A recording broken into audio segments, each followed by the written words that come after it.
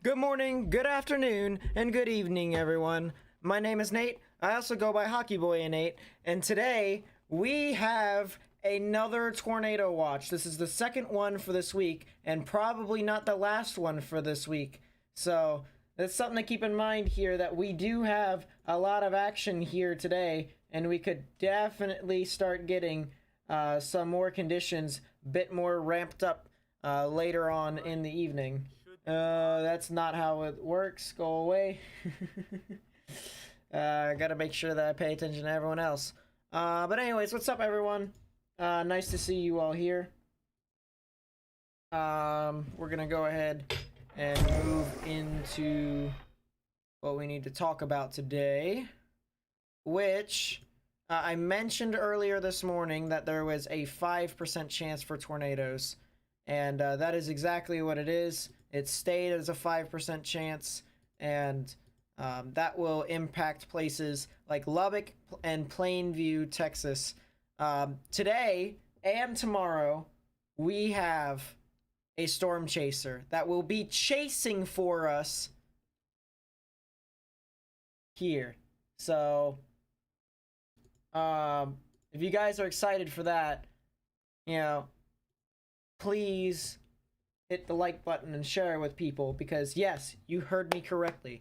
We have a storm chaser that is going to get us information. So, but anyways, 5% chance for tornadoes near Lubbock. Wind is a 15% chance. That'd be more towards Plainview.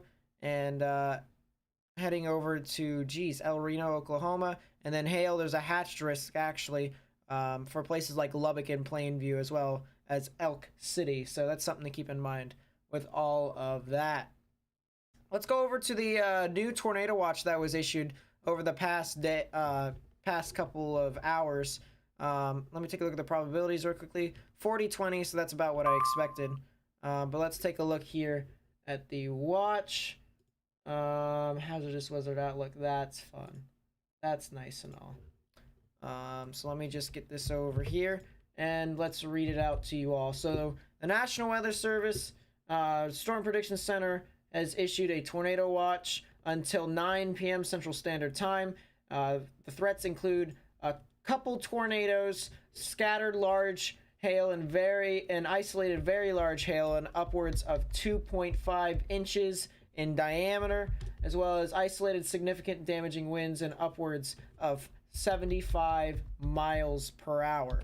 So if you live in any of these areas in far east central New Mexico, as well as northwestern Texas, you guys need to go ahead and monitor the weather, especially the National Weather Service, because you guys could be seeing some rather intense conditions over the next couple of hours. Let me just finish this up real quickly so that the text is correct.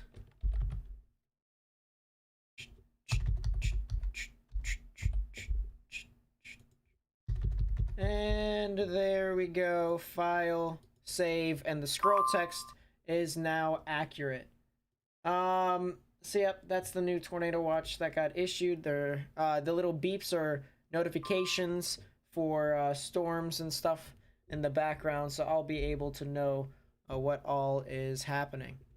Let's take a look at the satellite view. We'll be able to see that there isn't really a whole lot going on right now. And that's the good news right now. There isn't really too much, but we are waiting on some potential severe storms to start billowing up, and indeed there actually is a couple storms that are starting to fire up over New Mexico. So that is something to keep in mind too, that we do have a couple storms that may be starting to try and initiate, but it isn't all too prevalent right now at the moment. But they are heading up towards places like Amarillo, so they need to continue to monitor this event very closely. Let's see. My computer is dying at the moment.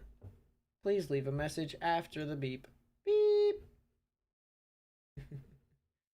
But yeah, there's this little thunderstorm that's kind of initiated out to the side. So let's go over to New Mexico's.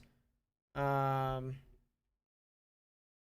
see. I believe this is Cannon Air Force Base. Yep, that is exactly what we want here.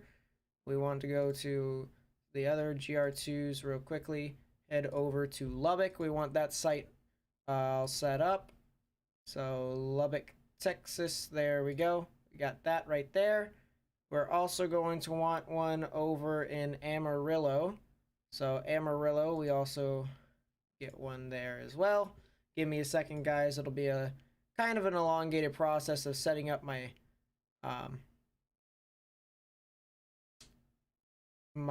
radars here, but regardless, we're still setting it up, so we'll get something. That is the good news here. All right, so we got that going, and if there's anything else, I don't really think there is anything else. We may want to do KFDR, so let's just do that real quickly just to be safe. So select Oklahoma, Frederick. Perfect. All right, we have all the radar sites set up, and so that we can start looking at storms.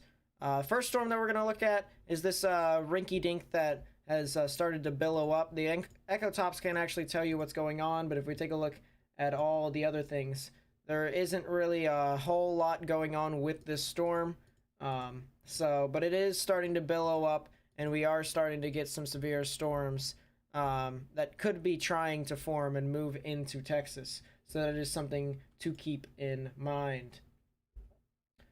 I'm going to let my storm chaser know that there is a bit of an initiation. So if you guys bear with me here, we can go ahead and get the word out to our storm chaser. But before we do that, please be sure to leave a like, subscribe, and put on notifications, and also share with friends and family that we do have a storm chaser on in this stream. All right, so he will get us information, and he will get us pictures of tornadoes when he sees fit. So if you guys are excited for that, please be sure to do me a big one. Share, like the video, subscribe, stuff like that. Hey, Matt. Yes, sir. We have initiation over in New Mexico on the furthest western part of the tornado watch. I noticed that. I was just looking at radar scope. I noticed that. Yeah, so that's gonna be moving up towards Amarillo, which will probably be too far north for you to take. That's another like 2 hours. Yeah. But there are other Q fields that are forming along the outflow boundary that it created. So it's kind of like just moving further south and south and south. So if you want to like go just a bit to the north of Lubbock, like maybe New Deal or Abernathy, maybe even Plainview, if you feel like going up to Plainview, then yeah, that's fine. I mean, I don't have a problem. I'll go as far as I need to go if it'll put me in position. Yeah. No, it's just kind of pushing off across with a line right now. It's definitely its infancy right now, but it's still still has opportunity to continue to billow up and push on through. So I'll give you another update in a second. I just want to talk to chat about one thing real quickly. Yeah, you're good, man. You're fine. All right, so with that out of the way real quickly, as I mentioned before, we do have our own storm chaser, so if you want to stick around and be able to watch it with us, then that would be greatly appreciated. But I do want to talk about tomorrow real quickly, and I'm going to tell you this right now. I will 100% live stream. I don't care who else is live streaming, whether it's these YouTubers that have more subscribers than me or the Weather Channel is doing it. I don't care. I'm going to live stream, and you guys know who has the better coverage than all of them. So something to keep in mind with all of that. But tomorrow, I cannot stress the urgency that tomorrow actually could get pretty bad. And I'm not joking when I say this, because in this morning's video you guys were watching, and you guys saw that it had a 5% chance for tornadoes. It also had a 15% chance for hail and a 15% chance for wind. Well, now not anymore. For hail, it has been increased to a 30% chance for hail. So a normal odds, 30% chance of you seeing 1-inch sized hail or greater. But in addition to that, it has also added a hatched risk. So that means you now not only have the 30% chance of seeing hail above 1 inch, you also have an additional 10% chance or greater of seeing hailstones above 2 inches. So that's something to keep in mind too, that you have the threat for very strong severe storms down near places like Amarillo and Lubbock, as well as Elk City, Oklahoma. But that's not it. That is not just the event. You also have your tornado risk. And this is where things can actually get pretty bad, because there is a 10% chance of tornadoes now. It's not just 5%. It's now a 10% chance of tornadoes within 25 miles of a point. And not only is it just 10%, but you also have a hatched risk for that as well. And you might be wondering, because you've probably never seen a hatched risk on my stream before if you're new. So you're probably thinking, all right, well, what does the hatch risk mean for this case? Well, now, this is where things get interesting, and this is why I say that it could get pretty serious tomorrow. The hatched risk is a 10% chance or greater probability of you seeing EF2 or greater tornadoes, meaning you could see some strong tornadoes tomorrow. And especially with how the models are looking here in the past couple of frames, as well as model runs, it is looking like there could be multiple supercells that could last for quite a long time and possibly produce strong tornadoes. And here's the thing too, if you think I am actually overhyping this event, I would like to read to you what the Storm Prediction Center, and mind you, these are a group of professionals who are actual meteorologists that actually have degrees. I would like to read to you a text here from the Storm Prediction Center. So give me a second. Scattered severe thunderstorms are expected across Oklahoma and Texas panhandles, northwest Texas, and western Oklahoma on Saturday, with the greatest threat expected from mid-afternoon into early evening. A few tornadoes, including the possibility of a strong tornado with very large hail, will be the primary hazards, with damaging wind gusts possible as well. So the Storm Prediction Center has confirmed it there that there is the possibility of a strong tornado. A strong tornado. That's how bad it could be tomorrow. So you need to continue to kind of monitor this extremely. If you know anyone who lives in these areas, you need to go tell them to monitor the Storm Prediction Center with great haste. And as I mentioned before, we have our own storm chaser that's going to be out there for today and tomorrow. So we'll have exclusive footage that you'll only see here on the Nate Snyder YouTube channel, not like any other YouTube channel out there. So if you want to stick around, if you want to share it with your friends and family, be my guest and help me out by liking the video and helping me out with YouTube's algorithm. So, but yeah, this is saying that you could definitely see some strong tornadoes. And here's the thing too. If you take a look at these paragraphs, it's kind of hard to read and it might be a little bit challenging, especially if you don't know exactly what they are talking about.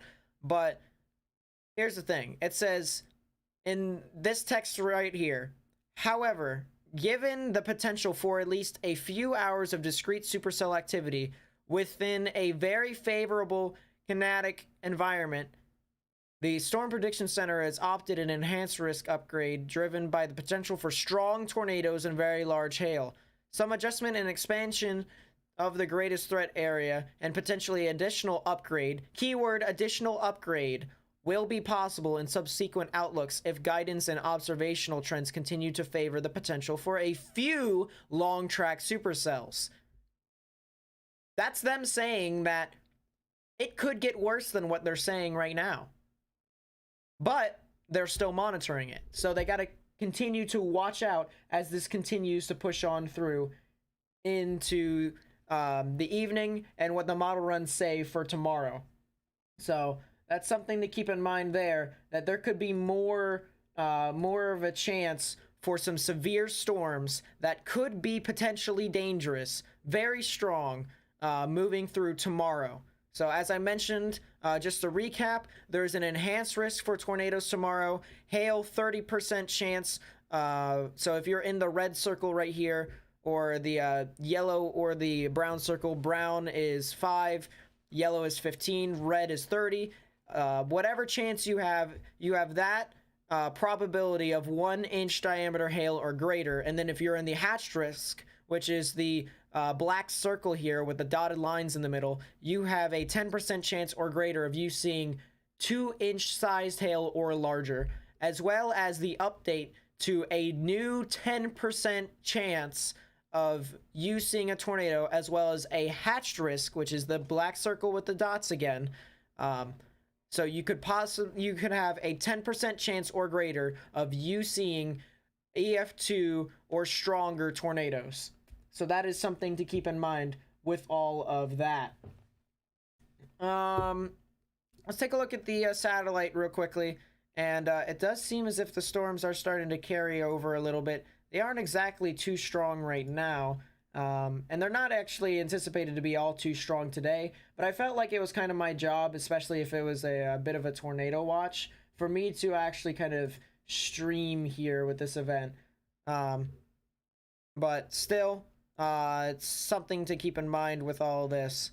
Let's take a look at this storm now. And this storm does now have a hail signature, which is pretty interesting to say the least. There also is a little bit of rotation here already. I can kind of already notice based off of how the storm is formulated. So you can see how it goes straight. That's actually a red pen. Give me a second. So you can see it goes straight, and now it's starting to curl off to the side.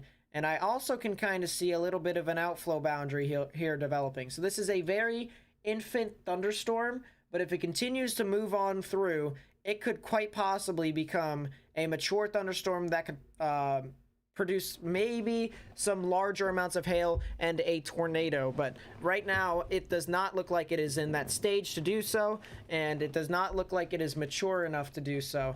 But there is some general rotation in that general vicinity in its infancy, so that is something to keep in mind with all of that. Let's see. I'm trying to see real quickly as to what more is around here. It does seem that there are more thunderstorms that are initiating, so there are some more towards the Santa Rosa areas. There's also, oh goodness gracious, that my pen just died. There we go. So we have some near the Santa Rosa areas. We have some to the north of Melrose near Grady. We also have some near Melrose. So just to give an idea as to what actually is going to be happening, and I'll show you guys this in the models here in a couple of seconds. There's going to be a bunch of these thunderstorms that are going to form along a line right here, and they're going to kind of just march on through into Texas and kind of just wreak havoc, whether it's creating gusty winds, large hail, or maybe even a tornado. So that is something to keep in mind with that as it continues to move on to the evening, the threat should be a bit more widespread than it is right now. The hail size actually is now starting to say that it could be, or the maximum expected hail size says that it could be almost an inch. So this storm is definitely starting to mature a bit more. I'm looking at the differential reflectivity, which looks at the rising motion in the air, or updrafts as we like to call it. And there is plenty of updrafts to go around. I mean, look at this. There's all this red here indicates that there are strong updrafts, maybe even whites in some instances, but it is looking relatively close to the sky, so that is something to keep in mind. But nice updrafts with a bit of KDP, so that there is a bit more of a downpouring, downdraft motion to this storm. But regardless, it will continue to try and mature and move off to the north and east over time. So it's something to keep in mind with all of that. One thing that I do want to look at real quickly is the models. And the models haven't really been doing a good job depicting as to what all could happen in this event. But you can see right here, this is what, 19Z? No, 20Z. Here's 20Z right here. So you can see that Right about now is when the thunderstorms start to form along the border of Texas and New Mexico, and then more storms kind of just formulate and form into a giant line.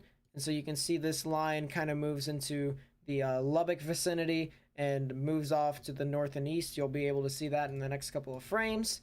And there you go. They kind of just form into a more or less consolidated line before completely buzzing off towards Oklahoma.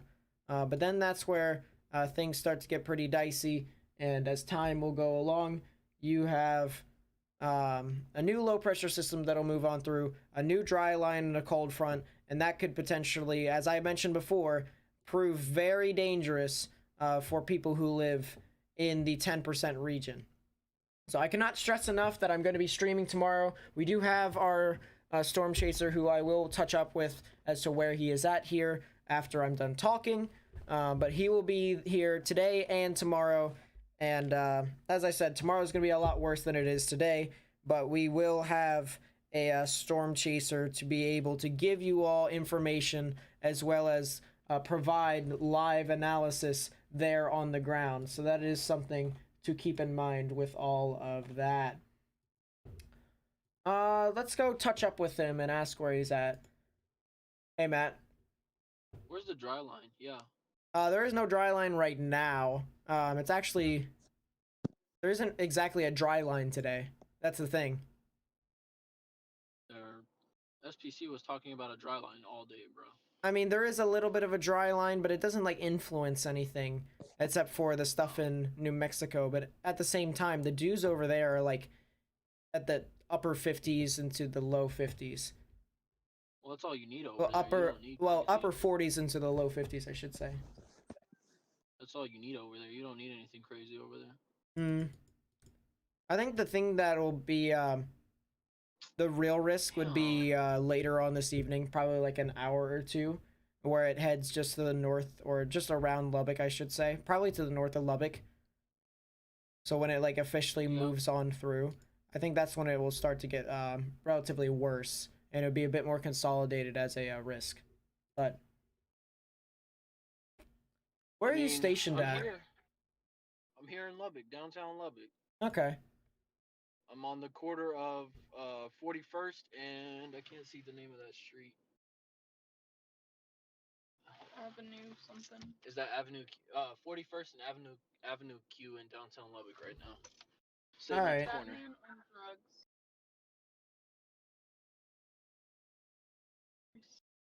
Yeah, no, I think he's probably on drugs, bro.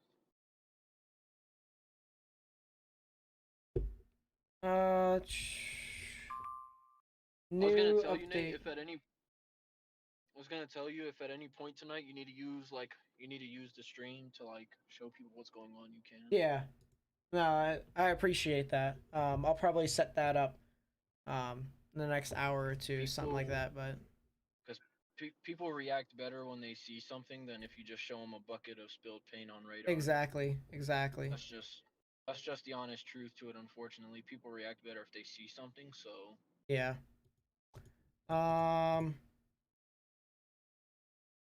But yeah, you heard it, chat. He's over in Lubbock. He's waiting for the thunderstorms to kind of continue to initiate, and he'll plan accordingly as to whether or not he probably will have to move a bit further north to catch up with a little bit of the event. But I'm on the corner of 41st Street and Avenue Q in downtown Lubbock, just sitting here looking west. It's my exact location right now. Yeah. Right across from the antique store.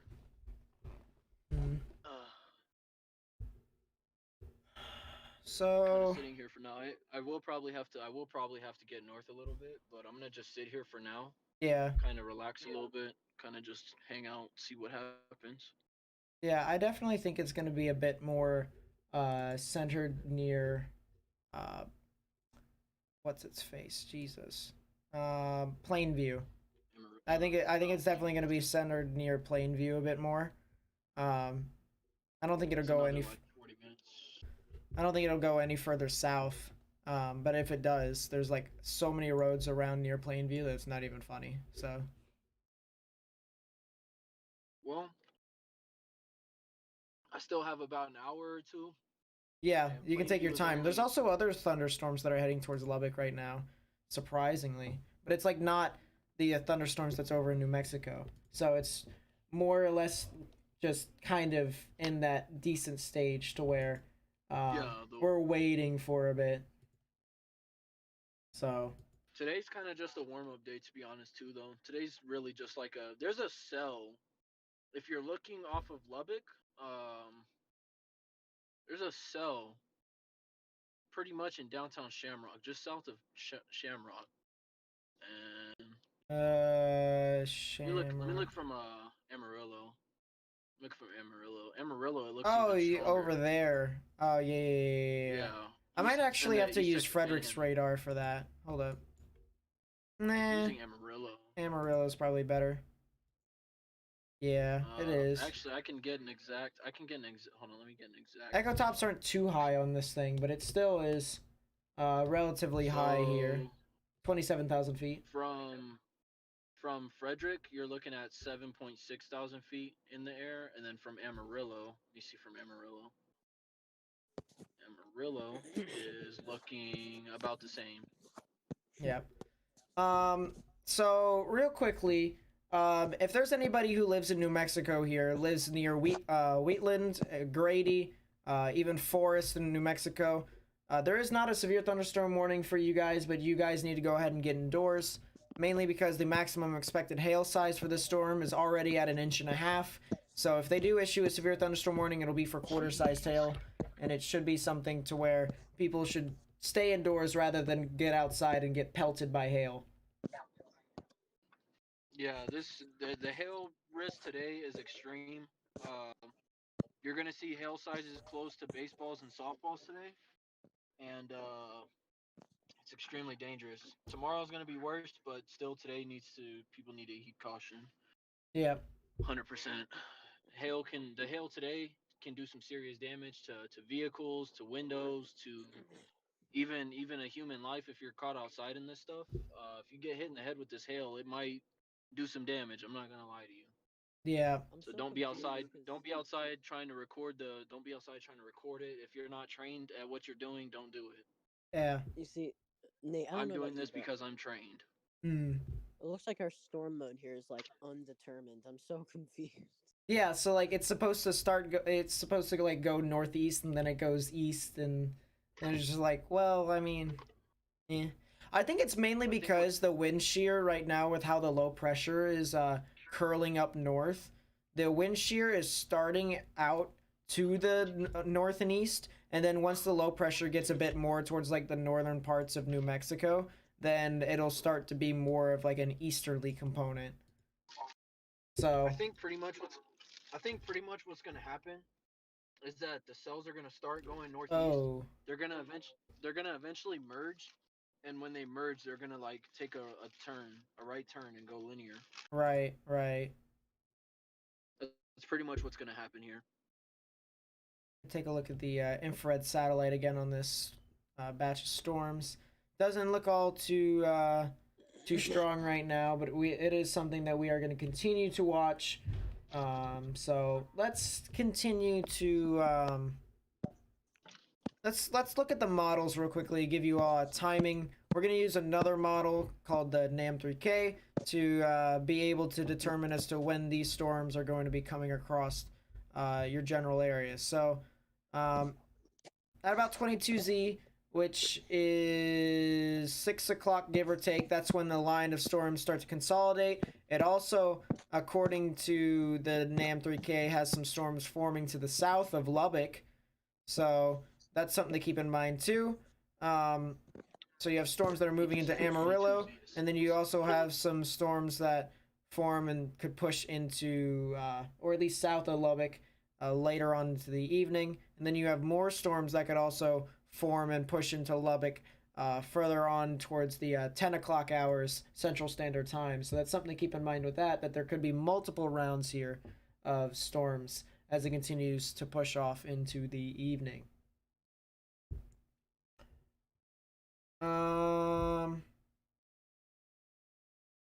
I might as well take a look at some of the conditions here We'll take some soundings. We'll be able to see what exactly we can expect here from these storms. So we'll take a look at that real quickly. Failed to load. Click here to try again. Try again. Nice. I can't take a sounding there. Is the NAM just dead? I think the NAM 3K is dead. Oh well, we'll take a look at the NAM. The regular NAM. All right, so the regular NAM has really nice photographs. I'm not gonna lie. But yeah, you'll be able to see. I'll indicate this in red here that the hodograph is curling off to the right. So if you don't know what a hodograph is, basically imagine you're in a satellite and you're looking down at a dude holding a weather balloon. Now, when he lifts the weather balloon, he lets go of it. It goes and travels up in the air. You know, it goes left, right, up and down and around, does a couple loop-de-loops and stuff like that. And, you know, then it pops and it comes back down. What we're looking at with the hodograph is where that weather balloon moves over time. So it goes up and then it turns off to the right and curls off to the right. And that is indicative of some tornadic potential. So that is a tornadic hodograph. Yes, sir. You forgot. I'm pretty sure you forgot to change the name of your stream, by the way. I thought I did.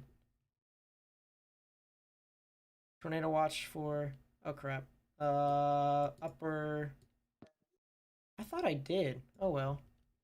For us, it shows tornado watch for the upper Midwest, but... Upper Central Plains. Appreciate that. Dude, I swear I actually changed it. Update. Oh, well. Good enough. But... Yeah, the title is wrong. Yeah. Appreciate that. But the hodograph does curl around. The helicity, which is just the difference of wind speeds from one part in the atmosphere to another, particularly at the surface and the top, or the, wherever it registers. The helicity is actually almost up to 400 M2 S2, which if it's around 200, that's when you can consider supercells. And the fact that it is almost double that amount actually tells us that there could be some interesting rotation there in that storm. We have an update here from Amarillo Boy. So it's just a hazardous weather outlook or whatever. What's happening and where is it happening? This is happening in northern Texas. This is the Jeez. There we go. We fixed the title again because we can't actually do anything. But this is in the South Central Plains or the northern southern plains. That's a word and a half. Northern Southern Plains. Yeah, English. There we go. So this is happening in those areas. We actually have a tornado watch, as was mentioned earlier. So we'll actually move over here. And you can see there's the tornado watch for the northern panhandle of Texas, as well as a little bit of New Mexico. So that sounds, that's something that people need to continue to monitor as this continues to move on later on this evening. Are you beating up your mic, Steven? What? Are you beating up your mic? No, I'm swiping on my phone, and it probably sounds like I'm beating. Yeah. I'm doing the 1-2 Chris Brown to my mic. Jeez. I've got a cell to my southwest. It's up Oh on, yeah. It's up on my stream. I got a cell to my southwest. Are you looking? So you're looking towards the cell near either Sundown or Levelland, right? Yeah, it's right here on stream. I'm looking towards. I think this is Levelland, or maybe let me see. Yeah, I'm looking towards the Sundown. I'm looking towards the Sundown. Storm. I can't talk today. Jesus. It's right here on stream though. It's right.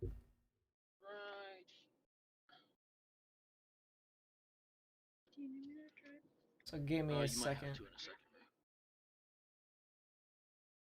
I'm trying to see. There I we need to go. get in a better position. So I can see it going up. It's right here in front of me. I can see it going up. I need to try to get in a better position where I can.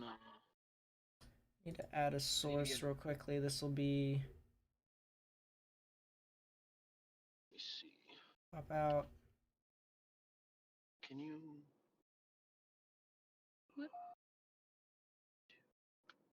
Wish I can rotate that, but I can figure that out later. So we're going to add a media. No, we're gonna add a display. I don't know. Window capture. Let's do that. We're gonna add a new source. It's gonna be Discord dish.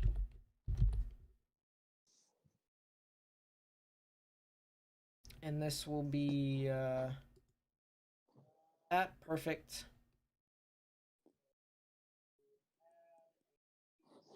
There we go. So we're done. And what we're going to do is we are going to go to this. We are going to transform.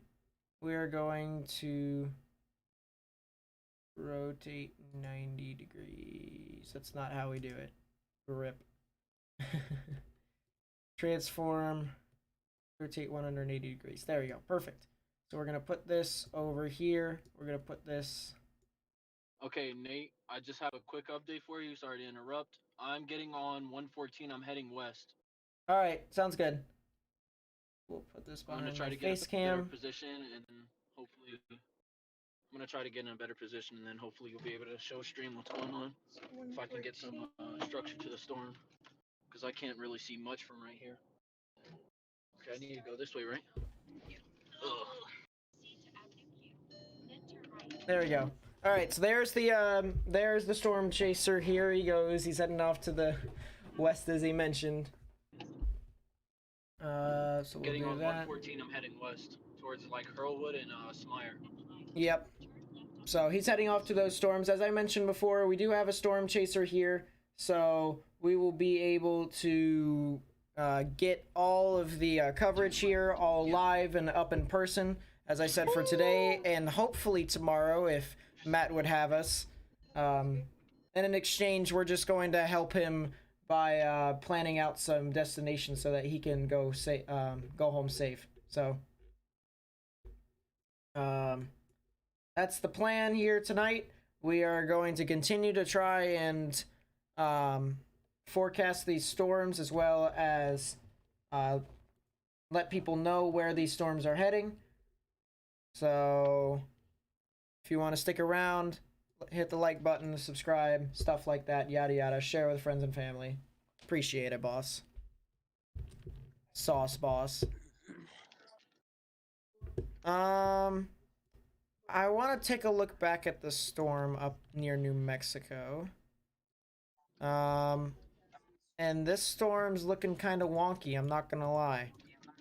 Echo tops aren't really too tall, but they're just breaching 30,000 feet on the storm with the giant University Avenue, turn right.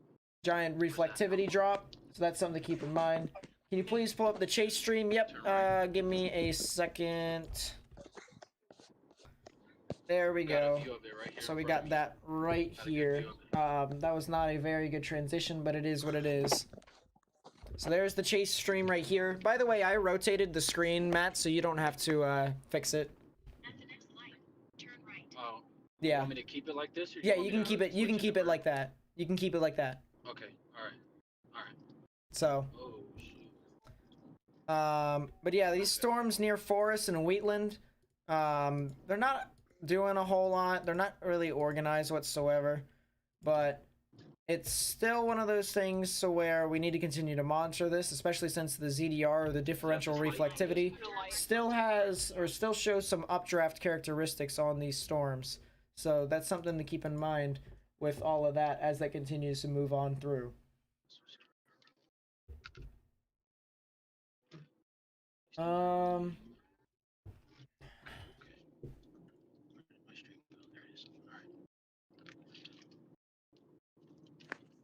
Let's see.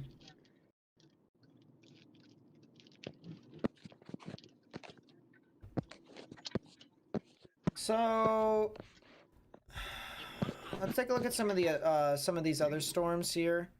Actually, let's look at it via Amarillo. And we can actually see the storm that's heading towards Amarillo is starting to breach 30,000 feet here. So we might actually have some storms that could start to initiate here south of Amarillo. So if you live near Og, you need to go ahead and monitor this storm. But then as it continues to move up, it's going to be in relatively rural places. But then it's going to head into the Washburn and the Claude vicinity, as well as the Conway vicinity. So if you live over there, you guys might have some severe storms that'll be popping up in your area. So that's something to keep in mind with all of that.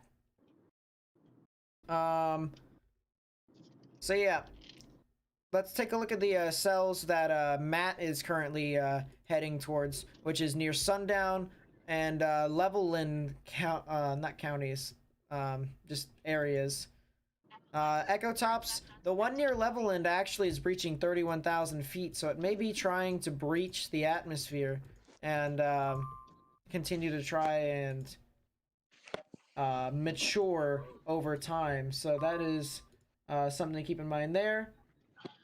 Amarillo just issued an airport weather warning, so I have actually no clue what that is besides cloud to ground lightnings, which means there very well could be some delays over in Amarillo Airport, whether it's international or municipal. I have no clue, but there very well could be that in and around those areas. So that's something to keep in mind with that. Sup, Bray? Sup? Alright, Nate, I'm passing, if anybody on stream is watching from around the Lubbock area, I'm actually on 114 passing Texas Tech University, if anybody knows where that is, right here at Boston Avenue and 114.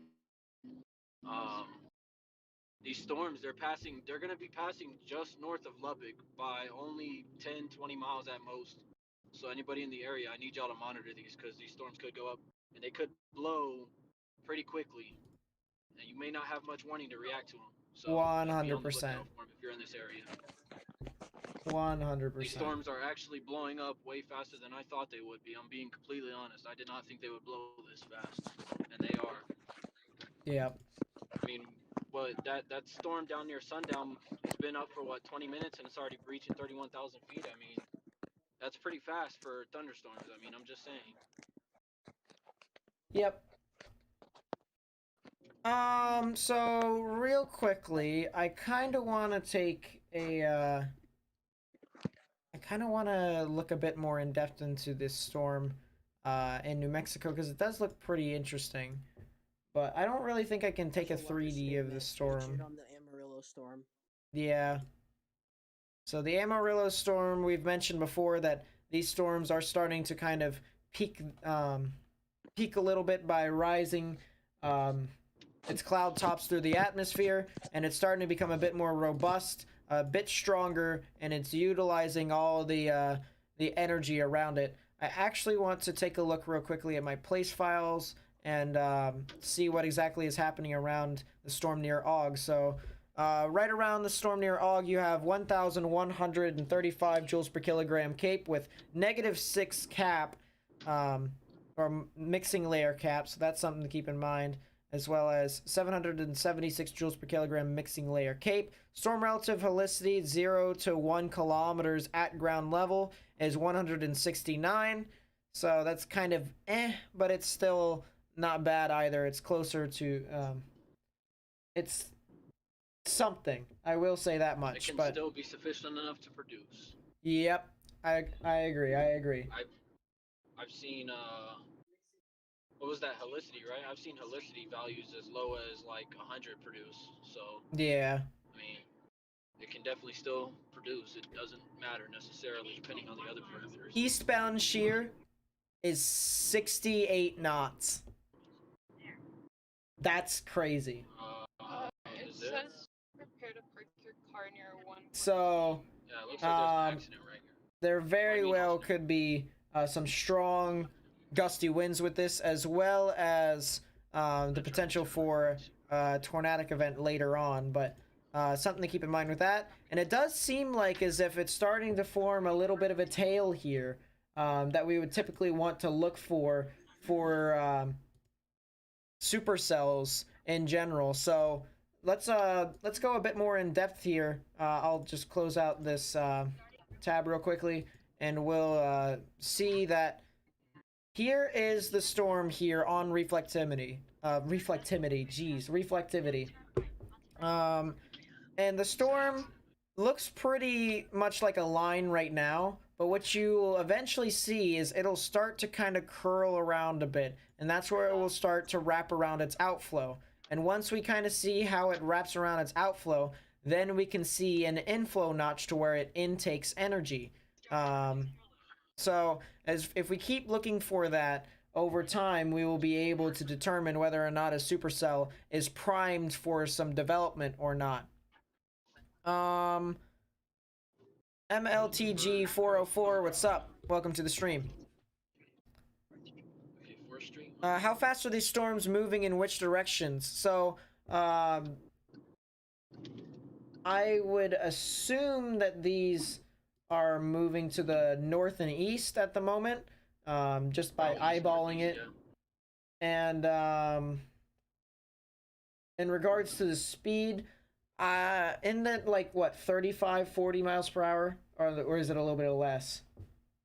It looks like about 30 to 35. I wouldn't say 40 just yet. Oh, no, I'm sorry. It's moving northeast at 30 miles per hour. So I thought so. It looks about 30 to 35 from here. It looks like it. any storm chasers live? Yeah, we got one. Look above me. That is our personal storm chaser that we will have for today and possibly tomorrow. So stick around, because we got all the coverage here for you. You know I'm chasing tomorrow, so if you need me, I'm here. Oh no, if you were willing to have me, then I would be glad to. Oh, if you're willing to have me, what do you mean? Come on now. Come on now. Then it seems we are in consensus that we both will work together tomorrow as well. So be sure to come out tomorrow. It'll most likely be around 2 o'clock Eastern Standard Time, 1 o'clock Central Standard Time. So if you just put up the stream, you'll be able to see that we will be streaming the massive risk for tornadoes, especially strong tornadoes, later on into the afternoon and even evening of tomorrow. So if you want to watch a chaser plus additional coverage for radar analysis, as well as timings and where these storms will specifically go, this is the place to go, because there is, I guarantee you, no other severe weather live streamer here on YouTube that has both radar analysis and storm chasing in the same stream. So stick around and support us all you can.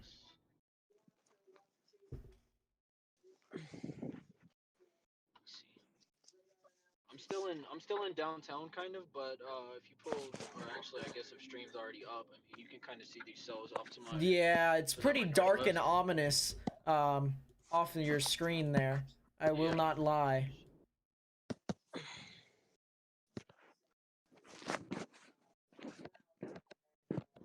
I had to take a little detour. There was pretty much an accident right on 114 down near the university. That's fine. But, That's fine. I had to take a little bit of a detour, but. Okay, so the storm near Og is now starting to look relatively close to being severe. So, as I mentioned before, if you know where, if you know anyone who lives near Og or Klita, you guys need to go ahead and get into your safe space. I would not recommend going outside, especially since there could be some amounts of hail falling on top of you. There is some maximum expected hail sizes that could be in upwards of ½ an inch. That's not severe probabilities, but it still could be something that could impact you regardless. So I would just go indoors until the storm has passed. As a course of least regret, go indoors. Yep.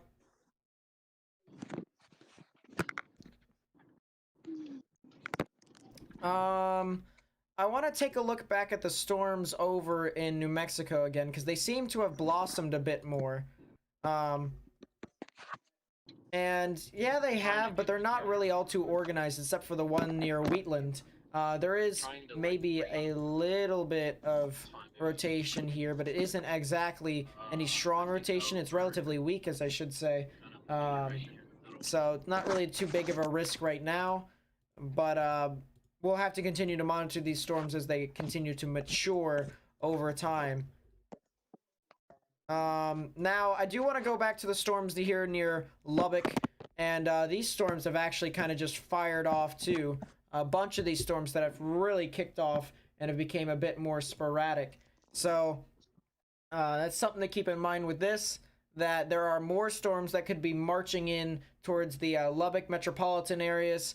And if you know anyone who lives over there, especially near Roundup, Shallow Water, Smyre, I should say, anyone along State Route 114, and yeah, and United States Route 84, you guys need to go ahead and just monitor the weather, listen to the National Weather Service, and maybe even get indoors so you don't get impacted by these storms.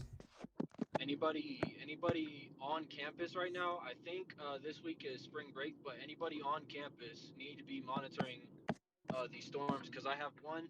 There's one to my north right here that I'm looking at on stream, and then there's one also right here. And this one's moving straight into downtown Lubbock right here. It looks like at least it's moving towards downtown Lubbock. And these things can intensify pretty quickly. They can become pretty severe pretty quickly, as they have been already. And if they start dropping hail, it's going to be damaging to your car, windows, anything like that. So just be monitoring this. Yep, 100%. So, I might intercept accidentally, to be honest, Nate. Which one, the northern one or the southern one? The southern one, possibly. The northern one already has a hail signature on it, just to let you know. I'm looking at it. Yeah, I'm looking at it. I had to go look at radar real quick. The southern one looks to be weakening a little bit, but it could also recycle. But I might accidentally intercept the southern one. Yeah. I'm not trying to, but... Of course. You and Ryan Hall, y'all another weather YouTuber who is very smart in his field. You both should partner up. He's building a storm interceptor. I actually have heard that he's building a storm interceptor, and it actually looks pretty dope from what I've seen. But yeah, he's a great guy, a phenomenal content creator, and even better weather analyst. One of the better ones on YouTube, in my opinion. So, if he's open for collaboration, I'll be open for collaboration as well. But you know, him and I will still be continuing to do the same exact thing, which is informing the public of impending severe weather that could potentially impact life and property.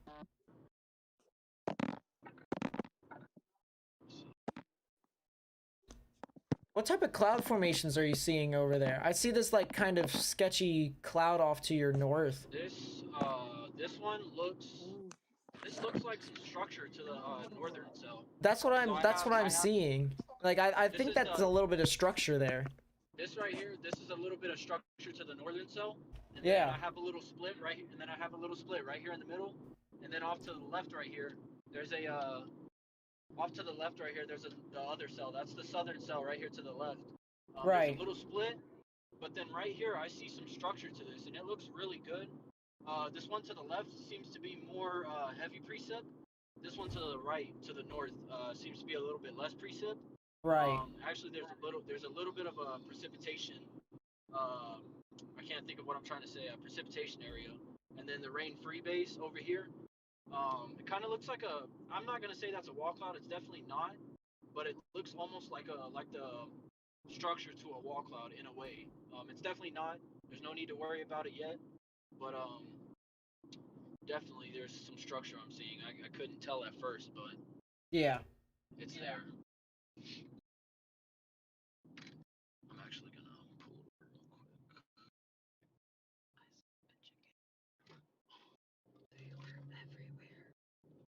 Let me try and edit some things real quickly. So give me a couple seconds, chat. Just a couple. Actually, hold on 1 second. I'm gonna pull over real quick. I actually could sit here and watch these things from right here, to be honest with you. I just don't want to block this entrance. As Yeah. a matter of fact, yeah, that's what I'm gonna do. I'm gonna sit here and watch these for a second. So I've got a decent view right here. you're kind of like near Smire, right? Yeah, I think I'm on 114 if I'm not mistaken. See. Okay. I'm almost positive I'm on 114 right now. Yes, Myers probably like 15 minutes. Let me see. I'll get an exact location for you. Hold on 1 second.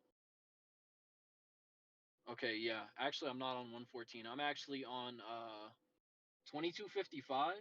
I'm like less than a half a mile away from the intersection of 179 and 2259. Right here at the right here by the steaks and barbecue shop over there on 179. Right. I'm not far from that intersection. So if I need a way to get out of here, I'm like a quarter mile away from the intersection. I can get out of here pretty easily. Yeah. No, you definitely need to start planning ahead now, since these storms are definitely coming into your general vicinity. No, they're coming definitely. I'm trying to position myself where I can get a good view for stream. Is that a but also mezzo where I off can to have a your way to top get out. right? It's starting to look like a mesocyclone. Yes, it's starting to look like a mesocyclone. That's what I was trying to say. I couldn't think of the right wording. Yeah, I'm right. kind of tired, honestly. I'll be honest with you. I'm kind of exhausted right now, but I can I'll be here, understand I'll that. get fine. I've been driving since like 9 o'clock this morning. So You'll definitely have your but, adrenaline running tomorrow, so you won't be tired. like I was saying, I don't know if stream can really see right here. We've got our precip. What's it called? The precipitation to the storm. And Yeah. right here off to the left, there's like the rain-free aspect, and it looks like a mesocyclone right here above my finger, starting to develop. Oh, It's yeah. a mesocyclone. I can't tell if it's rotating as of right now, but you can see there's a right edge right here where my finger is. There's a right edge, and then the left edge is over here on the left side. And Oh, it's yeah. definitely a lowering of some sort. It looks like a mesocyclone starting to develop for sure. But that's definitely something I'm gonna be watching. The left side over here, this is the southern cell. Like I said, there's more precip going on over here. This is more of like a high precip sort of deal. Yeah. There's a pretty. I'm not exactly sure. I don't think that's a funnel cloud. I really don't. That doesn't. No, that's no, it's a bit of an anomaly in my opinion. But yeah, I was just watching that. It was kind of weird for a second. But this southern one is definitely more high precip. I can't really make out much structure to the southern cell. Yeah. But the northern one has the best structure so far. This one's more of like a high precip sort of situation. So let me see. I can definitely see that. And just by looking at all of the other thunderstorms right now, those ones do seem to be a bit more that have the higher probability of producing tornadoes. Maybe the one a bit further to the north has the higher chance. This one's looking organized. This one looks like it's trying to organize itself. Yeah, sure. So I would say the one to the north is definitely becoming a lot more organized. It's probably the one you should chase, honestly, because the other one to the south is a bit more lagging behind, or not as lackluster, or a bit lackluster, if you will. Yeah. So the southern cell looks to be, honestly, I wouldn't say dying out, but it's definitely not as strong as the northern cell. Yeah. Now that could start to change as as these storms keep moving. That could start to change, and the southern one could start to take over the inflow from the northern one. I agree. It kind of depends.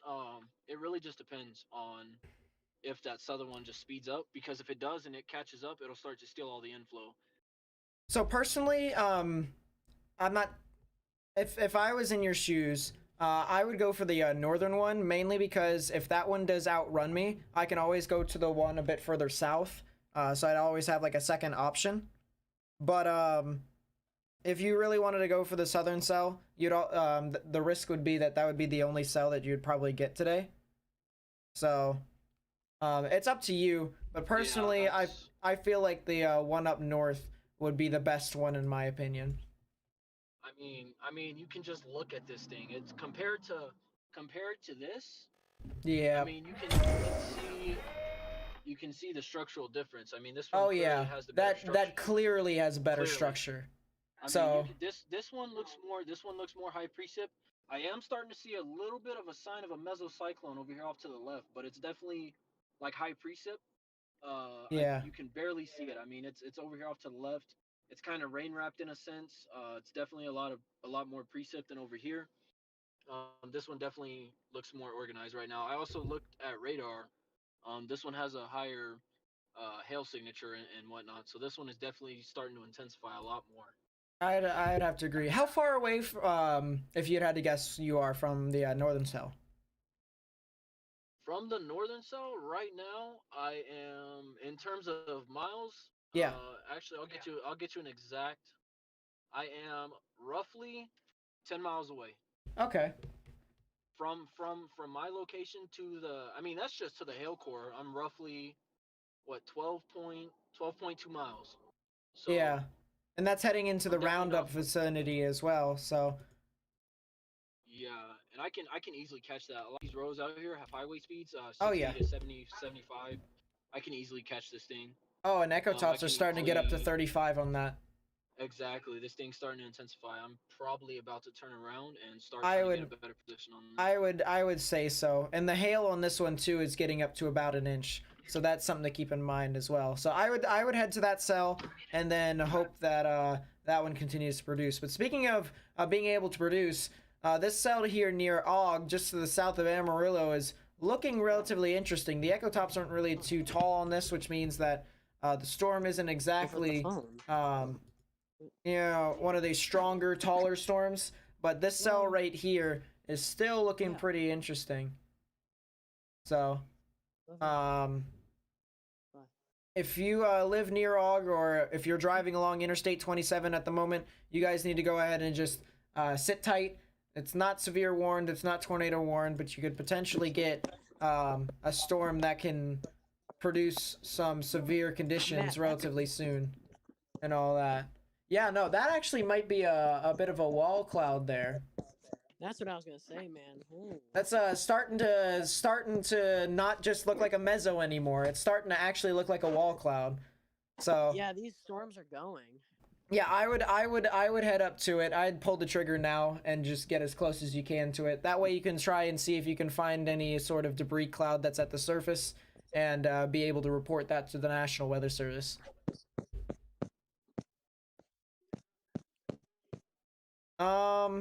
Yeah, but let's take a look back at this storm. Kind of sideways. Well, I've actually rotated it so that I can actually see it on stream. So, it's actually perfect on my screen. But, and actually you can do that too. If you go into Streamlabs, Steven, and you take a window capture and then just rotate it, you'll be able to see it clear. I'm on my phone. Oh, well, that makes sense. Yeah. That makes sense. I'll just turn my phone sideways, maybe. Right. So yeah, I'd say out of all of these storms, even though this cell right here near Og has a hook, I would say the cell that's near Lubbock actually looks the most impressive out of all of these. So, just a reminder to anyone who's new, we do have a storm chaser that's just to the west of Lubbock, about 15 minutes away from the town of Smyre. He's just to the east of the town of Smyre. So, we do have storm chasers that are actually looking at these storms and are providing you some coverage so that you guys can actually be able to see these storms up close and personal and be able to warn people that there could possibly be some severe or even tornadic conditions. So something to keep in mind with that. And if you guys do want to support us, please be sure to leave a like so that it helps us out with YouTube's algorithm. It can get us on other pages, other people's YouTube feeds, so that more people can tune into the stream and be able to watch us live. as well as subscribe if you want to watch more content like this. We are going to be live streaming again tomorrow, and we are going to have the same storm chaser chase off a potential dangerous severe weather outbreak that is in store for us tomorrow. So if you guys want to see that, or if you guys live in those areas, please be sure to subscribe and turn on notifications so that you guys are up to date, as well as share this with friends and family, like on Facebook or on social media. That way you guys can also stay up to date with all of that and get the word out. That's the whole entire point of us streaming right here. We want to help you guys. We want to inform you all where these storms are going and how strong these are, so that you all may be able to know what exactly is happening and what the impacts are like. Yeah, that structure looks absolutely phenomenal. I'm not gonna lie. Wow, this structure's crazy. I'm gonna go back over to Lubbock real quickly. The maximum expected hail size is now over an inch on that storm. So this storm has really matured over the past couple of minutes, and echo tops are breaching 35,000 feet. So I would have to agree at my analysis before that the storm near Lubbock does seem to be the most dangerous and has the most potential out of all of them compared to the other thunderstorms. So that is something to keep in mind as this continues to move on through this evening.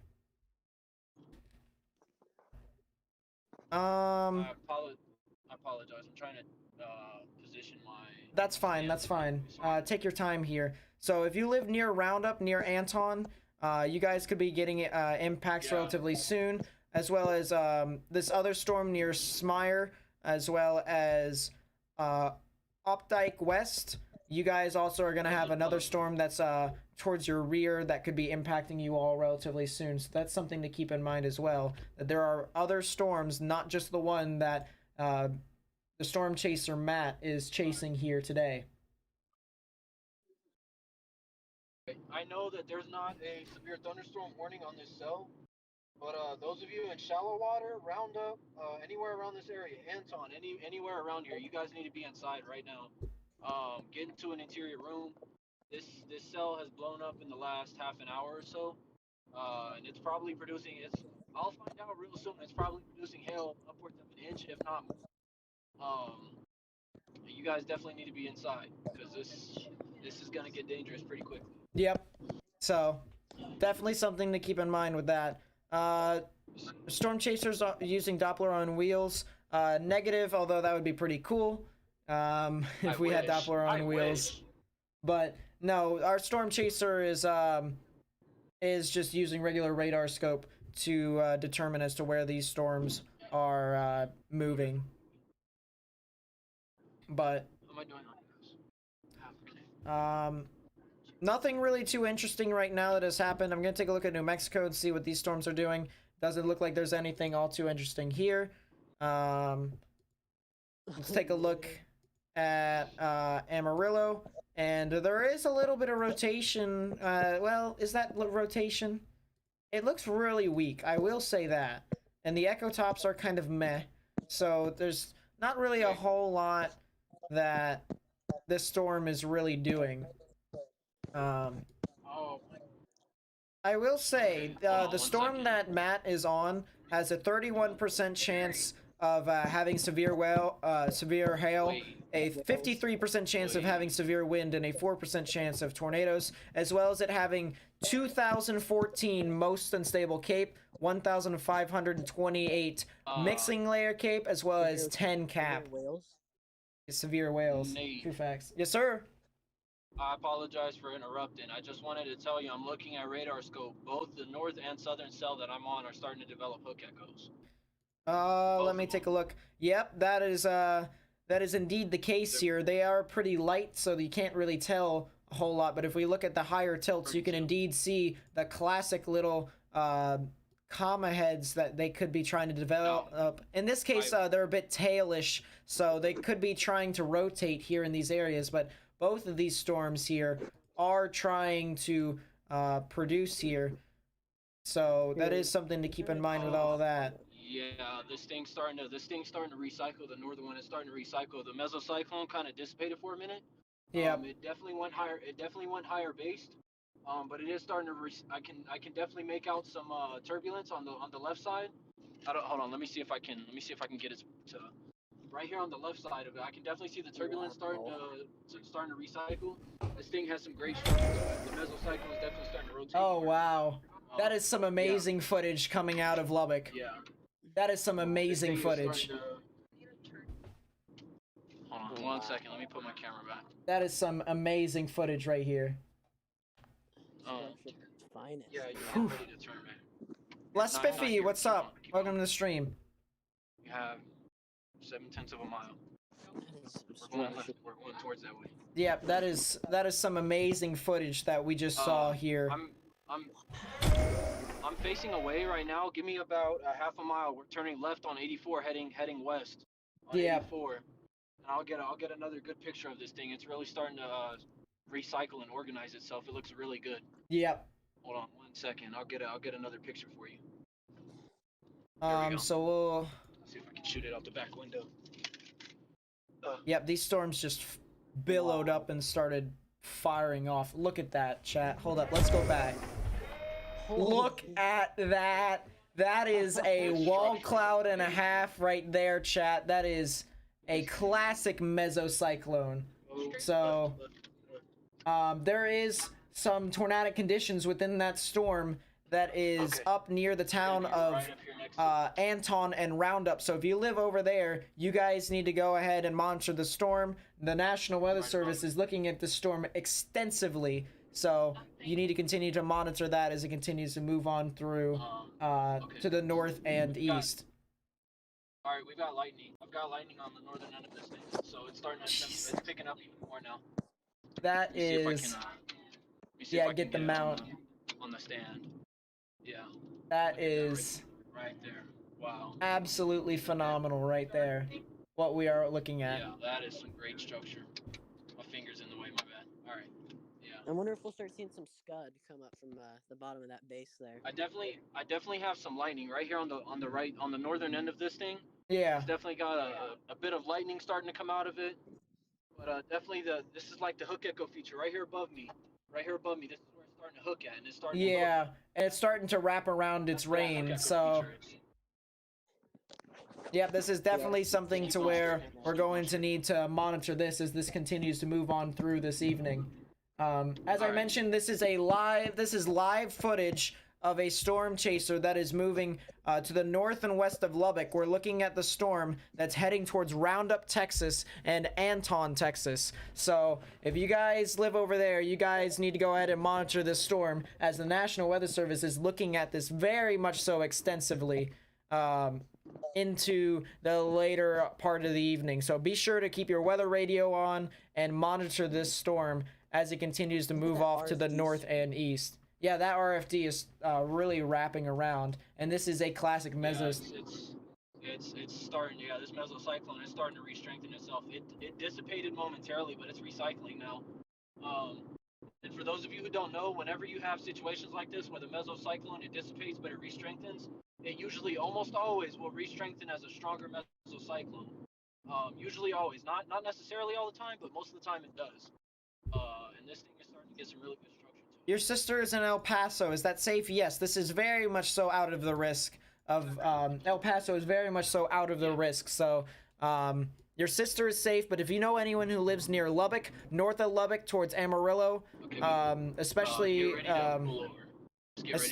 especially around the Interstate 27 areas, you guys need to go ahead monitor the storm as this continues to move on through. I don't want to intercept this. This thing has a mean hill core. I don't want to intercept this thing at all. Oh yeah, I would try and stay to the east, maybe the south and east of that as that continues to move on through. I just saw a chaser on your feed, Matt, on Nate's stream. I don't know if you noticed that. Yeah, I think I see him. There's a white Tahoe pulled off to the side over there. Hey, Matt. No, that wasn't a chaser. That was a cop. That wasn't a chaser. That was a cop. That was a cop. Matt, yeah, that was a cop. Is that Yes, sir. Is that a little bit of a lowering at the center of the screen there? Just classify. It definitely looks like it's a bowl trying to lower. Yeah. It's definitely a bit high based right now. It definitely looks like it's a bowl though. That's trying to, and I can see where you're looking at. You're looking Yeah, right about probably there. about right I'm looking here, right yeah? there. Right about there. Yeah. Okay. There's definitely a bowl. It looks like it's trying to lower. Right. Trying to see if I can. I'm trying to see if I can see like pick out. Oh yeah, I can definitely. There's some turbulence right here on the right side. Yeah, yeah. Right here So on the right right. side of it. There's turbulence right here. Okay. So that Right here. so that means to the left of that bowl would be a bit more to where we can expect the wall cloud to kind of be, right? Yes, sir. That's Yep. pretty much where we're looking. All right. So This thing's gonna yeah, move. there's This thing's gonna move essentially right over my head. we can not see the exactly. scud. We can actually see the scud in that left part of the screen, Steven, right It's there. definitely- Okay, hold on 1 second. You might be able to watch it. Yeah, there it is. Yep, I see it. It's rapid too. It's rapid. So yeah, definitely this thing is starting to get pretty dangerous. It's definitely starting to. It's right above my head. You can see this rotation. It's pretty rapid. Yeah. This thing is definitely starting to organize. So, Yeah, you can see that, right? yep. Yeah. So as I said, Okay. this is live footage of this storm that is just to the north and west of Lubbock that's heading towards the Anton and Roundup areas.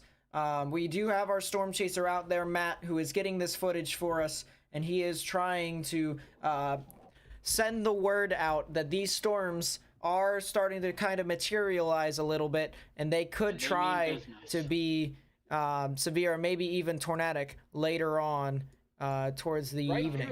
Right here looks like maybe an anticyclonic funnel. Maybe I'm not sure. Can you pan the camera a bit more towards the right so that I can see if there is anything? Still looks pretty high based right now. Yeah. It is pretty high based. Yeah, it is. It definitely is. It's pretty high based, but I can see there's a bowl in there trying to lower. So this is like the northern end of it, Right. right? This is like the northern end of the cell. This is where all the precip. Is kinda that a and lowering then over I've there got- too towards your right, or is that just scud? It looks like that's just scud over here. I've got like there's some scud Right. back here. That looks like that's more. Yeah, like that's the, definitely just the FFV. that's just scud. Yeah. That's just like scud back here, but then like this is where the hook echo. It's like kind of on radar. This is kind of what we're looking at, the hook right here. I'm not sure. I haven't looked at radar in a minute. I don't know how it looks on radar anymore. I don't know if that presentation or not. It Yeah. kind of looks like it kind of looks like a clear slot back here. Maybe trying to. I can't tell for sure. Sitting right here, I'm trying to watch it and see. Right. Right. Definitely. But it looks like I can't tell if that's. I can't see from here. I can't tell. It's definitely materializing still. It's still in infancy, so it's not exactly primed to produce tornadic conditions right now. But it does have a nice mesocyclone to where it's kind of in that medium stage. It's the beginner stage is more the thunderstorm develops. The second stage, the medium stage, is it starts to rotate a bit more in the upper parts of the atmosphere, and the third stage would be most likely where it actually produces the wall cloud and maybe even the possible tornado. So we're in that second stage right now to where it's kind of producing that mesocyclone, but it actually isn't producing a wall cloud right now. So it is still in infancy. But I can definitely make out there's a ton of turbulence going on right here on the left side of the wall cloud. There's a ton of turbulence over here. It definitely is still, building. It's still building in strength. Right. It definitely looks like it's rotating. And it is materializing. It is strengthening, definitely. I've seen this thing. It looks like at times it's trying to drop a wall cloud. Right. I don't know right now. If conditions are the most favorable, just because we didn't really get too much sunlight and ground heating today. But let me read off some of the parameters here for you, just so that you can have a general sense as to what's happening around that storm. The most unstable cape is 2,141 joules per kilogram. The mixing layer cape is 1,598 joules per kilogram, and the mixing layer capping inversion is -9. So there is a bit of instability in the air around this storm. Right now, it's just trying to, I guess, gather a bit more, build up as a more diverse thunderstorm rather than just shoot out immediately. So that is something to monitor with that. And what is that exact? Look straight ahead, Matt. Look straight ahead. With the Look camera. straight ahead. Look straight ahead.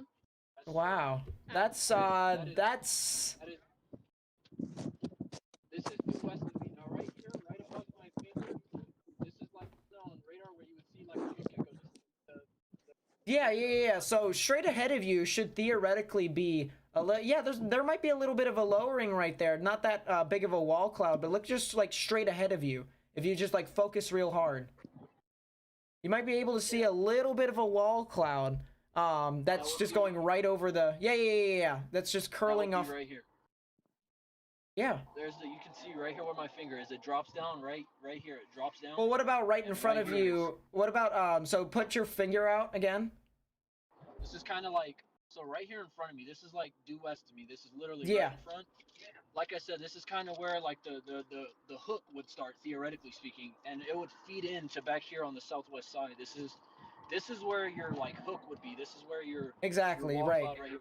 This is just the where it starts to hook. This would be like rain and the inflow and like the RFD and whatnot, and then it would feed into right here, and it would Yep. couple around just like this.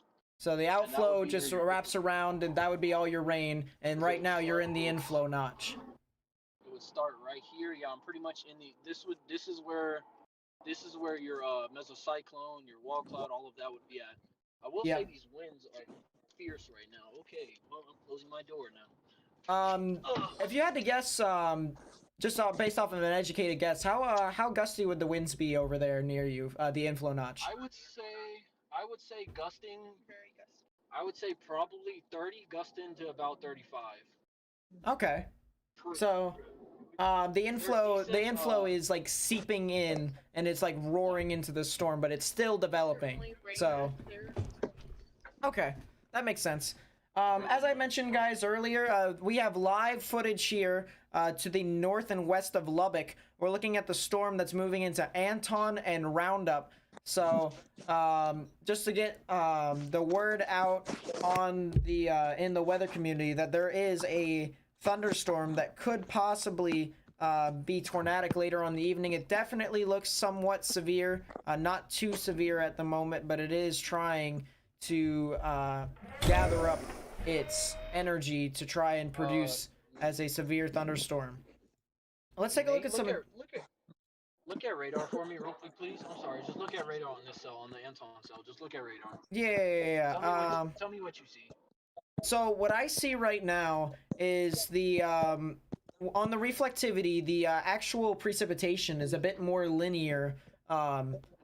As it has a bit more of a linear mode, and the velocities kind of are a bit all over the place. Nothing really too organized. But if I look at the higher elevations, the higher tilts, I should say, there is a little bit, just a little bit of general rotation, but that's all the way up at the upper atmosphere at around 5,000 to 6,000 feet, maybe 7,000 feet.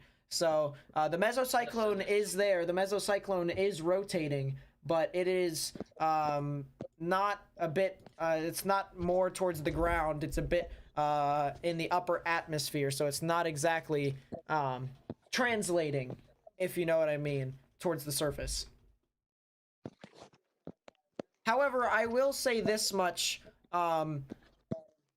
Chat, what you guys can see right here in front of you with the radar, this is the differential reflectivity. And this, I mentioned earlier in the stream, looks at rising motion in the atmosphere at a specific spot. So this looks for updrafts. And updrafts help thunderstorms be able to create hail or maybe even tornadoes. So what basically happens is you have rising motion in the air that actually picks up rain droplets and suspends it in the air. It keeps it in the air all the way until a specific height. And what that specific height does is it's colder than freezing temperature, so it turns those water droplets into ice, and that ice tends to build more because it has more of the rain seeping in and around the ice, and eventually when it becomes a specific weight, it tends to be heavier than what the winds suspending it can actually hold, so the actual hail falls down to the ground. That's the updraft characteristic for hail, but the updraft characteristics for tornadoes is that tornadoes typically love to sit in a kind of gray area to where they could be they can't be too hot, but they can't be too cold. And if they're too cold, they tend to plummet completely. If they're too hot, then you'll have too much scud forming around. You'll not have any sort of organization. So right in the middle, where it's just right, where you have enough rain to wrap around and actually be able to see the tornado in the wall cloud, you'll actually make it so that right in that column is where you can see, or right in that gray area is where you can see tornadic rotation. But not right now. There isn't a whole lot of tornadic rotation except for the 5,000 and maybe even 6,000 heights. But still something to keep in mind that this storm is still looking rather strong as it continues to move off to the north and east. Just by looking at RAP and satellite analysis, the probability of severe hail on this storm is 52%.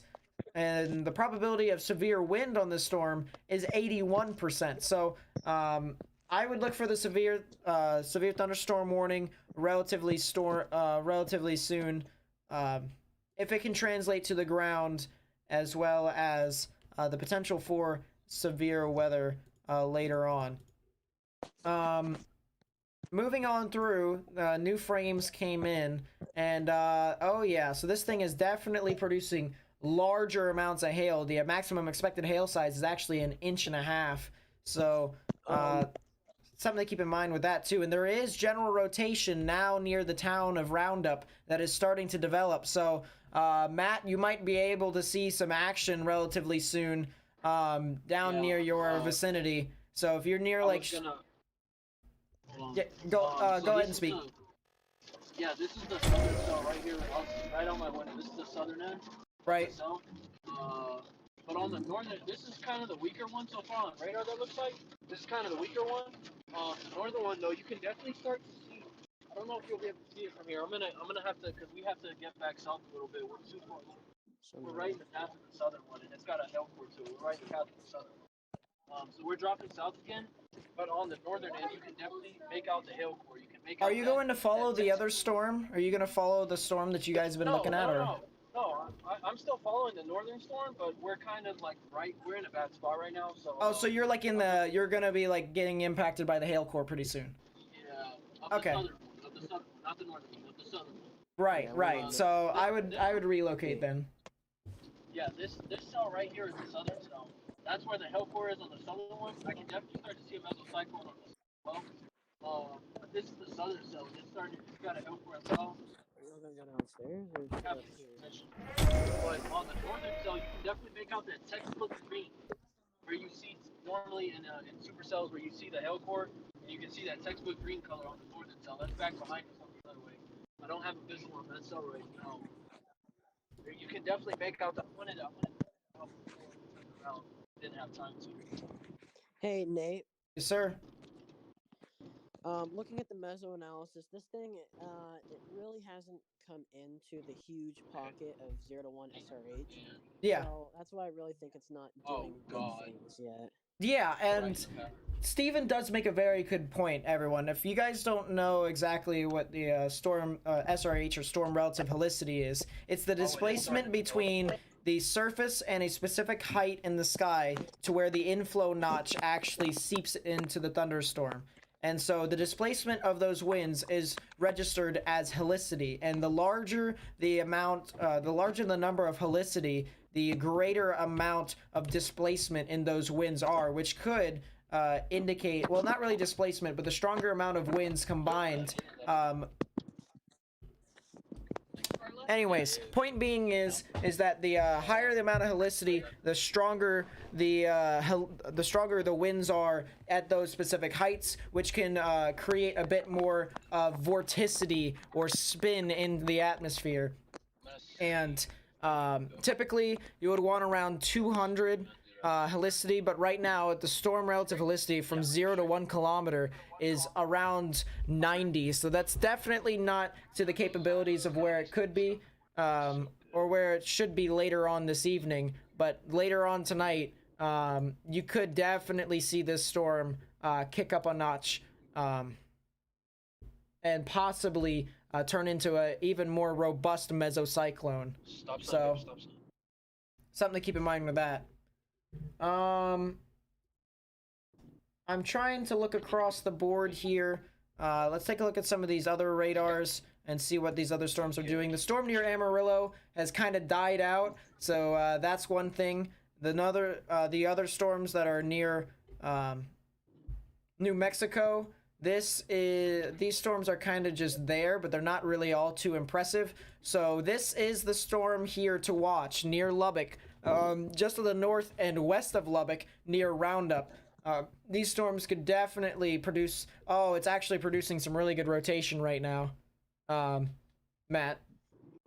Yeah, I'm watching it right now. I'm looking at it right now. Babe, get ready to turn left. About let me see. About a half a mile. Turn left. Avenue L. It should be the light right next to the Valero. Yep. So chat, I'm gonna take a 3D of the storm, and you guys can actually see that there is an inflow notch in this storm. An inflow notch is basically where a storm can take in energy and be able to fuel its thunderstorms, fuel its longevity, I should say. So usually we would want to take a look for this kind of arch in a thunderstorm right where the hook would be, and right here you can actually see here is that arch. So the inflow would come in and would be able to seep into the thunderstorm and be able to fuel and sustain, maybe even strengthen this thunderstorm. Alright. We got. So I'm able to make out like good. It's starting to produce some more lightning. It was pretty light at first. I'm starting to get more strokes of lightning, which usually classifies as intensification in terms of thunderstorms. I just missed the bolt over there. Right. Right here in this neighborhood, that's not a good sign. I don't like seeing that. This rotation, I can make it out. Right above me, there's this textbook green that I was talking about. This is like the hail core, the textbook green you see in hail cores. Right over here off to there it is. There's the wall cloud. I got a wall cloud. There it is. All right. So Right here off to the left. we confirmed have a wall cloud here on this storm, guys. This storm is starting to intensify a lot more. And if you guys live, this is passing right now over the US Route 84 areas near Roundup and near Shallow Water. So if you guys live over there, or if you guys live near the Interstate 27 areas near Alley and Abernathy, you guys need to go ahead and get into your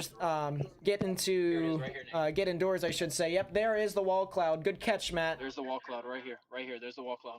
I got it. It's definitely starting to rotate. It's got a bowl right here, right above my finger. There's a bowl right here lowering. Oh yeah. There is. Right, and it's rotating rapid. It's rapid rotation. Oh yeah, we can see that rotation. Look at how rapid that is. You can see the RFD. You can see the RFD right here starting to rapid. This is it right here. Here, put it on the stand real quickly so that the chat can able to Let me see. See if I can get gauge for themselves. Yep. So there. Just start. Here's our rotation right here. Oh yeah, you can definitely see. Just look at this. Look at the point right. Look at the light pole, the electric pole, right above the house, and you'll be able to see the thunderstorms or the actual clouds surging into the wall cloud. So this thing is definitely rapidly rotating, and that this storm definitely could possibly produce some tornadic rotation, possibly a tornado later on this evening. Yep, that is a classic wall cloud. There's a bowl that is rapid somebody might need to. I might need to report this in a second. This is. I got. Oh, is that a funnel? Is that a funnel cloud right there, Nate? Is that what I'm looking at? Get closer. I would say get closer. That might be a funnel. I can't get any close. I'm right in its path. I gotta turn around and get out of here in a second. That is a funnel cloud, I think. That might be a funnel cloud. That is rapid rotate. I gotta report this. Guys, if you guys are in the stream right now, you guys need to share this on social media. Yep, that is a funnel cloud. 100% funnel cloud. If you guys know anyone who lives near United States Route 84, you guys need to go ahead and get into your safe space. Get underground or get into the lowest innermost part of your building. I'll be right back. I gotta call this in. Yep, go ahead, do it. So, put this on social media right now. There is a funnel cloud that is near Roundup. So, if you guys live near Roundup, you guys live near shallow water, you guys need to go ahead and get into your safe space. Get underground or get into the lowest, innermost part of your building, particularly a bathroom or a closet. This thing is, Matt, I'm not sure if you can hear me right now, but this thing is intensifying rapidly. So, you might need to call this in quickly. But yeah, we had live footage of the north and west of Lubbock near the town of Shallow Water, and we had a funnel cloud live on stream. So, you guys need to go ahead and report this in, put this on Twitter, put this on Facebook, share this live stream with other people so that people can actually see this live analysis here of the storm chaser and the radar analysis here. We need to let people know that this is happening right here. So, that's bad. That is really really intense rotation here, especially since that was some rather intense, that funnel cloud absolutely whipped. It wrapped up so quickly. So here's the rotation again. Just by looking at the velocities, you can see the greens are moving towards the radar, the reds are moving away. Right in the middle is where the rotation would be, just to the north and west of Shallow Water, just to the south and east of Roundup, moving to the north and east at about 30 to 35 miles per hour. So if you live over near Alley and Abernathy along Interstate 127, Interstate 27, you guys need to go ahead and get into your safe space. Because this is not, this is not the ideal condition for people to be in. So, you guys need to go ahead and get into your safe space. There is a funnel cloud on this storm, and it very well could be turning tornadic here. So that is something to keep in mind with all this, that we could potentially have a tornado within the next couple of minutes. And I would not be surprised if they issued a tornado warning here within the next couple of minutes as well. So we'll be paying attention to the Lubbock National Weather Service. The probability of it being a tornado... Yes, sir? It's, I got it. Probably get a tornado warning out on this any second. Let me get my stream back up. Yes, sir. Here it is right here. And just to inform you right now, it is rapid right now. This is extremely rapid. You can start to see the RFD, the rain curtains, the RFD curtains wrapping around this thing. It dissipated now. That funnel actually, it might be coming back now. That was an extremely rapidly rotating funnel cloud. And the velocities right now are actually intensifying rather quickly. So I would not be surprised if this thing starts to actually continue to move about. I need NWS Lubbock's reporting number or whatever. I need that number. Oh my God. There's a funnel. There's a funnel right in the middle. Yep, there's the funnel cloud. That is indeed a funnel cloud, 100%. That might be on the ground. No, it's not on the No, not yet. I would... Not yet. Oh my God, this is not really happening right Yeah, now. this is 100% a funnel cloud that it is moving around into the storm. So you guys need to go ahead and monitor this heavily. You guys need to continue to send this on social media and spread this around. Send people this stream so that people may know where and what is happening with this storm. And if you guys want to help out some more, leave a like so that it helps out with YouTube's algorithm. That way it can actually appear on more people's feeds and recommended channels. So if you do that, that would be great. It would help us out considerably. Go, Matt. Give me like a minute. I just want to get some footage. I want to get some videos. Yep, that's fine. And just to let you know, Matt, the rotation is intensifying further. So it's rapid. It's right here. Yeah, let me see if that. This is our rotation right here. Oh yeah, that is definitely 100% alive and well. Scud is rising. Release the rising motion on that. I've got here's the hill core right here. That's green. Look at the rising motion. That is a classic mesocyclone here and a classic tornadic rotation here. So Matt, I have the number here for Lubbock if you want to call him real quickly. Yeah, I need that. I need that like right now. Yep. Whenever you're ready. Write that down. Holy. Oh, that's another funnel. That's another funnel. That's a funnel cloud right Okay, here. go ahead with the number. Go ahead with the number. Nick. Go ahead. 806 806 745. 745. That was the lightning strike. Y'all see that? Yep. 4260. 4260. Call that number, babe. I need them on the phone like ASAP. Yep.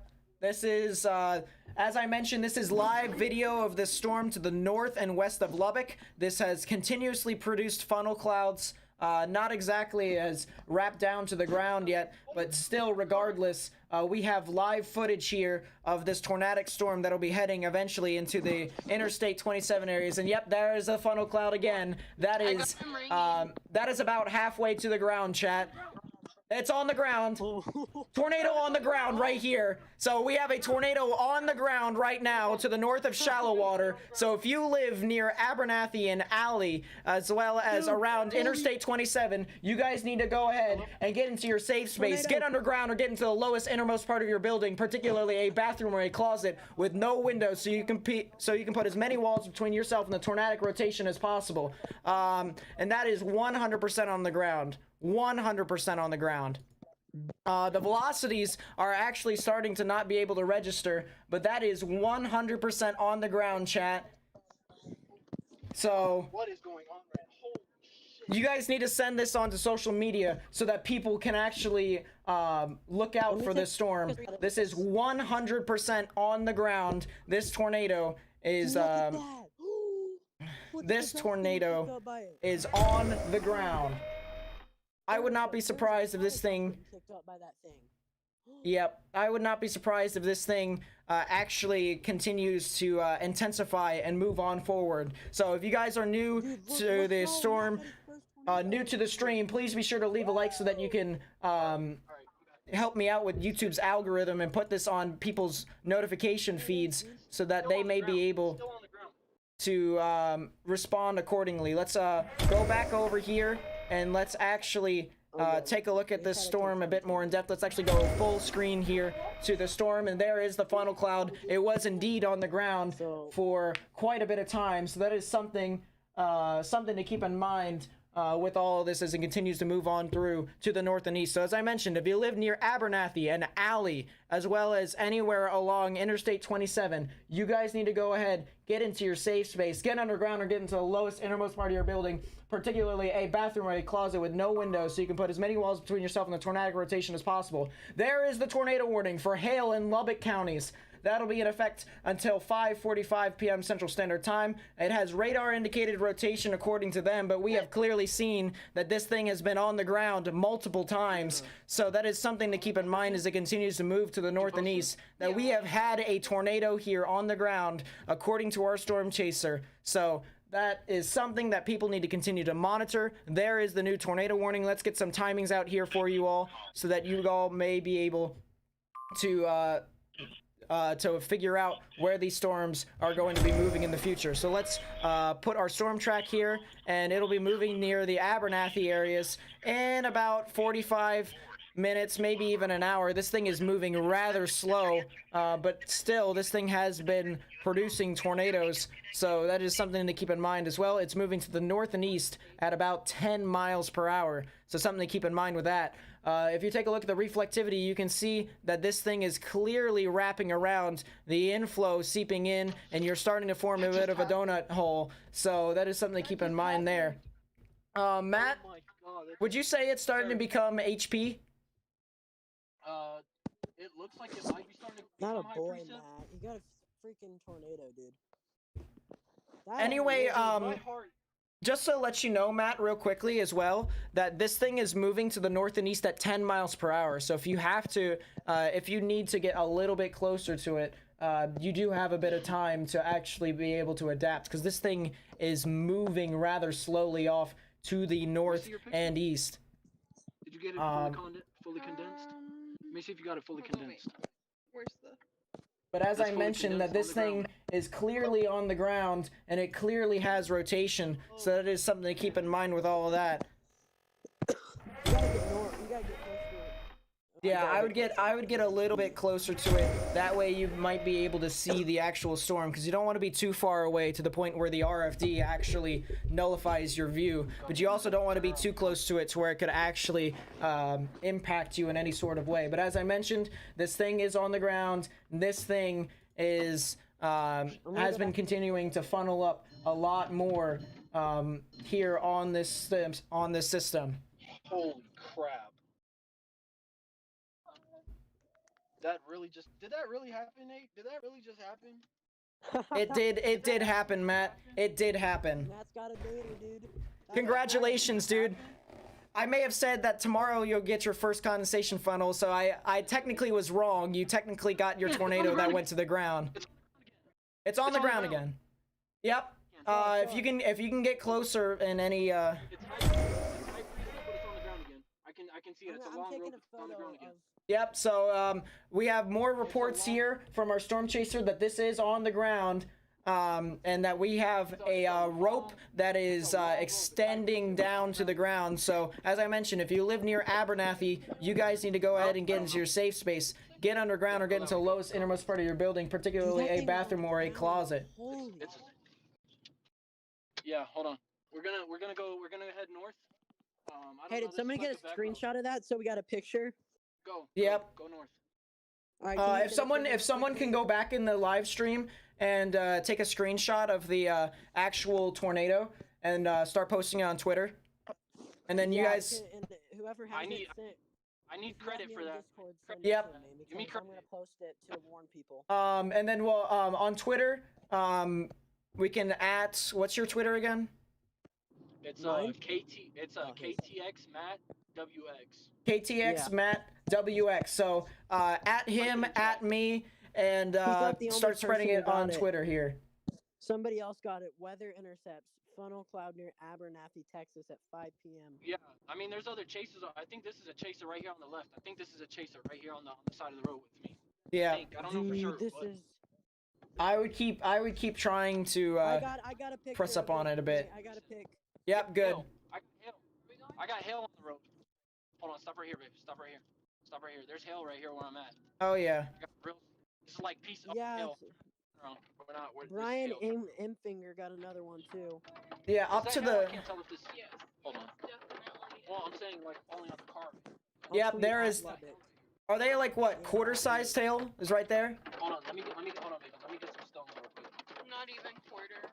These aren't even quarter. These are Probably grape, like a grape. So like smaller grapes. That makes sense. Yeah. They're pretty small. Matter of fact, hold on. I have a. Hold on, 1 second. Let me get stuff. They'd be about penny-sized hail, correct? I have a golf ball for comparison. This is pretty small hail. Okay, so yeah, it's like almost pea-sized hail. Maybe a little bit larger than pea-sized hail. So I can record it. I'm gonna have to. I guess it's already recorded, but. Yep. If you guys are new to the stream and you do want more content like this, like tomorrow, where we do have the storm chaser out for the dangerous tornado threat that could be impacting these areas again, please be sure to hit that subscribe button and hit notifications. That way you guys may be able to be up to date with all the content that we can provide over the next couple of days. So I would highly recommend that you do that so that you guys may be able to see this same content that will be transmissioned to you all tomorrow evening. There it is. Or tomorrow afternoon. So something to keep in mind with that the storm chaser is here with us even up to tomorrow. So we still have more where this came from, and that we still have this chaser out here for us to give you all ideas as to where the storm is going and to how strong it is, as well as if it is on the ground and what are the conditions inside of it. Hold on 1 second. Give me a second, guys. Holy crap, that really happened. Dude, this thing had a debris ball too. Yeah, I mean, it definitely looked impressive on radar, especially since it started to intensify further more and more. So, dude, he's gonna have to cork. That thing is way deep inside of the. Oh my goodness, that really happened. I don't know that. Guys, I'm sorry, Somebody but else got that cold really framed. just. Nate, let me send you this. Yeah, I see it. I don't know if Someone it's got it. real, actually. I'm not sure if that's real, but it looks like. Oh, hey, keep going. There's more rotation. It's like strong. It might be on the ground again. Hold on. Try to keep going that way. Is that It- Is that real? It looks like it could be. It was uploaded 4 minutes ago. I see it. So this thing Nate, there's very. still- Go ahead. It could still be on the ground. There's strong rotation. It could snow for sure though. All right, so Yeah, it was real. It's real. yeah, I would have to say it's very much so real. So I would not be surprised if this thing is on the ground still. It's high precipitation based, so if you live near Abernathy and Alley, don't go outside, because if you are trying to find out where this storm is, you won't know, because it will be too wrapped in rain to the point where you won't be able to see it until it's literally on top of you. So you need to go ahead and get into your safe space right now. Get underground or get into the lowest innermost part of your building, particularly a bathroom or a closet. We now have the report of a tornado from Train Spotter 3 miles northwest of Shallow Water. So there is the tornado report, and good call on that too, Matt, that Oh, that's hail. you have that storm there. Hold on. That a boy, Matt. There you Tornado go, number Matt. one. You got tornado number 1 of the weekend. Chat, this thing may actually still be on the ground here according to radar as well. I'm trying to get a visual. It is high precip, but I'm trying to get a visual.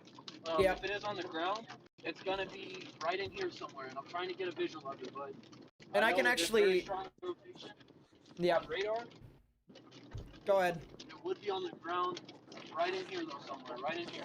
Yep, and I would have to agree with that too, because according to radar, this thing is still technically on the ground, or at least it was for a short period of time, but now it seems to have kind of withered off, mainly because the rear flank downdraft has kind of just surged around and killed off the circulation, so it may have to recycle a bit more. Matt, if I were you, I probably would try and recycle up and try and get out near it. Out in front of it. Thank you. Appreciate it. Dude, this is nuts. I just got my delivery of food so that I may be able to stay here as well. But yeah, I would not be surprised if it's still on the ground. It doesn't seem like it's on the ground now according to radar just by looking at it, because the velocities are not as Yeah, good. it's a huge HP bomb now. Yeah. This is an HP beast now. It's high precip. It's definitely. I'm gonna probably just head. How many? Okay, I'm still happy. Okay, maybe just yeah. let's just- I would get out in front of it again, Matt. That way, if there's anything else that forms out in front, Okay, you may be able to get it. Rotation. Rotation's gone. Rotation's gone. Yep. So I would just get out in front of it again, try and make it so that you may be able to see out in front of the storm. I might. I don't know. I'm trying to see what I want to do here. Let me see. You know what? We're gonna get back because it could recycle. We're gonna get back on it. We're gonna get east, and then we're gonna get north on 27. That's 27. Yeah, we're gonna get north on 27. What's going on, Tyler Ooh. Base? We had a confirmed tornado on the ground here live on stream with our storm chaser just to the north and west of Lubbock. So he's still chasing Over here the near, storm. Stop sign, baby. Stop sign. Stop sign. Is that a new mesoforming?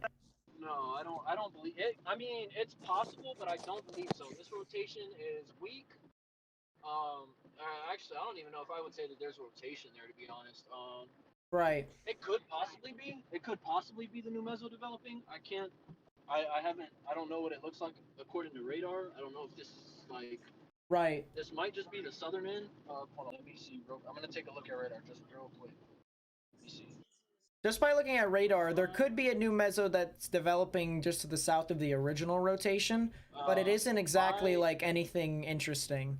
So I would just continue to try and stay out in front of it. Yeah. So we're gonna get east and then go north. I need. Where's your phone, babe? Right here. I need another GPS source so I can keep streaming. That really happened. Did that really happen? That really happened. Yes, sir, it did happen. And chat, just a reminder, you know, that was a tornado that was caught on stream with our chaser. So if you guys want to see more content like this, come back tomorrow at around the afternoon time, because All year long. tomorrow afternoon, there will be a good chance for some strong to maybe even severe and tornadic thunderstorms that could be rumbling across the southern plains tomorrow afternoon. Just to keep everyone up to date as to what all is happening today. There is a slight risk that's been issued trying to form, babe. That's on the ground. by the Storm Prediction Center and marginal that has been pushed up into Kansas and Missouri. But what even then, what Matt's chasing right now, and give me a second, I'll be back in a second. What Matt is chasing right now is he's chasing this 5% tornado risk. So there could be a 5% chance of a tornado within 25 miles of a point. That's indicated in brown right here. The green is 2% chance of tornadoes within 25 miles of a point. Now, hail, there's a 15% chance of you seeing hail about an inch or above, and a hatch risk, which is this black circle here with the dots in the middle, that is indicated as a 10% chance or greater of you seeing hail greater than 2 inches. So that's something to keep in mind with all of that. The wind, 15% chance, so 15% chance of you seeing 58 mile per hour winds or greater, and a 5% chance elongated from New Mexico all the way over towards Tulsa vicinity. However, today was a 5% chance. Tomorrow is a 10% chance for tornadoes. And let me repeat myself, tomorrow is a 10% chance for tornadoes. That's, if you think of it this way, this yellow circle right here, 1/10 of this circle could possibly see tornadic conditions. And if you think of it this way too as well, you can also see it has that hatched risk as well. So the black line, the black circle with the dotted lines in the middle, that hatched risk also tells you that you have a 10% chance or greater probability of someone seeing a tornado greater than EF2 strength. So if you want to stop by again tomorrow towards the afternoon, please be sure to subscribe and hit the notification bell. That way you may be able to continue to watch the content that we are providing and try and keep people safe by sharing this stream out with other people. So that's something to keep in mind with all of that. There's been reports of quarter-sized hail, and the tornado warning is continuing until 5:45 p.m. Central Standard Time. So that's something to keep in mind on as well. All right, let's cut back over and let's talk back to our storm chaser. Something like that, somewhere around there. So yeah, we're right here in downtown. This is the Shallow Water Middle School. I'm sorry, this is the middle school. I believe this is the elementary school, if I'm not mistaken, right here. Yep. This is the Shallow Water Middle School, and then I believe this is the high school. This is the high school. Yeah. Hey. All three on the same corner. Hey, Matt. Yes, sir. I think this thing might be recycling according to radar. I don't doubt it at all. Oh yeah, it is. I got a funnel cloud again. Another funnel cloud, guys. So we have another funnel cloud here on stream. Right here. Let Right here. us go over here to the screen. Okay, And yep, that is yeah, clearly a funnel that's a cloud here. So another mesocyclone is developing. This thing is recycling as it continues to move off to the north and east. You might actually have to And cut to pull in the... right there. Pull in right there. Where that truck's going? Yeah. Left. Go that way. Cars. Go left. Yeah. That's a chaser. That's a chaser. Yeah, they're stopped. That's a chaser.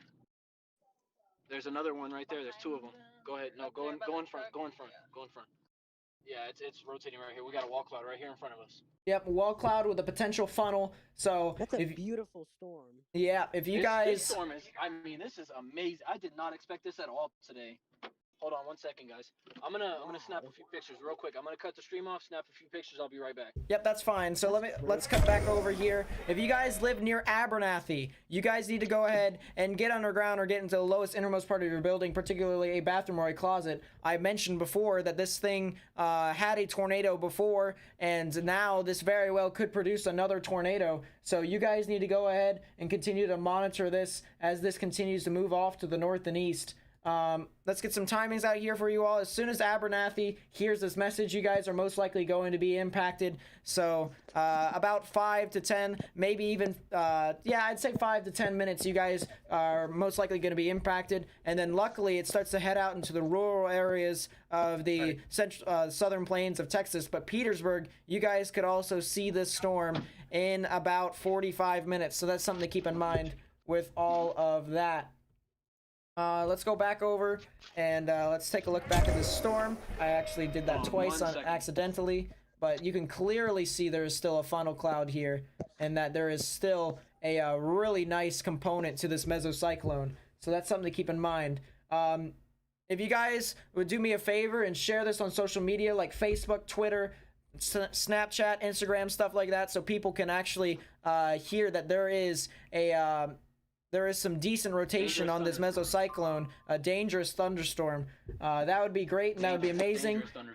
And to help us out even further, if you hit that like button, if just to help us out a bit further, if you hit that like button, you actually tell YouTube's algorithm that people like this stream and that more people should look at this stream some more. So if you actually like the video right now, you can actually put this stream onto more people's recommended tabs, and they may be able to come into this stream as well. So that's something to keep in mind. If you guys also are new to this channel and you want to see more content like this, please be sure to subscribe. Hit the notification bell, because we're going to be back at it tomorrow with these severe storms that could potentially be very strong, with the threat of some strong tornadoes into the afternoon of tomorrow. That actually happened. Wow. Congratulations, Matt. Congratulations on seeing your first large, well, not really large tornado, but your fully condensed tornado that actually hit the ground. Congratulations. Wow, thank you. Wow, that was... I'm gaining followers left and right now on Twitter, by the way. Yeah. They're gonna want to steal my footage, and I'm really annoyed. They're gonna want to steal my pictures. I'm really annoyed by it. The only person that can steal your content is me. Yes, sir. I gave you permission, though. Yeah, I might actually have to compensate you for a bit. I'm not gonna lie, just for doing all of this. No, sir. And the compensation is me. I should totally fly over and chase with you all over in May. I'm not joking when I say that too. I might. So, what's his Twitter? Could you repeat your Twitter again, Matt? It's KTX Matt WX.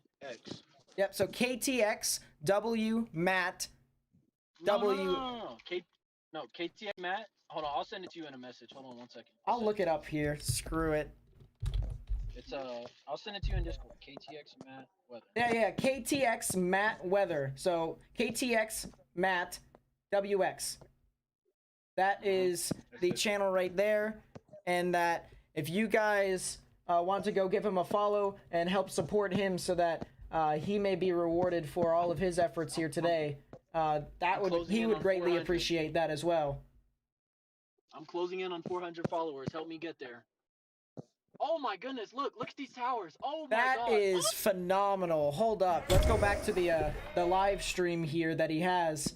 And this is absolutely phenomenal. Oh my goodness. Oh, look at the structure. Oh, it's so beautiful. That is stunning. Let me send you a video I feel like it's May. Quickly. I feel like it's May. Look way up here at the top. That is stunning. Wow. Look at your DMs, I gotta get more Nate. pictures. This was on the news. What was on the news? Give me a second. If they use my footage, I'm gonna freaking sue. Oh, wow. So, yeah, that was 100% on the ground. Yep. Oh, I knew it was on the ground. We saw it. Yeah, we saw it, but, like, just to confirm it, there was, like, a helicopter, and it showed that it had, like, a full debris cloud. And we even saw the debris cloud here on stream as well, but, yeah, I saw. You know, regardless. I saw the debris cloud on stream. Security patrol, Omegalo, what are you gonna do, buddy? Tell me I can't chase? Get out of here, kid. No, I'm playing. I'm sorry.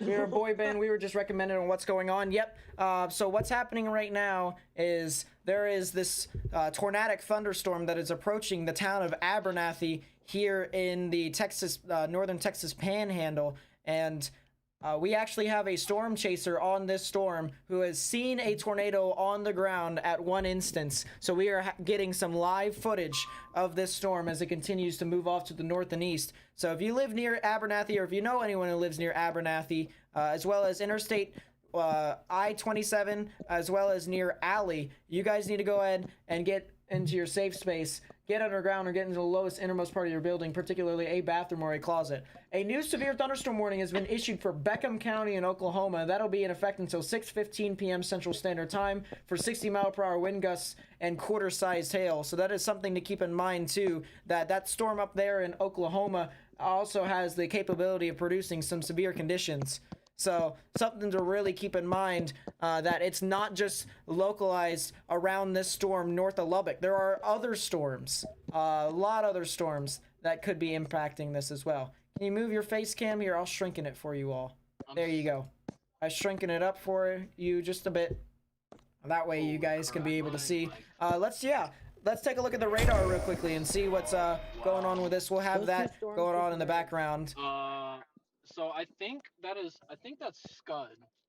Yep. Yeah, that's definitely Scud. I was gonna say it. Never mind. I thought it looked like maybe a funnel again, but that's definitely Scud. Never mind. I'm sorry. Yep. I would have to. Look at this cell. Jeez, that structure is amazing. Look at this cell. But here on the radar, it doesn't look all too impressive, except for the fact that it has the classic hook signature, the RFD, or the outflow wrapping around the inflow, moving in unimpeded, and right in the middle, right over the town of Abernathy is where the rotation would be. So I could have been there. if we take a look, That's the sucky part. if we take a look at the velocities, there actually is some decent velocities here. It's not overly strong, but it may be trying to recycle. And we saw this stage right before it produced the tornado. It actually continued to recycle as time went along. And what felt like forever soon felt like it actually felt like just a second ago, where the tornado actually then appeared live on screen, and we actually were able to dissect it here for you all. So as I mentioned before, if you guys like the content, please be sure to subscribe if you're new and hit the notification bell, because we are doing the exact same thing tomorrow. This event is not completely over, because tomorrow there is actually a higher risk for tornadoes. There is a 10% chance that someone could see tornadoes within a 25-mile radius, as well as a hatch risk, which means that you can see strong tornadoes in that event as well. So something to keep in mind with that. And if you do enjoy this stream, please do me a favor and hit that like button. That way it tells YouTube that people like this video and that more people should watch it. So if you actually like the video, YouTube will then send it to other people on YouTube so that they may be able to watch it for themselves and be actually able to spread it and share it with other people, and they can be able to get the word out that this thing has some strong tornadic structure. Look at the structure. And yeah, this thing looks amazing. It still has that wall cloud over there too. You can still see the lowering there if that's not Scud. It's right here. Yep. Is it moving away from you? Yes, it's moving. That's north. Hold on. I think it's okay. So this is northwest of me. There's an airplane up there. Wow, there's an airplane right here. Wow. Okay, buddy. I guess. It's going around the tornadic system. Yeah, going around it for sure. Is there any way that you can actually, not that this view isn't, you know, good or anything, but is there a way for you to catch up with the storm if it gets too far ahead of you? It's definitely not gonna get too far ahead of me. Like you said, it's moving pretty slow. Right. It's definitely moving slow. I can tell you that for sure. Because it hasn't moved much from where it's sitting at. It really, I'm sitting here watching these cumulonimbus towers still exploding. Or not exploding, but they're still going up, even higher and higher. But I definitely have a route. I can get on 1294, which is this road right here. It's I'm not sure if you can really see it, but it's this road right here. Right. This is 1294, and this will take me to I-27, and then way down there, this is like 30 miles down the road. I-27 will take me north, so I can catch up with it. Okay. Is there a Still road that sitting on the- actually is there a road that goes east of I-27? Because it's kind of right over I-27 at the moment. Let me check. I'm not exactly sure. Hold on 1 second. Let me see. Mm-hmm. This is pretty close to the radar too. I'll say that much. Yeah. I-27 goes east and west, just north of Abernathy. By about, I want to say that's by about a mile. It goes east and west on 54. Okay. So you still Yeah. hypothetically can ride up with the storm. Oh, I planned on it. This thing definitely still has potential to produce again. It already did once, as we know. It definitely did. There's some more scud right here feeding into it, which is a sign that this thing still is trying to intensify. It's still, I mean, there's more scud right here. There's some back here as well. Out the window, there's some out here feeding into this thing. So I mean, there's definitely signs, and you can even watch. I mean, the towers right here are still going up. This thing is definitely not done. It's still intensifying as we speak. You've even got what looks to be maybe a wall cloud right here. Yeah, there might be I a don't there have might be straight line. rotation that's right on your right in front of you, Yeah, and we're actually starting to pick that up here on there's- radar again. Yeah, You might want it's to right get. You here. might want to get a little closer. Yeah, That's what I'm You gonna want do. me to try to? I'd probably get Yeah, a this little is bit what I'm closer. gonna, because you've got scud right here that's kind of feeding into this. Still. Yep. I mean, it's still all over here. Break. You This can has sit now here- been confirmed as a tornado, as if we haven't confirmed it already.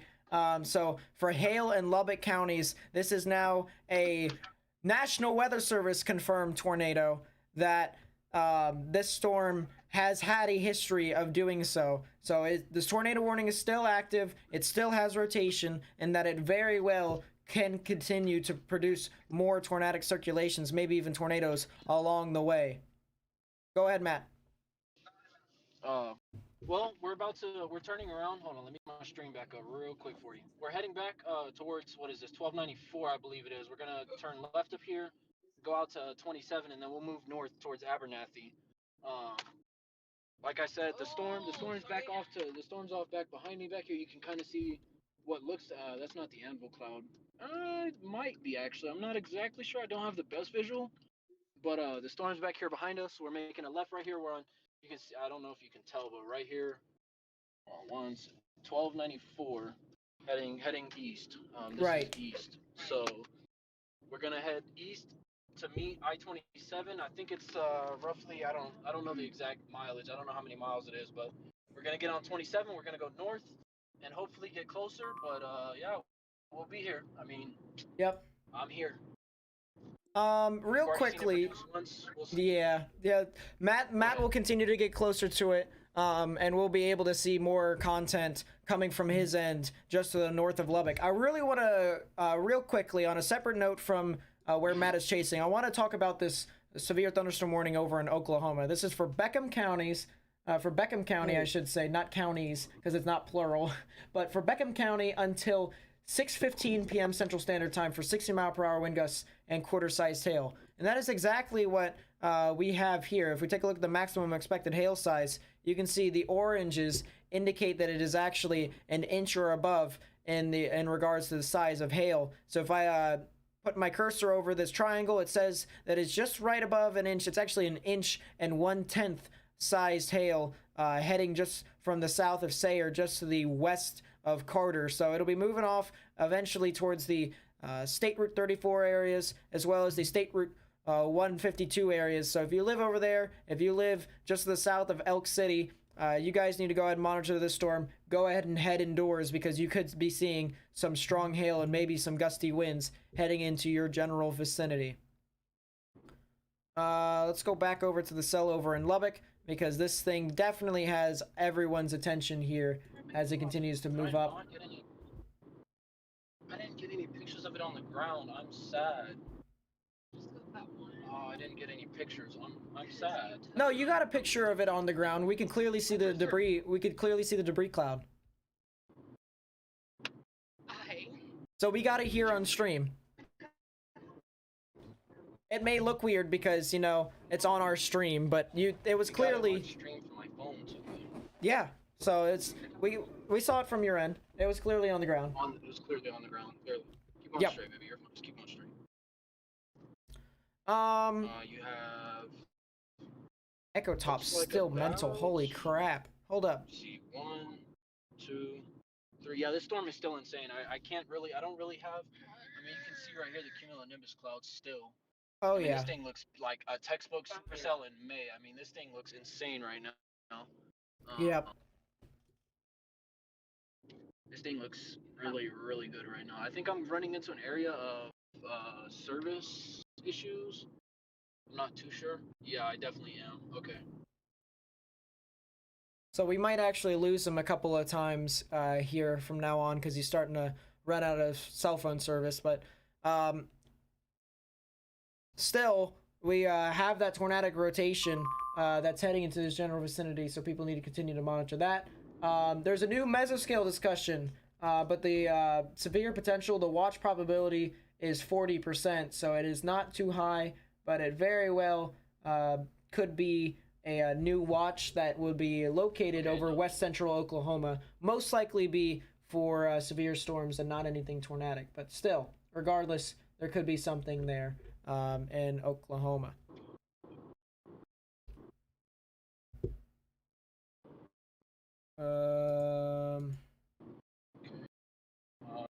There we go. Let's see how far away it is. It's only about. Okay, so in here, if you want to use this, baby, you can. Oh wow, I just seen some lightning. Yeah, so it's actually these storms. That's another thing too. Real quickly, this thing has had constant cloud to ground lightning. So even if you're a storm chaser, there's a bit of a risk there with this job and getting information out because you could potentially have some other impacts such as hail, maybe some lightning as well as some gusty winds, and maybe even a tornado if you are not careful.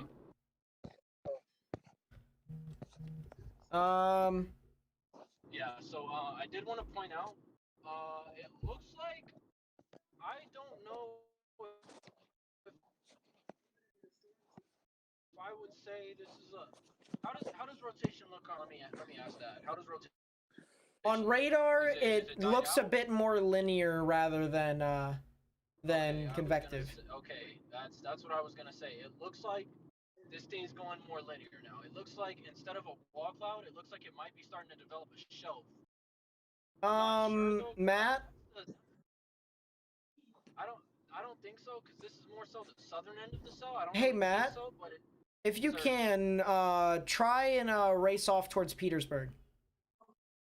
Where is Petersburg? That is almost due east of Abernathy. There is potentially a new circulation that could be developing just to the north of this one.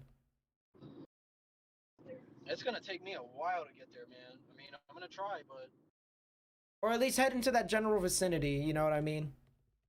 toward Petersburg. And we're heading. Yeah.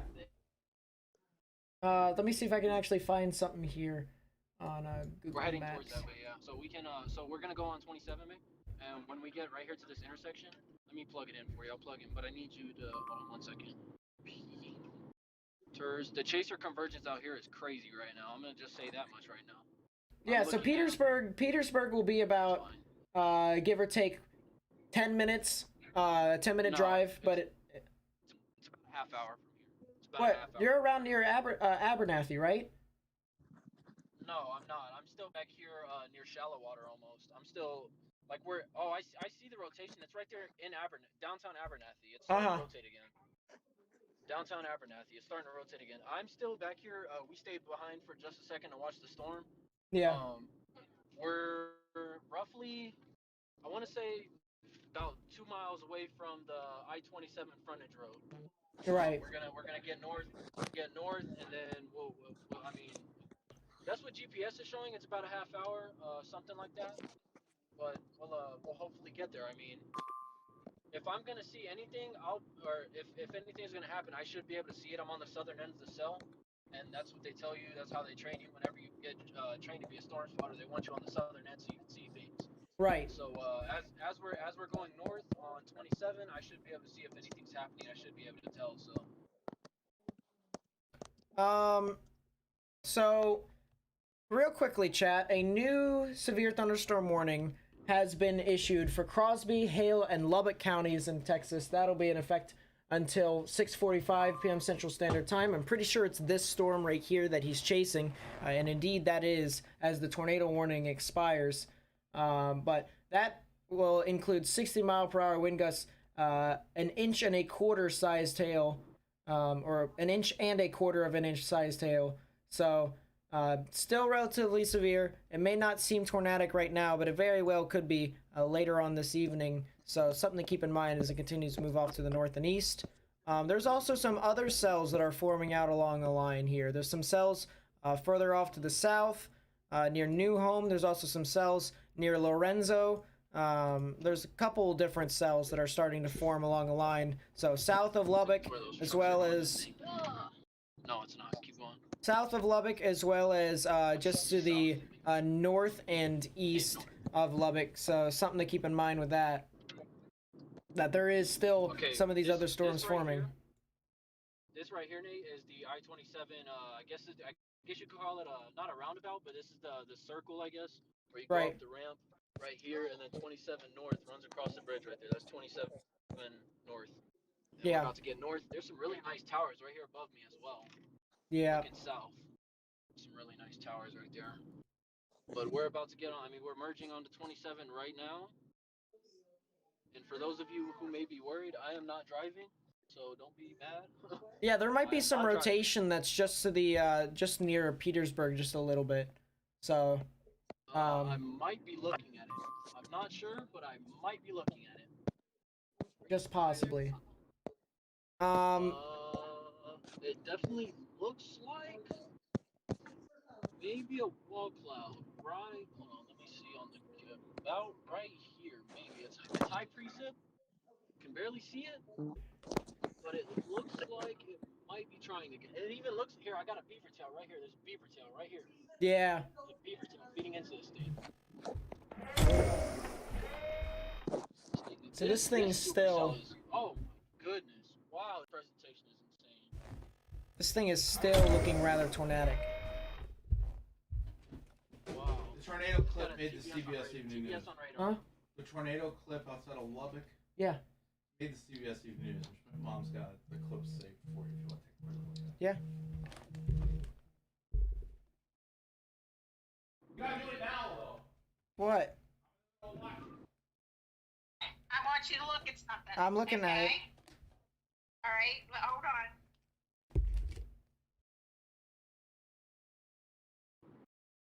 There's another chaser right there.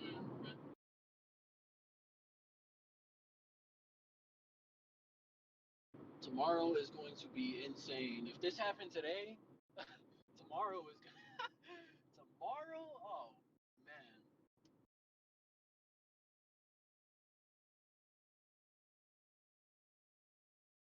Hold on 1 second, Nate. Give me a second.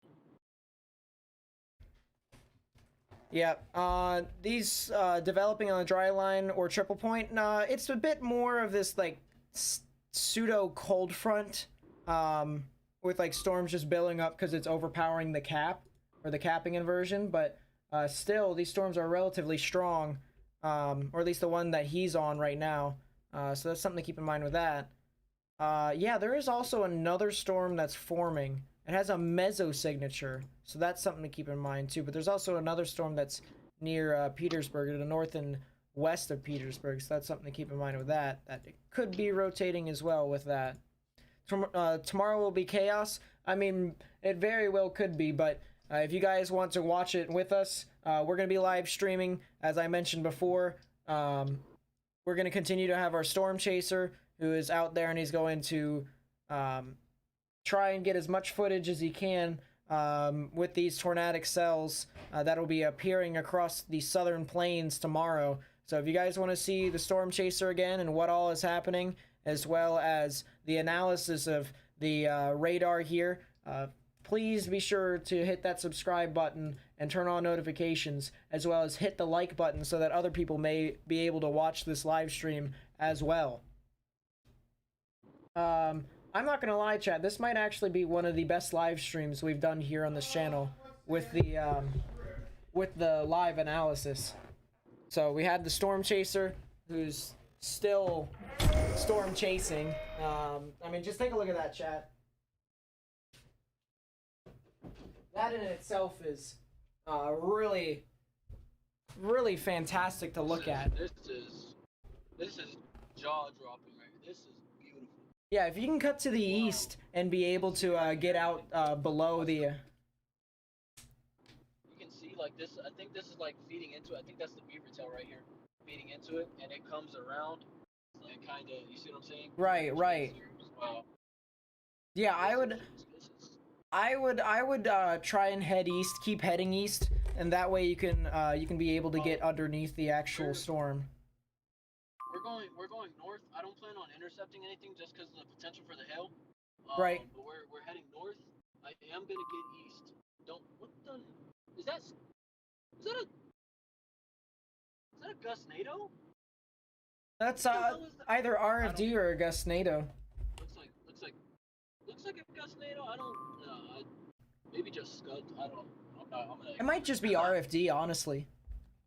It could be because you can see it cranking around right here. You can see it cranking around. Right, right. It feeds back in, and then yeah. New severe thunderstorm warning. Hold up.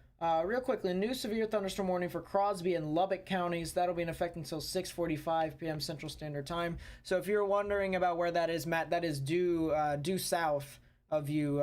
If you were to keep going south on 27. Oh yeah. Okay. Yeah, so it'd be near Woodrow. Yeah. But Heading into Lubbock. So let me see. How does this one look? That's more linear. I think I want to stay away from that for now. It's more linear. Oh yeah, 100%. I think the two storms that you should definitely look out for is the one you're on, as well as the smaller storm that's near Lorenzo, just to the east of Lubbock. Yeah, I see that one. This is chasing, babe. All these chasers. I'm telling you, this is what this is. If you look at radar, Nate, on the Abernathy cell, right? It looks like it's dropping a leg. It looks like it's dropping a leg again on the southwest side. Yeah. Southeast of Abernathy. It looks like it's dropping a leg again. I mean, I kind of see that. There isn't really a whole lot of rotation on that cell in general. Even suspended in the atmosphere, I was looking across the board and trying to figure out as to where this is, where the rotation could possibly be. If anything, there's a lot more rotation on the cell near Lorenzo, but as it continues to move up into the upper parts of the atmosphere, it does seem to be a bit more limited to just itself as a severe storm. Hey Nate, I will be sending you my outlook for tomorrow on Discord. Okay.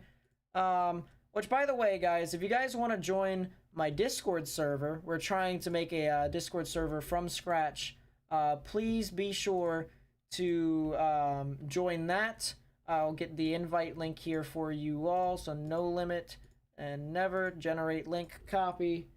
And right here for you all, here is the link to the Discord server. It's called Twist of Fate. We talk about weather and stuff like that. So if you guys want to join that and help us out by getting more people, that would be greatly appreciated. Matt's on there too. We also have some other storm chasers. We also have some people who are in college who are trying to become meteorologists and stuff like that.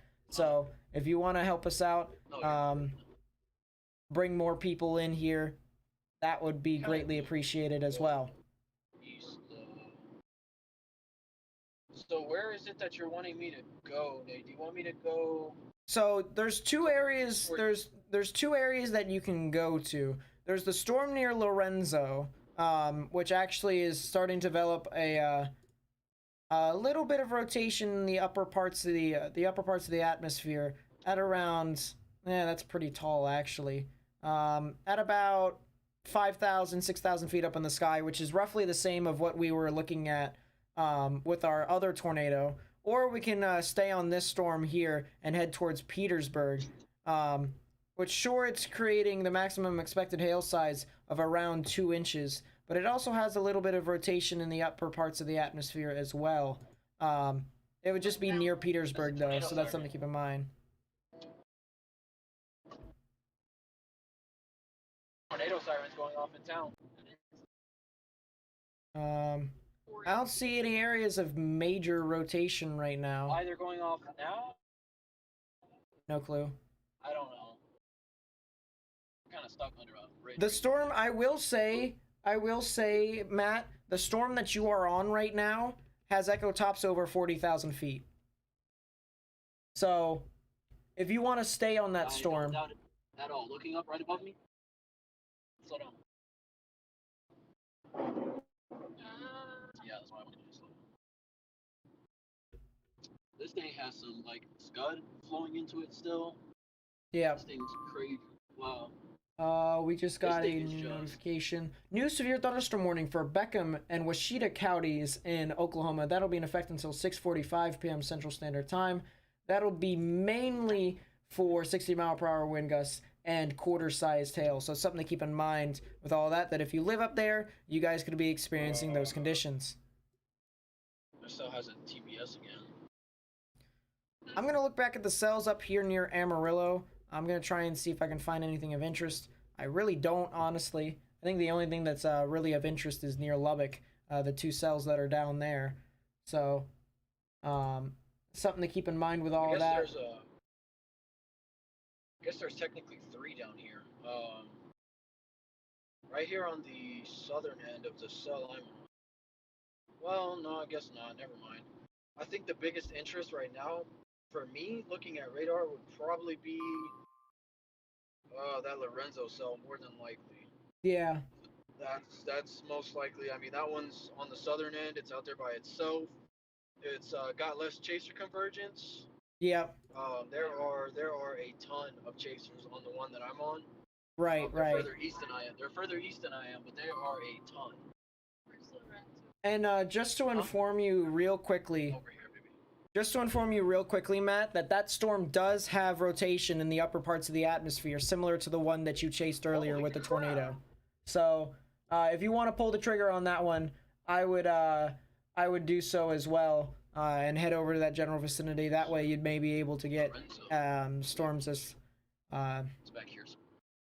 starting from infancy. There it is, right I'm gonna take a look at the conditions around this storm The real cell is quickly. going like this, The mesoscale so we would end up analysis. moving this way and intercept it, or try to.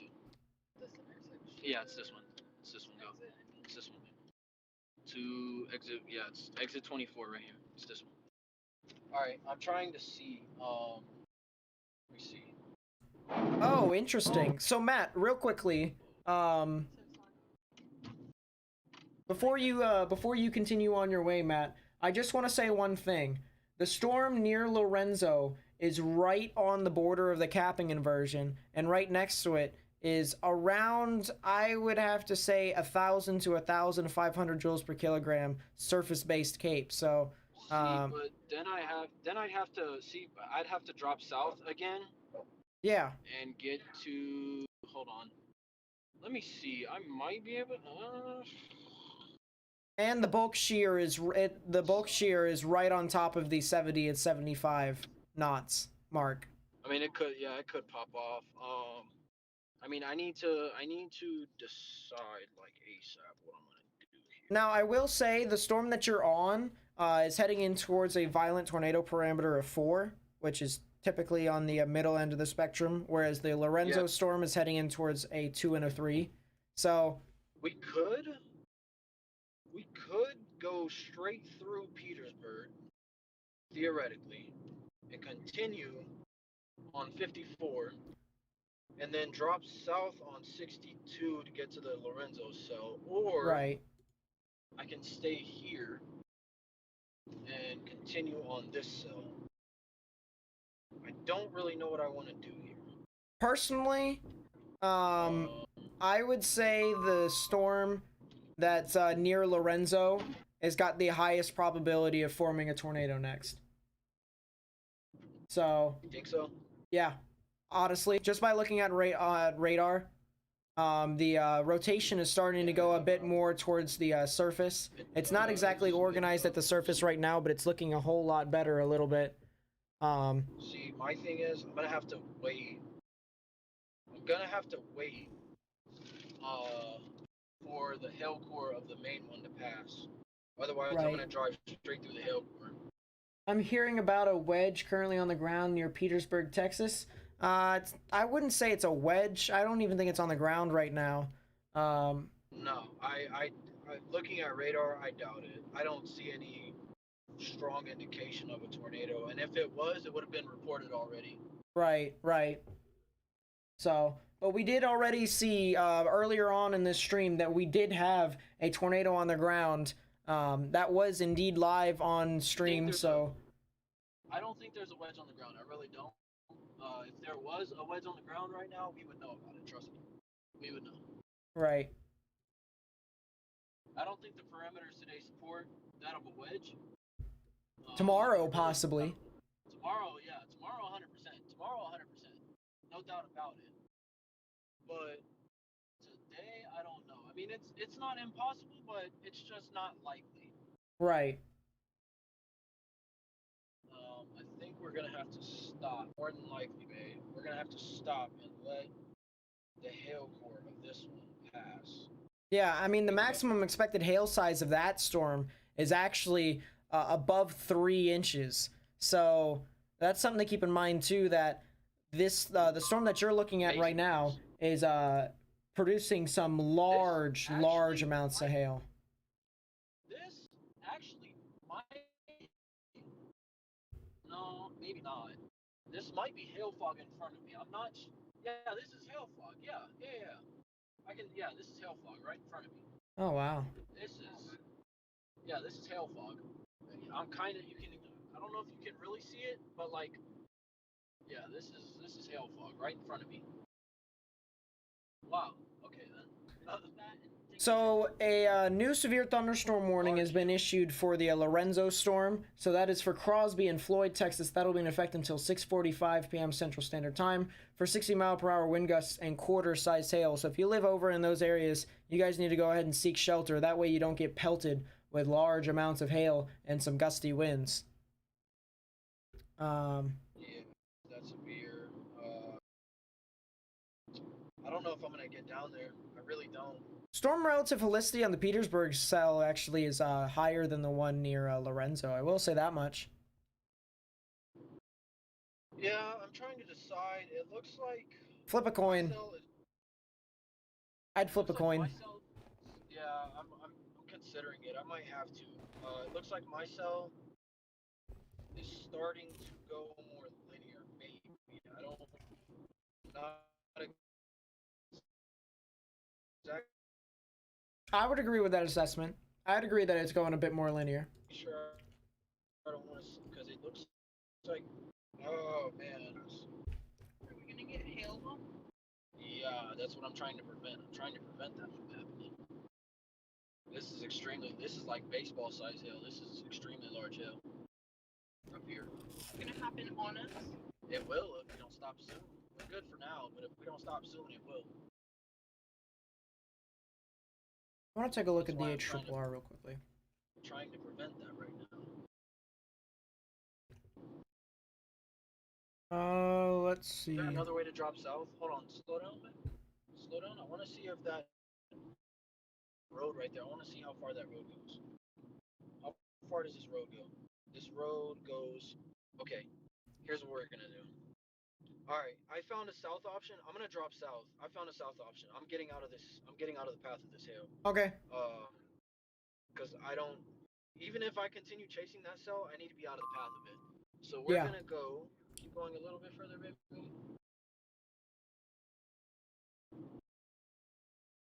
New mesoscale discussion is concerning tornado watch.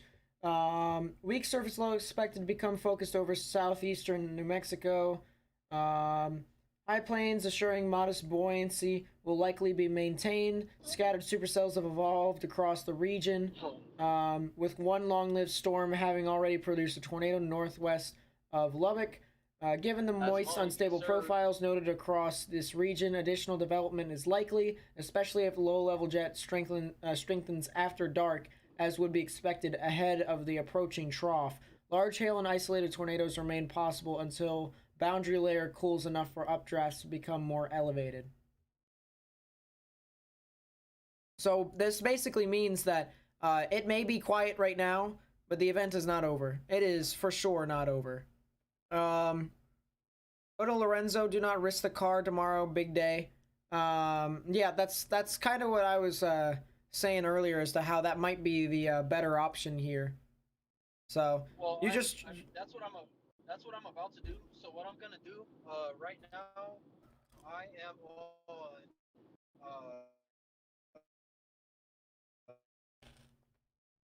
you might be losing him. Highway 50. Oh yeah, I'm in a roughly a mile and a half away from the intersection. Towards Highway 400. Right. So he's going to be dropping down south. He's going to be heading towards the Lorenzo area and eventually down into the Rawls area to try and catch this other supercell that is attempting to develop out over here. So that's something to keep in mind too, that we might continue to have some more storms moving along. What you just joined? What did you miss, Olivia?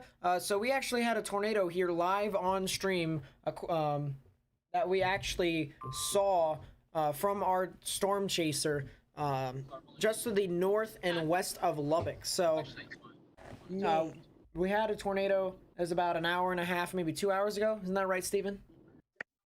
Yeah. What do you think of the storm on radar right now? What is your current opinion?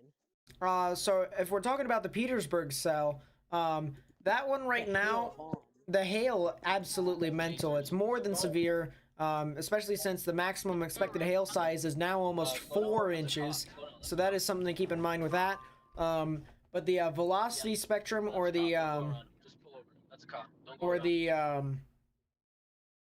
tornadic spectrum of this cell does seem to be a bit more lackluster. Granted that there is still supercell characteristics with this comma head right here, but still there's something to watch for with that cell, that it is still strong, it is still producing hail, but it isn't as strong as it once was. So that's something to keep in mind with that.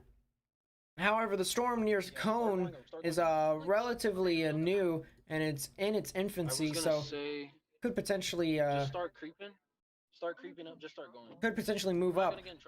Look at this chat, actually. Start going. Oh wow. We're running into Real quickly.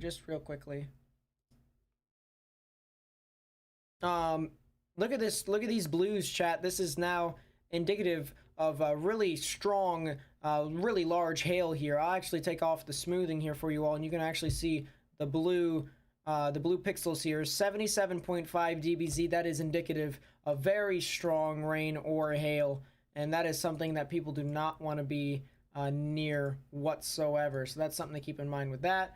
This thing also has a really interesting hook echo here on radar. I actually refresh it here, and you can actually see this thing does have a really interesting hook right near Petersburg. Yes, sir. Do you see that hook? Yeah, on Petersburg. Yes, sir. Matt, I'm not sure if you got that, but if you dropped south, that may have been the right decision, but there is a new hook that's forming on the Petersburg cell. Holy, that's one of the best hooks we've seen the entire day. Yeah, I'd have to say so. Probably is the best hook we've seen all day. Why is everybody dropped? I don't exactly see, hold up. Let's fix the image here real quickly. There we go. He's going through a rough spot with cell service and all that, so give it time. We'll hear from him again relatively soon. But there is still a good chance that these two storms could be tornadic, because they do look relatively impressive here on radar. Before we continue to move on through, if you guys are new to the stream and you do like the content here, we are going to be continuing to do this tomorrow, especially since there is a even stronger threat of tornadoes that could be impacting the southern plains. We have a 10% chance for tornadoes, as well as a hatched risk, which means that there could be strong tornadoes across the board in the northern parts of the southern plains. So that would be the northern panhandle of Texas and the western parts of Oklahoma. So if you guys still want to see content like this, we're not done. Today is just not this one and done day. We also are doing this tomorrow. So if you want to stay tuned, please be sure to subscribe and hit that notification bell. The reason why I say that is because if you keep notifications on, you actually get notified when we are streaming. So that is something to keep in mind with that. That if you want to be up to date, that would be great. And if you also could do me a favor, and if you like this stream, please be sure to leave a like, so that more people can be able to look at this stream. It would be appearing on their feeds, their recommended feeds, because the way YouTube works is if you actually like the video, you tell YouTube's algorithm or the YouTube bots that people actually like this stream and that more people should watch this stream. So if you do that, that'd be greatly appreciated, so that more people can actually watch, and that more people can get the word out that this storm, these storms are relatively severe. It could be tornadic.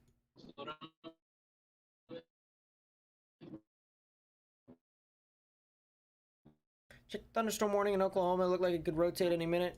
Let's take a look at that storm over there. Oklahoma. Yeah, it does have a little bit of rotation. I will admit that. It doesn't look like the strongest thing out there, I will admit, but still has something out there. That's fine. New severe thunderstorm warning for Deaf, Smith, and Oldham counties in Texas. That'll be in effect until 7:15 p.m. Central Standard Time for 60-mile-per-hour wind gusts and quarter-sized hail. So if you live over there, you guys need to go ahead and get indoors. That way you don't get pelted with hail or gusty winds.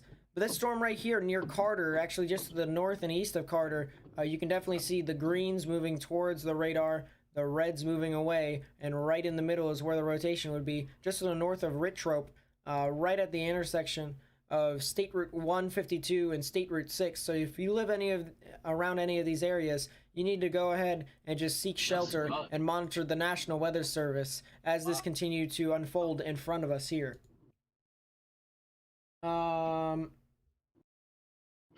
Let's get some timing out here for you all.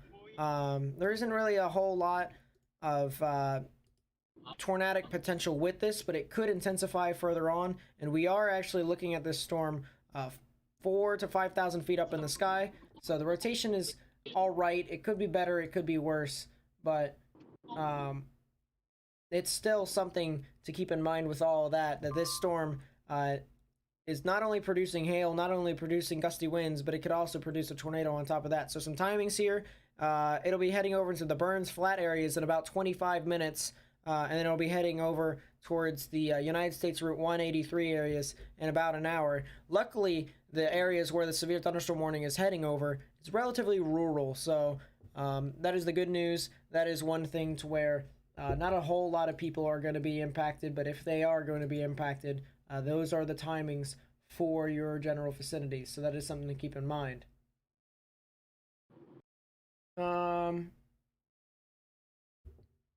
Let's see. Let's go back to the storm over in Lubbock. And new scan came in, and yeah, both of these storms actually look like they could be rotating. The Petersburg cell seems to be rotating a lot more than the other one, but still, go ahead, Matt. Matt seems to be dead. Right under my fingers. It definitely. No, baby, you're fine. Keep going. It definitely looks like a wall cloud trying to form. Maybe. I'm gonna keep watching it for now. It's only been a thing for about a minute or two. I'm gonna keep watching it, but it definitely looks like this is definitely more surface based as well. This area of the storm is definitely more surface based.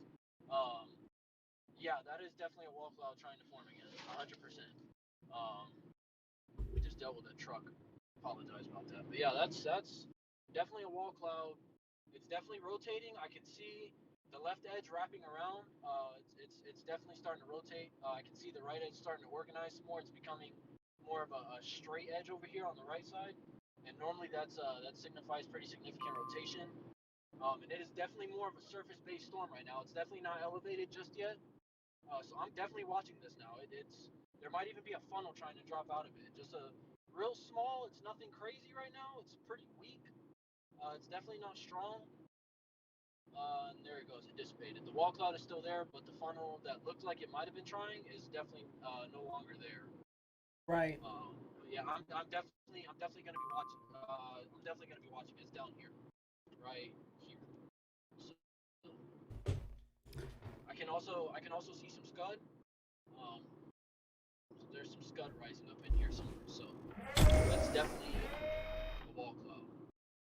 And where exactly are you looking at the storm from?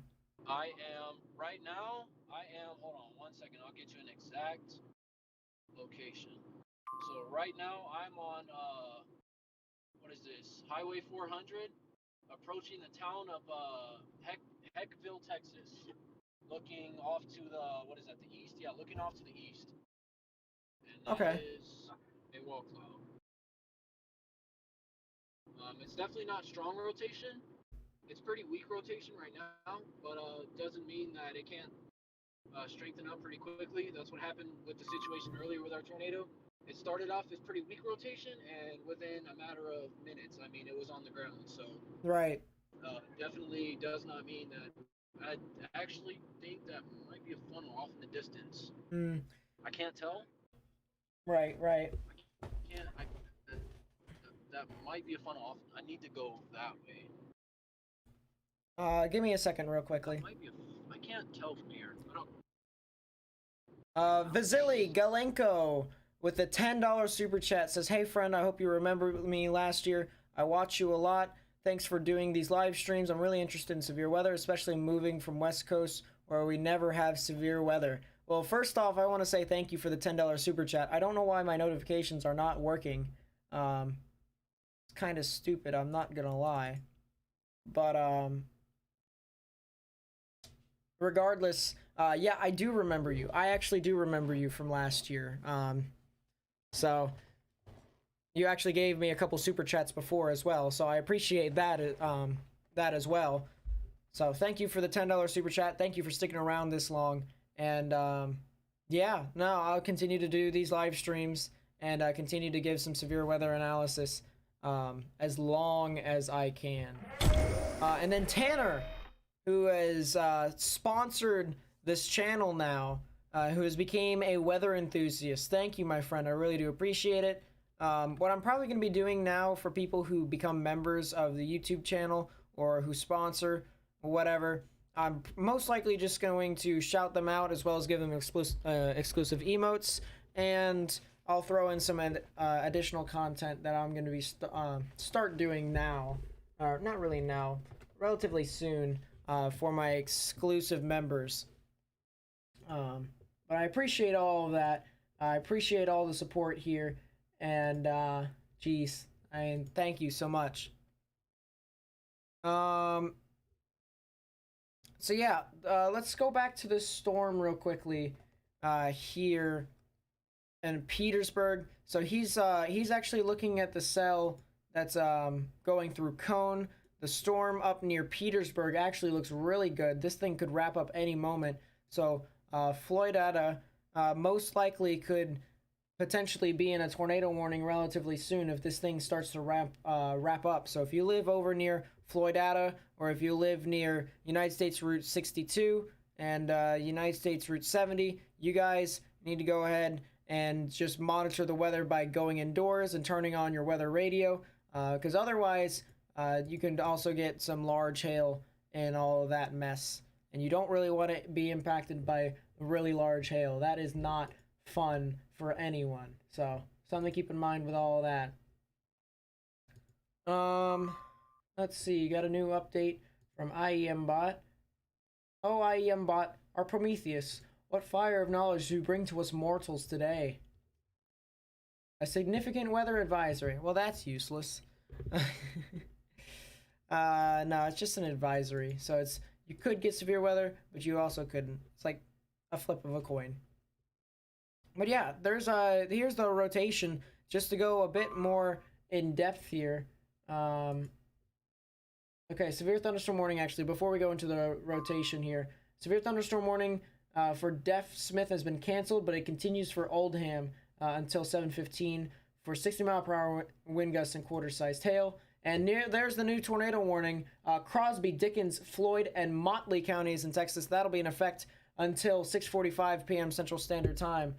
So if you live over there, you guys need to go ahead and get underground or get into the lowest innermost part of your building, particularly a bathroom or a closet. So yeah, there's the rotation. It's not too strong, but it is strong enough to warrant... oh, wait. No, never mind. That's the storm that Matt's looking at. Matt, are you still here?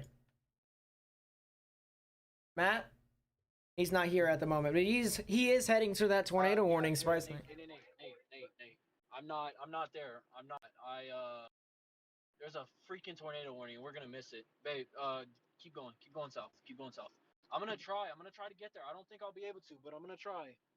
I don't think I'll be able to because we're gonna get smacked by this hail core on the southern storm coming into like Woodrow and Slanton and whatnot. I'm gonna get slammed by the hail from that one. Yeah. Where are you at specifically? I'm still here on 400. I'm still here on 400, dropping south towards Idalou or however you pronounce Yeah, that. yeah. Exactly sure. And you're trying to get to what, Crosby Town-ish? I'm trying to get to Crosbyton. Yeah, Crosbyton, but there's that cell south of me with a mean hail core, and I don't know. It's actually kind of passing. We might be able to do it. Maybe. I don't know yet. Yeah. I definitely do see. I'm pretty sure I see the area where that rotation is. I'm honestly not gonna be surprised to see another tornado warning come out for the original cell I chased, the one that originally dropped the tornado. Yeah, I agree. That one's got a TPS on it. It could be trying to strengthen, but my aim is for the tornado warning 100%. I just don't know if we're gonna make it. Let me see if I can see over there maybe. Yeah. Even though we're like a good while. Oh, we're about to come into heavy rain. Slow down, babe. Slow down. We're about to come into heavy rain. Look right here. You can see it right here. We're about to get slammed by rain. Yeah, you are. We're about to get slammed by rain. So, and actually, you're probably in the line, and that line will probably overtake you. So that's probably not a good idea to chase after the tornado warning. But it still is out in front of you, and if you can manage to get through that, then you could possibly catch up to the tornado warning. However, right now you are kind of being impacted by the rear of the storm, and so that would have to mean that you would have to move through the entire storm in that. So it's just rain. If you can do it, do it. Something to keep in mind there.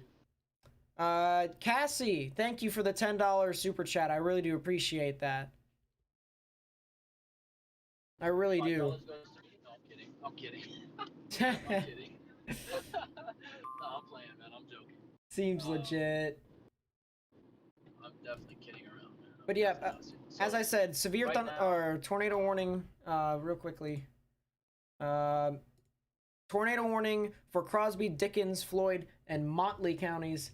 That'll be in effect until 6:45 p.m. Central Standard Time. If we take a look at the velocities, you can clearly see right here near the town of Cone, you have the greens moving towards the radar, the reds moving away. Right in the middle is where the rotation would be. So as this continues to move off to the east, northeast, this area luckily is relatively rural.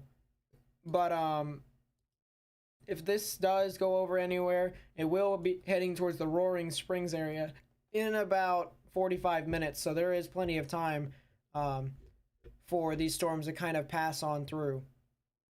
You got home from work. Did you miss anything? Yeah, you actually kind of did. We had a tornado live here on stream from our storm chaser. So if you want to go back into the stream, you can do that. But we had the actual tornado here live on stream, so that's something to keep in mind. We also have this storm right here that very well could be tornado warned, that's heading towards Floydada. So Floydada, I'd go indoors, maybe even go into your safe space as that continues to move up through into your general vicinity. But still, something to keep in mind with all of that we have two cells that are could be tornadic here, and that's a significant weather advisory. I really need to be able to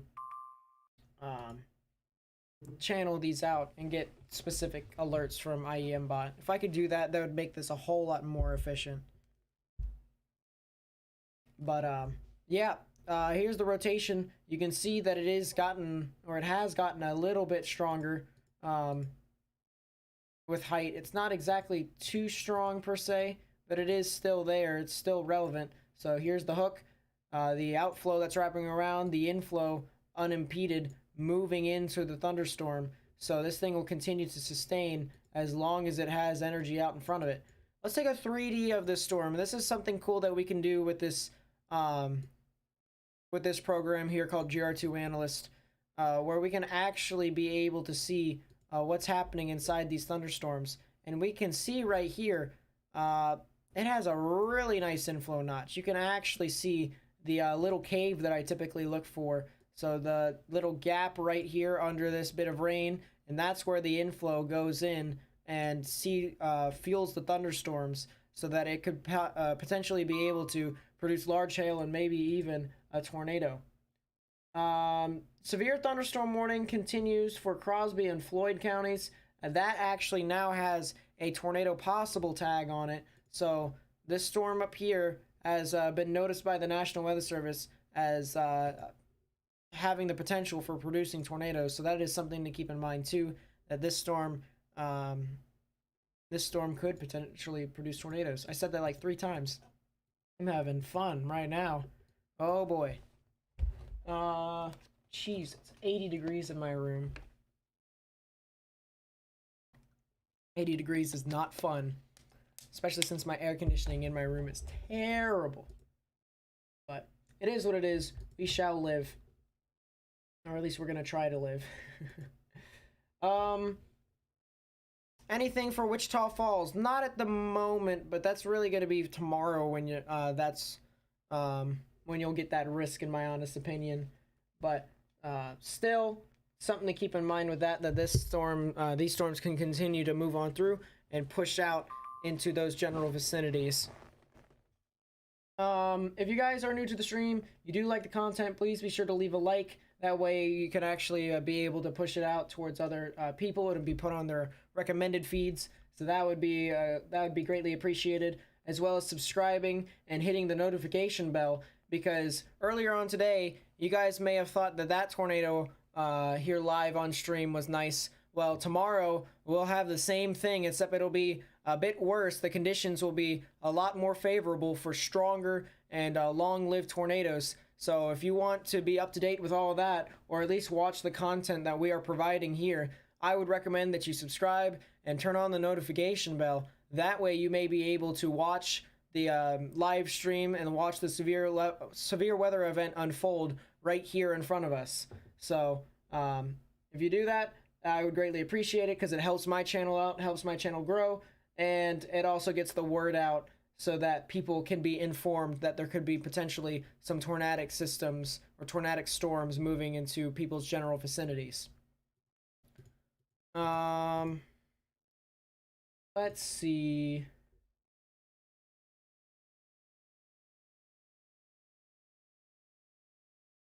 Yeah, I can't believe we got that tornado on stream too. That was absolutely amazing. Now, as Matt continues to drive towards the general storm, we are going to want to take a look at the models here for the rest of today as well as into tomorrow, because tomorrow, as it continues to get closer and closer, the models will be a bit more sharper as to what exactly will happen, as well as there could potentially be something to where we might be able to see the full picture rather than just a smaller one. So that is the good news there. Geez, we're getting so many stuff. All right, so now we have a confirmed tornado on the ground before we actually go to the models. This is confirmed now. This is a tornado on the ground. Let's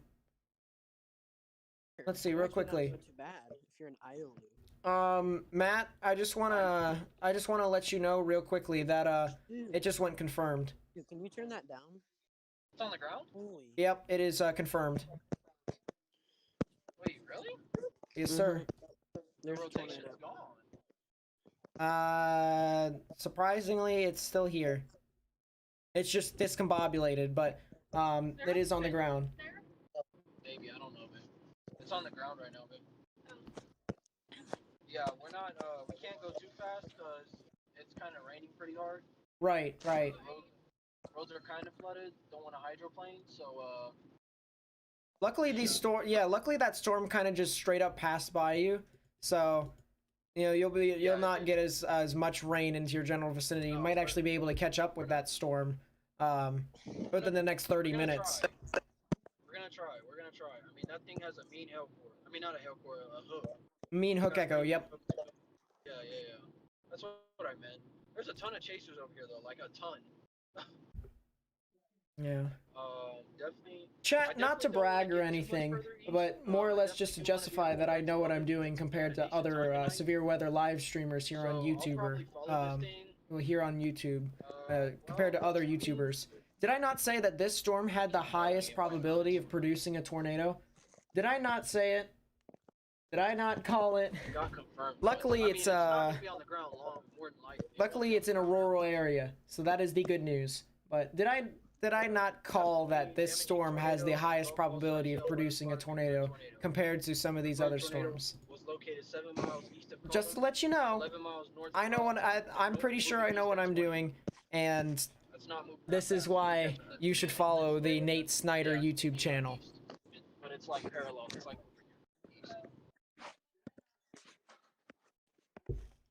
but it's like east. It's probably not on the ground anymore, to be honest. And if it is, it's probably lifting because this signature on radar isn't. Unless, I mean, I can't. Let me see. I can't tell if this is a signature or not, or if this is like a hail spike or something, maybe. I personally think RFD is wrapping around and the outflow boundary is turning a bit more into a gust front. Personally. Yeah, that's what I was about to say. And if that's the case, I'll probably just call the chase there, to be honest. If that's the case, it looks like it is. I'm gonna try to catch up real quick. We're gonna go to Crosbytown or Crosbyton. We're gonna go there. Try to look north, see if we see anything. And I mean, we'll probably follow this until the tornado warning expires, and then I'll probably call it a chase there. I mean, it was pretty successful.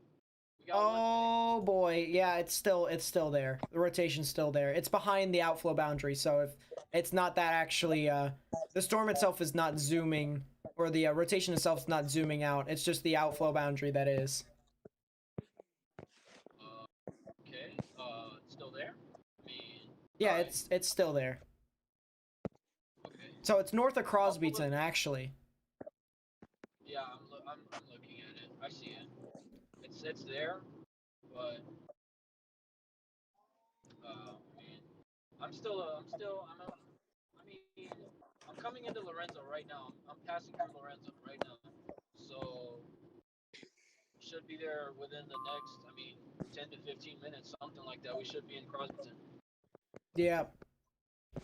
My only concern right now is how many chases are over here. There are a ton. Cassie, I swear. Local on the Nates. This is why we don't have nice things.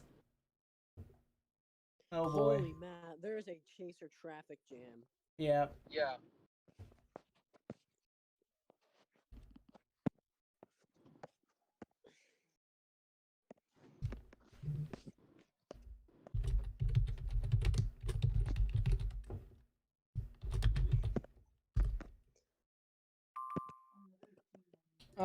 Let's take a look more here.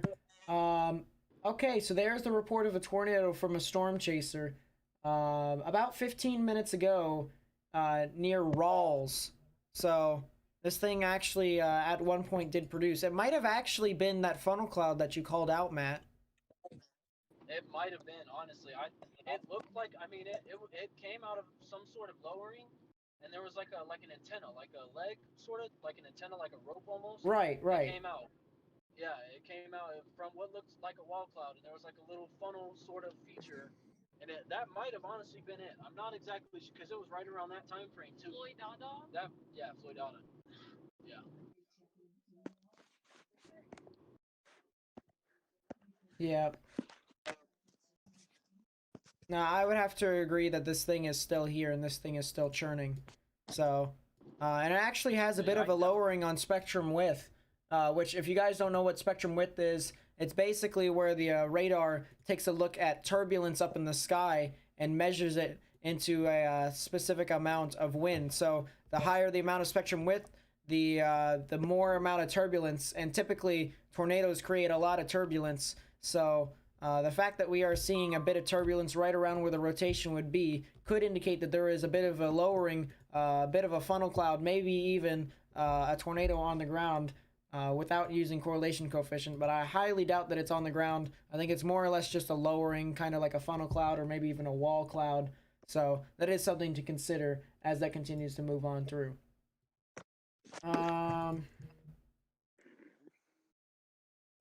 Let's see. Chat, we are so close to getting 2,100 subscribers. So if you haven't already, please be sure to... Yeah, we just crossed over 2,000 on Wednesday. So if you guys want to continue to help me out and get my channel up the ranks, that way more people can be able to watch it. Maybe more people can watch my videos of the severe weather analysis, which, by the way, there will be a video tomorrow morning prior to the stream. It'll be uploaded around 7 o'clock, give or take. So it'll be a bit more in-depth as to what all is going to be happening tomorrow, and it will mainly focus on the event tomorrow. So that's something to keep in mind with all of that, the potential for severe weather, possibly a tornadic event, a very strong tornadic event, could be on our hands tomorrow, and that more or less people should probably monitor that. And the best way, in my opinion, to do so is by watching the video that I'll upload tomorrow morning. So. Dude, Gage Shaw replied to my. Oh my! I'm about to cry. I haven't watched Nate since the Easter outbreak of last year. The Easter outbreak last year was absolutely crazy. Now, unfortunately, that live stream's not up because YouTube does not like doing 36-hour live streams, which, yes, I did do a 36-hour live stream. I only slept once for like an hour. But, you know, that's how committed I am to get you all your severe weather coverage. Some of these other YouTubers will stream for like 3 hours, 4 hours, or whatever, and call it quits. I will make sure that I stream from beginning to end, or at least the end is when I think that the event is over, to get you all the information that you all need. Why are there this many chasers and only one report of a tornado? I'm sad. I actually want to take a look at radar scope and see that chaser convergence. I'm not gonna lie. It is awful. It is. Oh, those are car stuff. Yeah, I'm trying to get my this. car doing?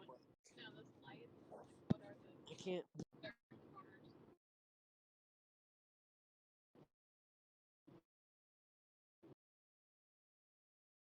Eventually call this. I'm not the most experienced, and I don't. Well, actually, you know what? It'll be fine. Oh yeah, that chaser convergence is kind of bonkers, dude. Yeah, it's bonkers. What is that? What is that? What is that? Downward cloud. Downward cloud. That is I honestly don't know what that is. Let me see. that is how you describe it. How far do you think the event will go on for? Personally, I think it'll go on for another hour, maybe hour and a half, before it actually starts to diminish slowly. But it could, the storms itself will continue to move into Oklahoma and be able to push off as more of a gusty wind threat, not really as more of a tornadic threat, and not really as much of a hail threat, but still something to keep in mind with all of that. That's a great view. Yeah, there is still rotation on this tornado warning. It's just to the north of Crosby Town, so Right here. It's right here. something to keep in mind there. Dill City rotation. Where the heck is that? Isreka, thank you for the kind words. I really do appreciate that you like my streams. So, I hope people enjoy my streams. I do this so that people could enjoy it as well as be informed. That is the sole purpose of the stream. So, you know, just giving me a like, subscribing and stuff like that is just, you know, the benefit of doing all of this. But the real benefit is doing, learning more about weather and continuing to kind of live this little dream of mine that severe weather coverage is Get ready to amazing. There we go, guys. We got over 2,100 subscribers. So that is absolutely Hey, insane let's of you go. all. I Congrats, appreciate it. Let's go. Jeez, sir. that's crazy. Thank you all Deserve so every much. single one of them. Yep, every single one of you all. Thank you. Of course, the trees. Of course. So, Okay. I've got the rotation right here, Nate. Right here on stream. Right here. oh yeah, I can see it. Hold up, let's pull it back up on Try to the get to the tree. Try to the pull screen it. here. And it is a bit Hold on. far out, but to be fair, you know, they are trying their best to try and get up to the storm, so it's not actually as easy it may seem, Get in the left but lane. there's still a nice amount of storms that are pushing on Right here where through. this, car is. 3K on the Try to- way. I hope try we get turn up to left. 3,000 subscribers. Yeah, right here where this white car is. Try to go left. I'm I not want to sure be if I'll known get as to the get best best severe on weather that. live channel on Yeah, YouTube. go ahead and turn left right here. Just yeah, that's fine. Just oh, that's gonna be a good view right Turn there. up your sound. That's Hard to gonna be hear you great. guys. I've got my Turn up mic my all the sound way or up. what? No, I'm gonna turn up your guys' sound. Yeah, you can. Give it a sec. I think you. Yeah, you can. Yeah, you can. Yeah, see I it can. on I the can mic. turn up your sound. That's fine. Okay. You gotta come over a little bit more to the left, though, man. Go.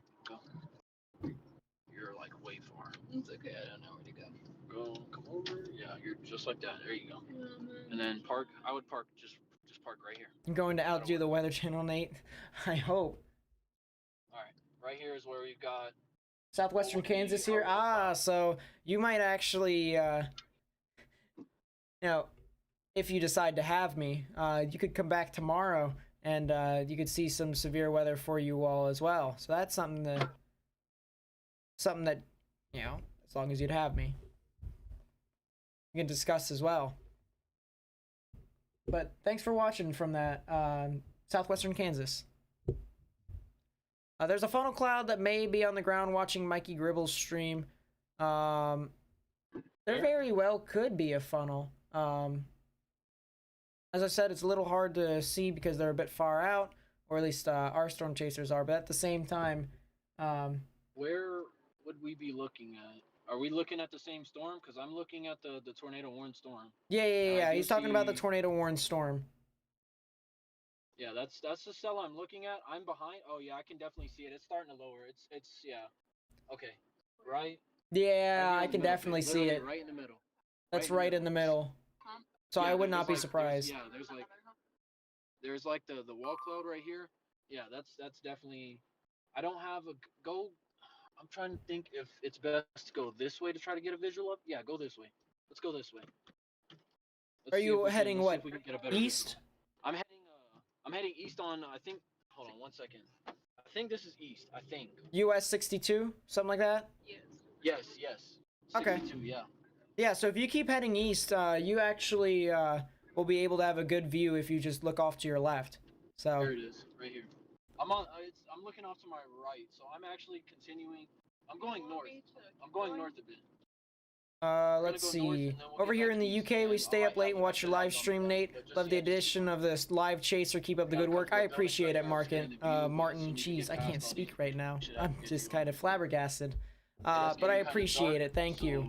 so the only thing that will be able to Especially if you're really watching from the UK. You know, this stuff is not even impacting you all, and it's still displace really, tornadoes potentially really would be amazing that lightning. you guys are tuning in from But over there. So for thank right you now, guys. we I have really do enough, appreciate it. light and daylight still to still Let's stay on the see. stage. Where you live in Virginia, there could be severe storms next Thursday. Yeah, I actually saw that. Actually, go. The potential for that. I'll go right, probably right talk here. about it Go on down. Sunday morning's video That looks like, when that looks like actually timber. That the looks like- large event of tornadoes for tomorrow Yeah, go there. is over. Go there. That But looks like timber. you know, still, That might be him. That's a Subaru. That might be. I can't know. It doesn't have all the hell dance. Never Oh, mind, that's jeez. not him. But Okay, yeah, I was go looking at it. We're probably straight going to talk across. about it on Sunday morning. The next threat for severe weather. Go straight across. So Go straight across. we'll have to see. But as it continues to move on through, Okay. you know, we'll I talk about don't it. see We'll much, we'll cover it at. stuff Where is died this? out. This is just to the east of Lubbock, Stuff died near the out town quick. of Wow. Crosbyton in Texas. Okay. So, yeah, just a frame of reference. I'll put on the radar here. Here is Lubbock right here. Here is the tornado warning that they are looking at. The rotation is just to the north and east of Crosbyton, and they are about around Crosbyton. Yeah, I can see it. It's up there. And they're I can see moving it. towards the actual rotation in itself. So something to keep in mind there too. How's Oklahoma looking? Oklahoma actually is pretty calm at the moment, but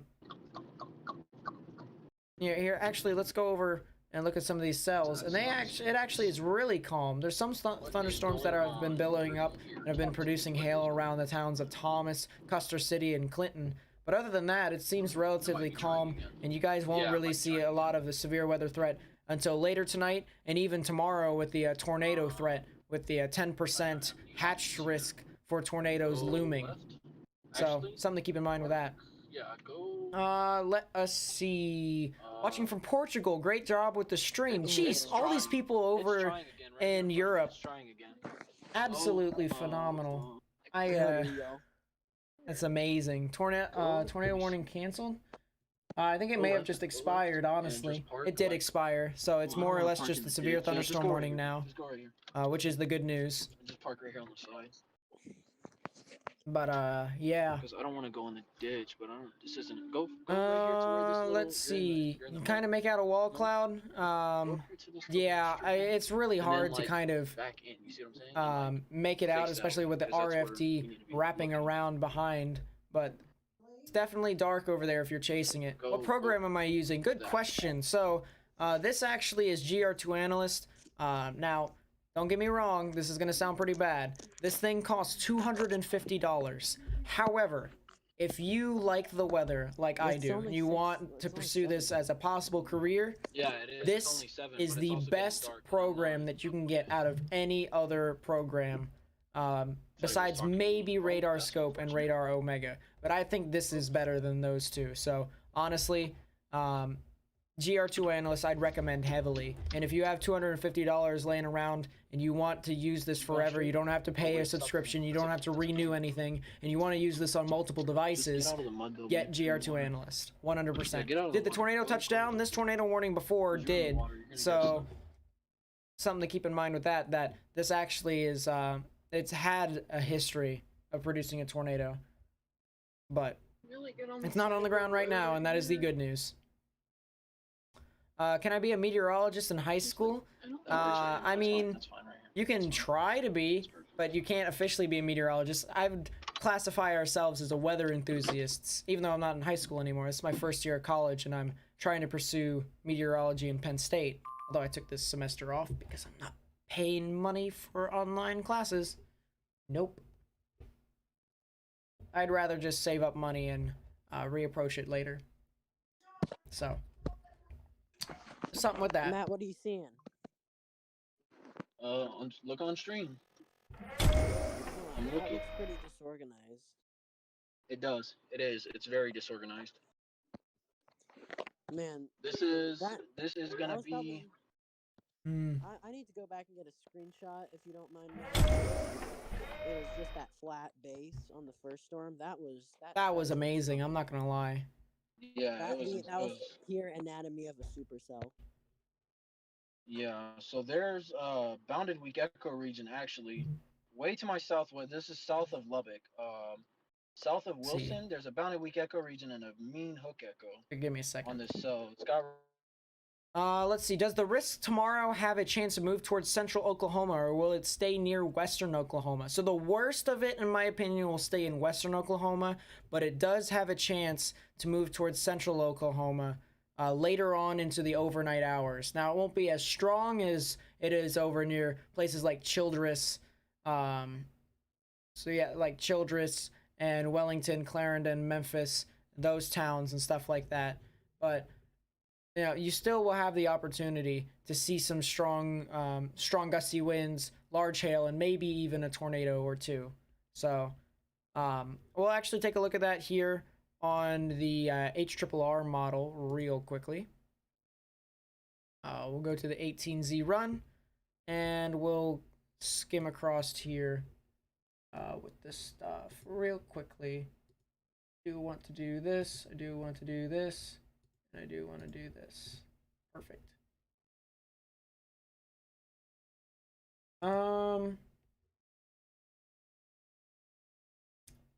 So here's the models here for tomorrow. If we push on through here, you can see the thunderstorms. What they're doing right now, they're pushing on through to the northern panhandle of Texas, and they're going to head into Oklahoma as more of a scattered thunderstorm risk, more gusty winds rather than anything else. But then here we are tomorrow, and the threat for severe weather increases as it goes along with the day. You can see at around 4 o'clock, storms start to initiate. They form along the line, and they just push on through into Oklahoma. Oklahoma City gets this a little bit past midnight, give or take, but it'll be more of a gusty wind threat over near you. So that's something to keep in mind with all that. Crosswald, thank you for the $1 super chat. I really do appreciate that, dude. Believe me, anything. I don't really like getting donations because I feel like they could put it towards other things. I don't really consider myself as other things, you know what I mean? But, if I do ever get, like, donations or, not subscribers, because subscribers is free. Totally should subscribe. But, like, becoming a member, which is a monthly subscription, donating and stuff like that, I always get a little uncomfortable, but I also get, I also feel really happy and gracious that people give the opportunity to give it to me. So I just thank you so much. Even if it doesn't seem like a lot, $1 super chat, it's plenty. So thank you. I really do appreciate it. I do want to real quickly, actually, you know what, I'll wait until the next model run, the next 24Z outlook. So I really do want to try and figure out how bad these storms could get. But jeez, it's hot in my room still. It's really hot. Still pretty hot.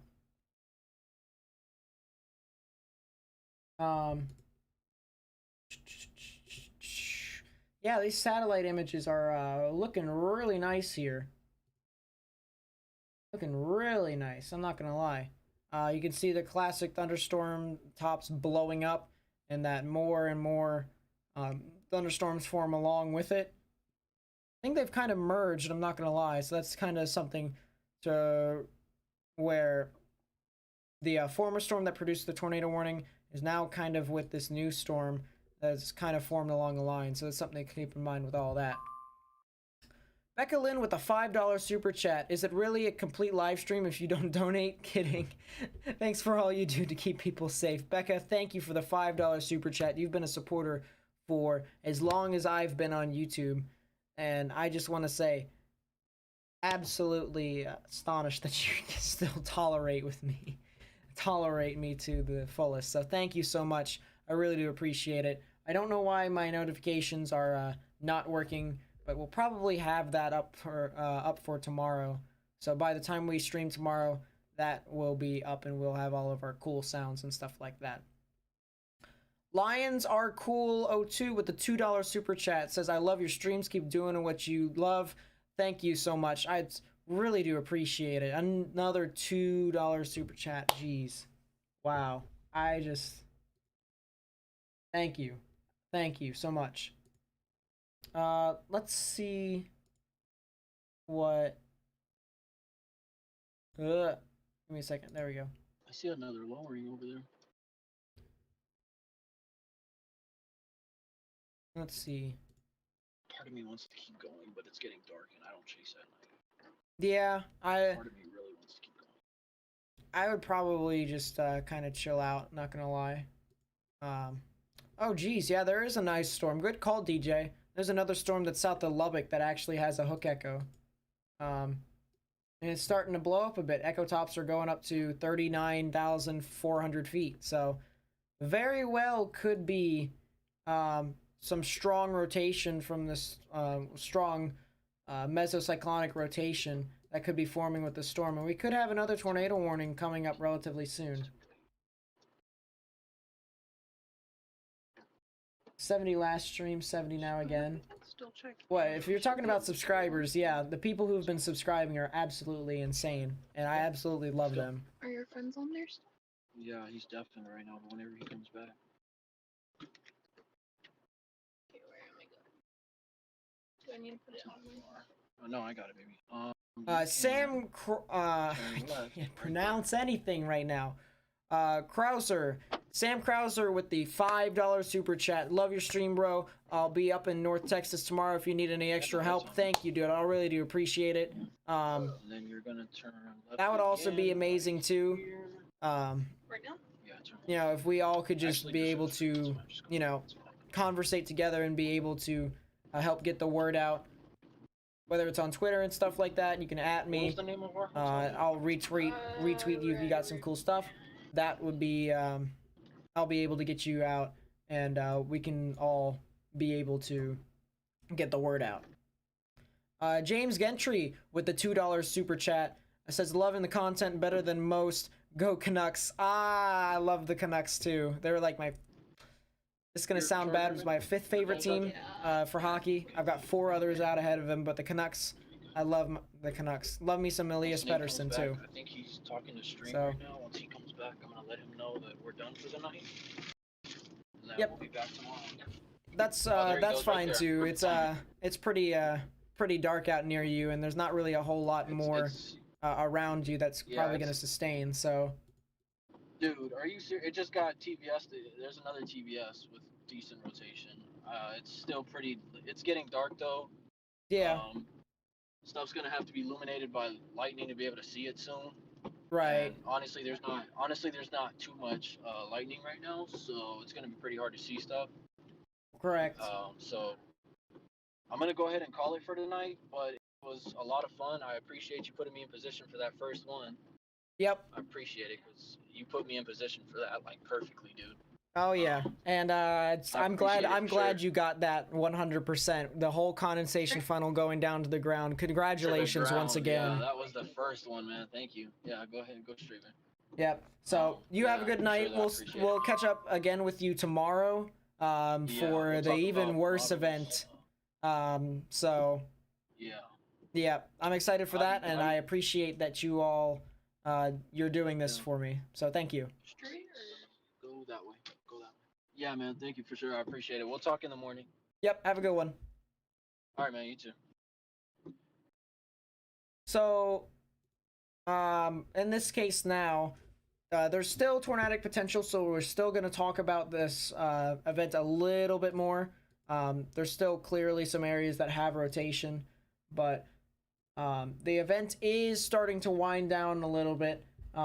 As we both have mentioned, it is starting to go, it's starting to get a bit darker out in the sky, which means that the daytime heating or the amount of moisture that's being kept up due to the sun is starting to diminish because, well, there is no sun. So it's not really all too strong as it once was, but still, regardless, it is pretty strong. What, Steven?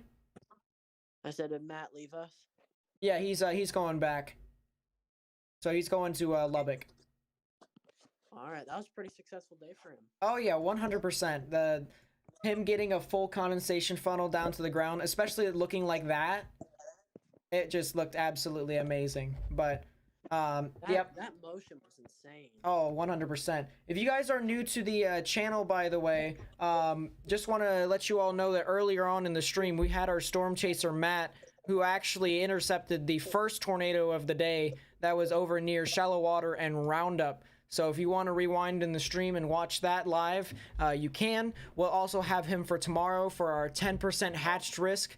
So if you want to be able to watch us when we have our storm chasers going, or storm chaser, I should say, going out and catching word of this event, as well as getting live footage to try and inform the general public about these storms, please be sure to subscribe and hit the notification bell so that way you may be up to date. I will upload a video tomorrow morning discussing a bit more about what all is happening with that event, but still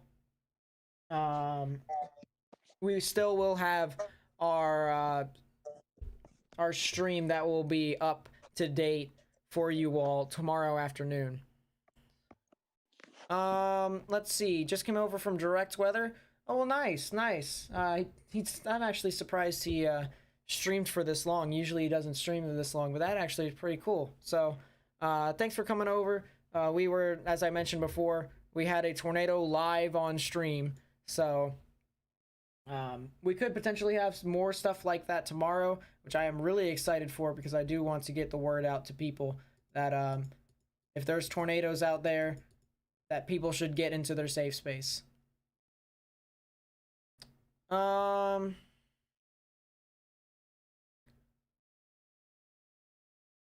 Need 200 likes. I mean, we're at 192 likes, so we're pretty close to 200.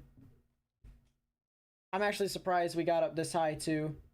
So, to all the people, by the way, who's helped supported me, whether you subscribed, whether you liked, whether you gave me a super chat, whether you became a member, Tanner, looking at you. I just want to say thank you all for doing so. The support has been overwhelming today, and I really do appreciate all that you have done. So, just thank you. Thank you.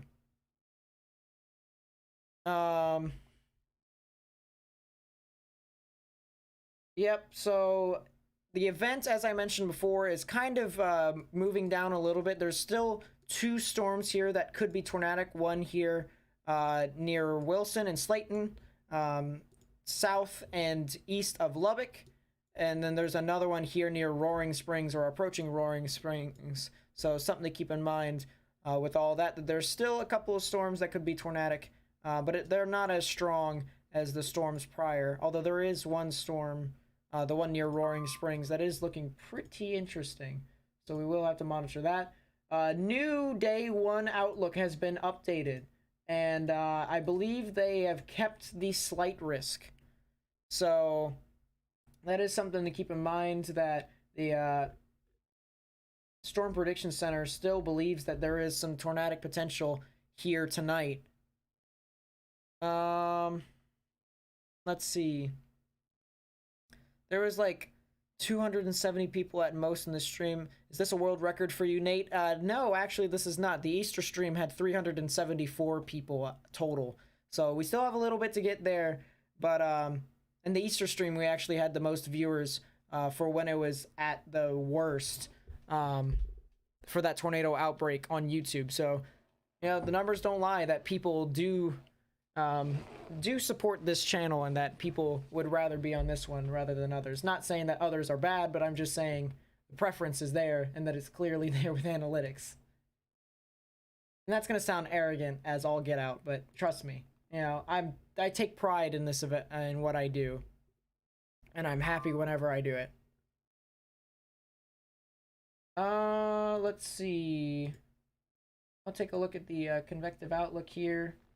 This is for 1Z. All right, so there's still a 5% chance for tornadoes. They haven't really altered it a whole lot. So, something to keep in mind with that as well. That there is still a 5% chance for tornadoes. This stream is now gone, rip. 200 likes, yeah, no, but it's still, it was fun while it lasted, and it was actually, it was amazing. You know, the fact that we got the tornado here live on stream to tell as many people as we did that there was a tornado on the ground. You know, that's all we can do. Well, you got me to download the GR2 Analyst trial, so hopefully tomorrow it'll teach me how to use it. Yeah, if you actually download the trial, it's, I believe, what, 21 days? 21-day free trial. But if you watch how I do things on stream, you'll be able to, you know, you'll be able to learn a couple things. You could also have add-ons too, specific add-ons that can tell you different things. So if you know stuff about like cape and shear and all that, you can have a specific place file or an over file to put over the actual map that tells you what all is happening. So for instance, let's take a look at this cell that has the highest potential for tornadic development here. The last tornado warned cell that was here for today so far. The most unstable cape is 1,634 joules per kilogram. You can see that right in the middle, the MU cape. The mixing layer cape is 1,471.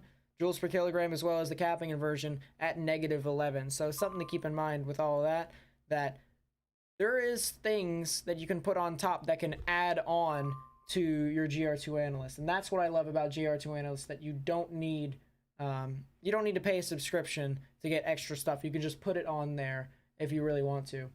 The Tornado Watch, actually, this is the first that I've seen here, has Tornado expanded. emergency. No, go away, Steven. The Tornado Watch is actually expanded to include one more county in Texas. This is for King County in Texas. So if you live in King County, you are now in a Tornado Watch as well. So something to keep in mind that as they continue to move into the evening. And that will be in effect until 9 p.m. Central Standard Time. So another 2 hours for you all. Yeah, look at this hook now, chat. This hook still looks relatively prevalent. You still have inflow moving in unimpeded. So right in the middle would be where the rotation is, just to the west of Glen, moving to the north and east at about 35 miles per hour, I believe is what it is. Let me take a look again. Yep, 35 miles per hour. That's exactly how fast it's moving. So it'll be moving over the areas near Glen and State Route 70 in about 10 minutes, 5 to 10 minutes. So if you live over there, you guys might want to seek shelter and turn on your weather radio. That way, if the National Weather Service issues a tornado warning, you are prepared and able to move into your safe space. But then after that, it hits relatively rural areas, flatland, classic Texas. So really the only areas that could be impacted is the town of Glen, or even if that is a town, that area near Glen and Roaring Springs. So something to keep in mind with that.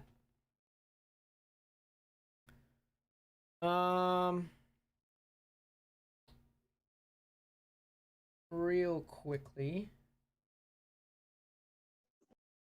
I want to take a look at this storm again. This storm actually looks pretty wicked too, but I think this actually has a hail spike on it. And indeed it does, so... You showed your chat the southern storm? Yeah, I'm looking at the Southland storm right now. It actually has a pretty bonkers hail spike, I'm not gonna lie. Chat, if you guys don't know what a hail spike is, basically what happens is, when a storm actually gets so much hail, the beam that the radar sends out actually gets reflected off of the hailstones and pushed back down all and around. It goes in all different directions until it actually comes back to the radar, and that can be reflected in some areas as some unwanted readings. And in this case, you can see there's a lot of this kind of these different assorted colors that could be originally thought as rain, but if you actually take a look, a good indication to see if that actually isn't rain is if you turn on the correlation coefficient, and all this blue right here indicates that it actually is not anything whatsoever. So there is no rain, there is anything in here. It's just the fact that there is a lot of hail in the storm and that the radar beam is getting altered with due to the fact that there is so much hail falling from this supercell in Southland. So that's something to keep in mind too. I want to take a 3D actually of this cell over in Roaring Springs. It actually looks pretty interesting, and actually the rotation is starting to tighten up a bit. Look at this, chat. You can see the reds are moving away, the greens and grays moving towards, and right in the middle is where the rotation would be. So I would not be surprised if this thing attempted to try and produce a tornado here. You can see the spectrum width actually is tightening up a bit, which means that the turbulence is starting to increase, and typically tornadoes are included with turbulence. So the fact that there could be a tornado still here means that this event isn't actually officially done and over with, but there's still a lot ways to go with this storm. I want to take a look real quickly at the echo tops, and actually this storm is starting to breach over 44,000 feet up in the sky. Looking at echo tops tells you how tall these thunderstorms are, how tall the clouds go up in the sky. So for today, we've seen some instances that they get over 40,000 feet, but not really that much higher. So 44,000 feet up in the sky is really tall.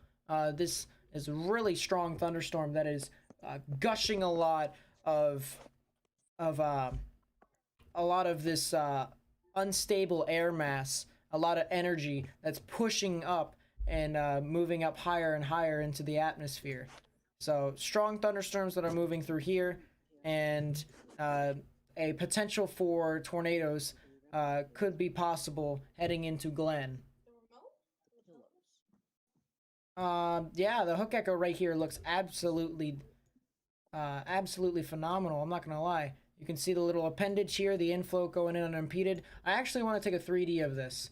We're looking up about 3,500 feet up in the sky, so this actually shouldn't be half bad if we take a 3D. So let's do that here. Your uncle works for the weather station in Texas. Amazing. That's pretty crazy, actually. I barely know. I know some people who actually work for some National Weather Service stations, but you know, the fact that you have someone related that actually works over there, that's pretty crazy.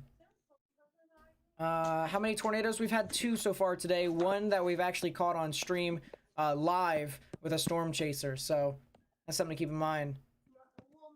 I'm gonna actually rewind that later tonight and watch that. That was pretty phenomenal, chat. I'm not gonna lie. Can't wait for tomorrow. Oh yeah, we'll have all the coverage for you here. So if you want to stick around and watch the live stream tomorrow, feel free to subscribe and click the notification bell. That way you can be up to date as to when particularly I live stream in the day, because you do not want to miss it. Severe thunderstorm warning is updated. Now there's a tornado possible for Dickens and Motley County. So that's something to keep in mind with that. That has been updated and now has a tornado possible. I think it's this storm right here that we've been looking at. So, yep, there's the cave right here. This is the inflow notch. And so this is where the inflow would come in unimpeded and would feed the thunderstorm to allow it to sustain and maybe even get stronger and intensify. So something to keep in mind with that, this storm still has some supercell characteristics that others do not around it, and that this thing could potentially produce tornadic rotation later. Speaking of rotation, I do want to be able to take a look here at the normalized rotation. This shows you the clumps, all these colors right here is an indication as to where there is rotation. So different colors indicate different amounts of rotation, but I just decided to make the blue ones visible here. So you can see right here that here is the rotation, and it actually spans up relatively high up in the sky, almost to 30,000 feet.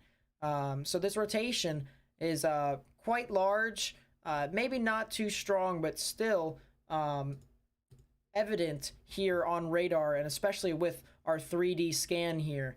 So that's something to keep in mind too, that this storm still has the potential to produce some tornadoes later on. Look at this hook, chat. This hook is now starting to really consolidate. I would not be surprised if this thing forms a tornado here soon. It just looks rather impressive here on radar. So yeah, I really would not be surprised. As I mentioned, people near Glen and State Route 70, as well as Roaring Springs, you guys need to go ahead and get into your safe space if you aren't already, in my opinion. Even if you're not in a tornado warning, I would just get into it. This thing has had a history of producing a tornado. So, just rather safe than sorry, in my honest opinion. I would just rather be safe than sorry. Roaring Springs storm needs a tornado warning. Nice V-shape and strong rotation. Wouldn't be surprised if they reissued. I would agree. Would not be surprised if they reissued here. I want to look back at the storm near Southland. I don't see a whole lot coming from this thing, actually. It's kind of, this storm's kind of depleted a little bit, although the storms, these echo tops are now starting to billow up, so it might be starting to try and re-intensify again. But yeah, we're still gonna have to watch it as it continues to move on through into the evening. But this storm near Roaring Springs definitely needs to continue to be watched, because it does look like it actually could be in prime condition to bring some tornadic conditions to places like Glen and State Route 70. Let's see, there is a warning up in Oklahoma. Yeah, this is a flash flood warning for Alfalfa, Garfield, Grant, and Major counties. That will be in effect until further notice, I believe. No, not further notice. It'll be effect until 9:45 p.m. Central Standard Time. So there's been ongoing rain over there, and it will continue to dump rain even into later parts of tonight, maybe even tomorrow too. Storm demands a tornado warning, very strong rotation. I would have to agree. It's not really too organized right now at the surface, but in the upper parts of the air, it is a bit more. It has a bit more of a mesocyclone signature, so something to keep in mind with that. That the surface isn't really looking too good, but the higher amounts of the atmosphere, yes, it is. I want to do a loop here real quickly of this storm. Look at that. This thing came from something to nothing.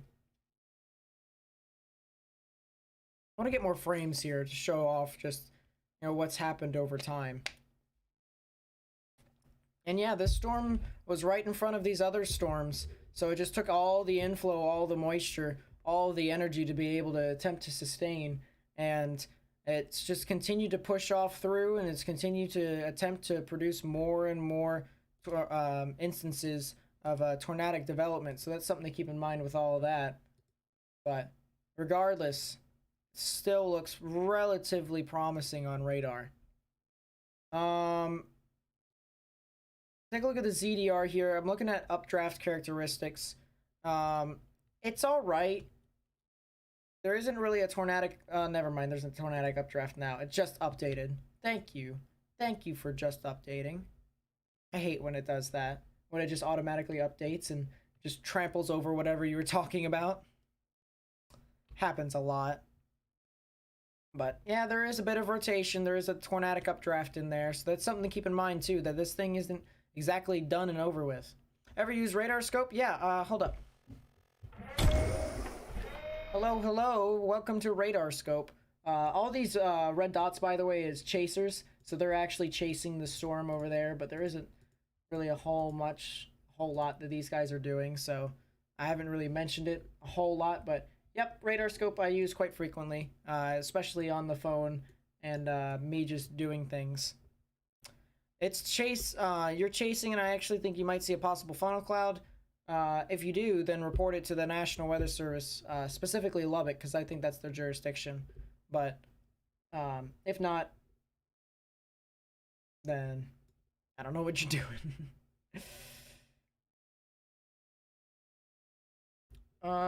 Let us see real quickly. Let's go back to this.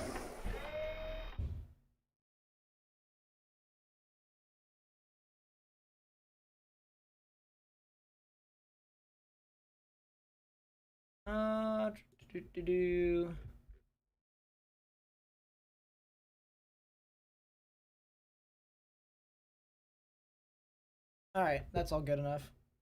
Close enough. Yeah, the rotation is still here. So, we're not exactly done and over with. Definitely could still Glenn could still definitely be impacted, but we're still going to want to keep an eye on this storm. I want to take a storm relative velocity here. And yeah, here's the rotation. So you can definitely see the reds moving away from the radar, the greens moving towards. Right in the middle where this triangle is where the tornadic rotation would be. Just approaching the town of Glen, as I mentioned before. So if you live near Glen, you guys need to go ahead and get into your safe space, because in my honest opinion, this thing could very well be tornadic. So something to keep in mind with that this storm is marching on through and could very well produce a tornado. But I do not see anything on correlation coefficient. I do not see a debris signature. It's still looking interesting. Spectrum width, this shows turbulence. So this right here, this ball would indicate that there is a bit of a lowering, or there's turbulence right to where there could be a tornado.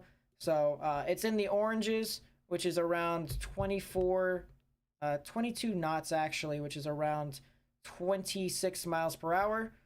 And that isn't that bad, but once it starts getting into the lighter oranges and even yellows, that's when you can start considering that there might even be a tornado on the ground. But I would say there's like a wall cloud, maybe a funnel cloud, so that's something to keep in mind with all that.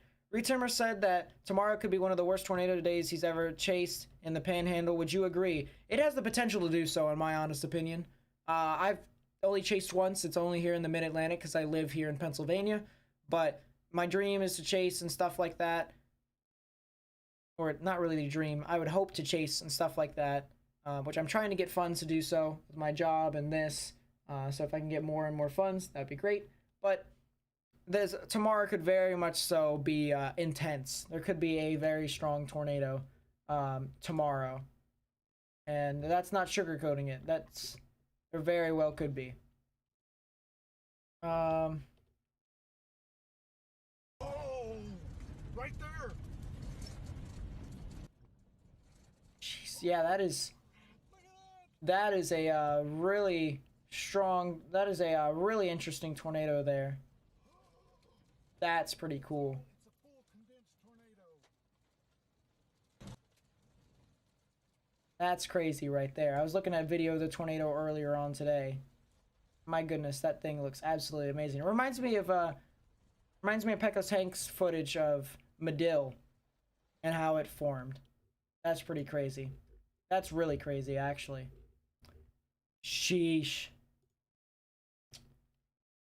Tornado warning. Yep, there's the tornado warning. It has been issued. The new tornado warning that, for whatever reason, IEMBot ceases to tell me about has been issued for Dickens and Motley County in Texas. That'll be in effect until 7:45 p.m. Central Standard Time for obviously tornadic conditions, as well as 1 3/4 size hail. So if you live near the town of Glen, I've been mentioning this for the past 10 minutes now, 15 minutes now. There is some tornadic rotation that's heading in your general vicinity, and that you need to go and get into your safe space. So get underground or get into the lowest innermost part of your building, particularly a bathroom or a closet with no windows, so you can put as many walls between yourself and the tornadic rotation as possible. State Route 70, you are right in the crosshairs, so as soon as you hear this transmission, you need to get it into your safe space. If you're around Glen, same thing. But luckily after that, there isn't really a whole lot to look out for, because it is in relatively rural areas. So that is the good news, but the rotation is relatively tight. The spectrum width, it isn't too strong, but it is there. So that is something to keep in mind too. I want to get storm motion from warning. You can put that there. The normalized rotation is pretty good. I will say that much. But spectrum width indicates that it very well could be on the ground, but it doesn't look like it is at the moment. But it very well could be within the next couple of minutes. So as I mentioned, if you're near Glen or along State Route 70, you guys need to go ahead, get into your safe space. I would highly recommend that, in my honest opinion.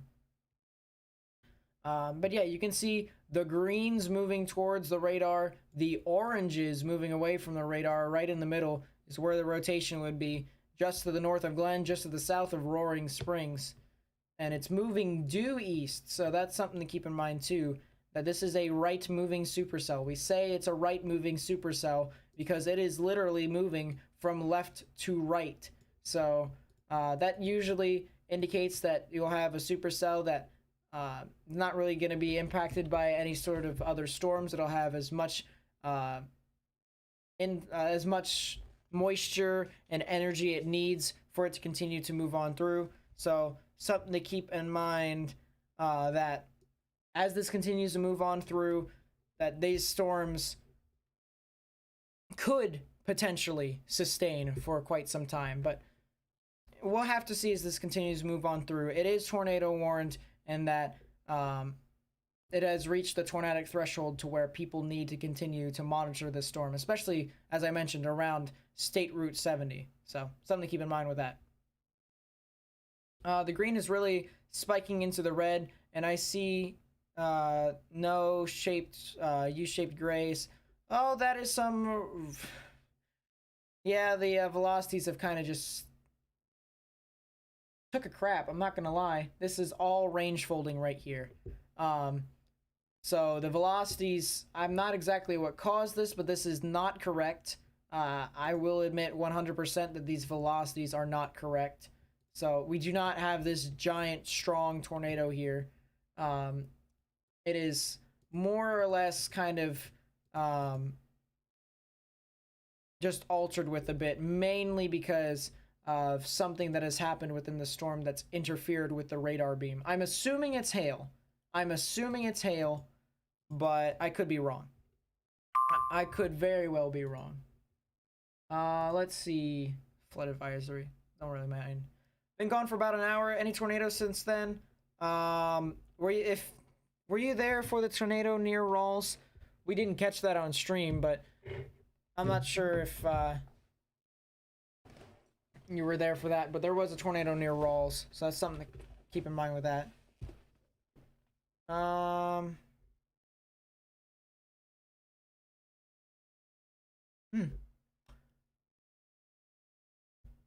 You called the funnel in. Good job. Good job. Very good job.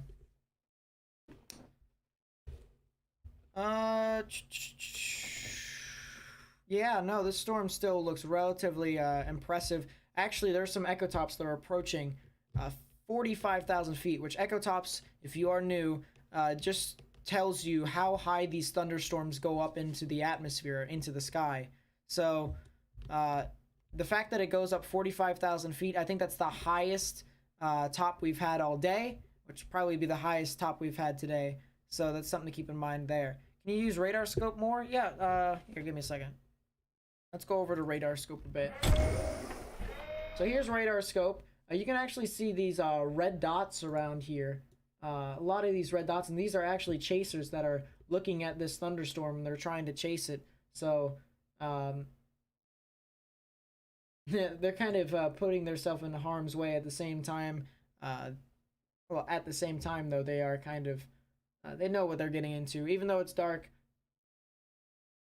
we hope that no one will get impacted, but, you know, we'll have to see, and we'll have to pray that they don't. Storm relative velocities, real quickly, you can see the reds moving away from the radar, greens moving towards. Right in the middle is where the rotation would be, just to the south of Roaring Springs. So that's something to keep in mind with that. And we'll take a look at the differential reflectivity. This looks for updraft characteristics, and there is indeed a general area of an updraft or a tornadic updraft here. So the mesocyclone is still going on strong here, and that there very well could be sustainability with a tornadic updraft here. Differential reflectivity is just the same thing as super res differential reflectivity. So the differential phase here shows us that there is a lot of rain that's dumping over near Roaring Springs, actually south of that. A lot of rain here. So that's something to keep in mind too, that there's definitely bits and bobs of rain that's falling here, and it's not just tornadic rotation. But we'll go back to the velocities here. It still looks relatively strong, as I mentioned before, but you do have that bit of a gust front here. I'll change it back over if you remember that where that line was. Back over to the reflectivity. You can see the line right here, this gust front from this outflow boundary that's kind of just creating a lot more of a gusty wind threat out in front of the rotation, and the inflow is kind of just seeping into the thunderstorm. So that's something to keep in mind with that. Let's see. How do chasers get on radar scope? They upload their storm chaser ID, and they get tracked by their phone. So something to keep in mind with that. All right, new scan just came in, and the outflow has became a bit more of a gust front. You can see how it's created kind of this bow echo, and the winds kind of just surge in behind it. So a lot of strong gusty winds out here, and it's kind of leaving behind the rotation, which would be right about here. It's kind of leaving that behind, so it might be tearing itself up. It might be becoming a bit more outflow dominant, as people typically like to say, but still something to keep in mind with that. Someone said for me to check the cell near Amarillo. So I'll do that real quickly. It very well could be severe warned. I don't think it should be tornado warned just yet, but severe warned, yeah, most likely very well could be. So we'll check that in a bit, but back over to this storm. For someone actually asked where the storm was, so just for a bit of reference here. Here is the city of Lubbock in Texas, and here's the tornado warning. It's right near the town of Roaring Springs, actually just to the south of that, and the rotation would be just to the south and east of the town in Roaring Springs. I actually will change back over here to GR2 Analyst real quickly to show just a bit more in depth as to what all is happening here.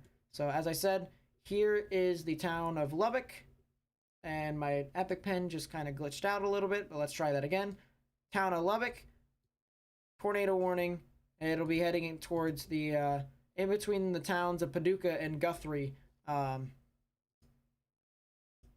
about what, an hour, something like that. Yeah, in about an hour, so that's something to keep in mind with that.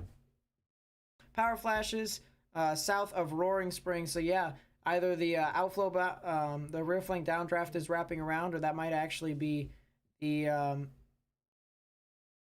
a debris cloud there, so that's something to keep in mind, that there could be a tornado, could be gusty winds, but regardless, it's causing damage. So if you live over in these areas, you need to get into your safe space. Let us see. We got a new update from IEM bot here. Lubbock continues the tornado warning for radar indicated rotation, as well as an 1.5 inch sized hail. So it's not just this tornadic rotation. You can also see some larger amounts of hail with this. And you can actually see on the maximum expected hail size that in some spots, it actually says that you could see hail in upwards of 3 inches. So that is something to keep in mind too, that, you know, you may have a tornado warning right here, but the tornado is not the only threat.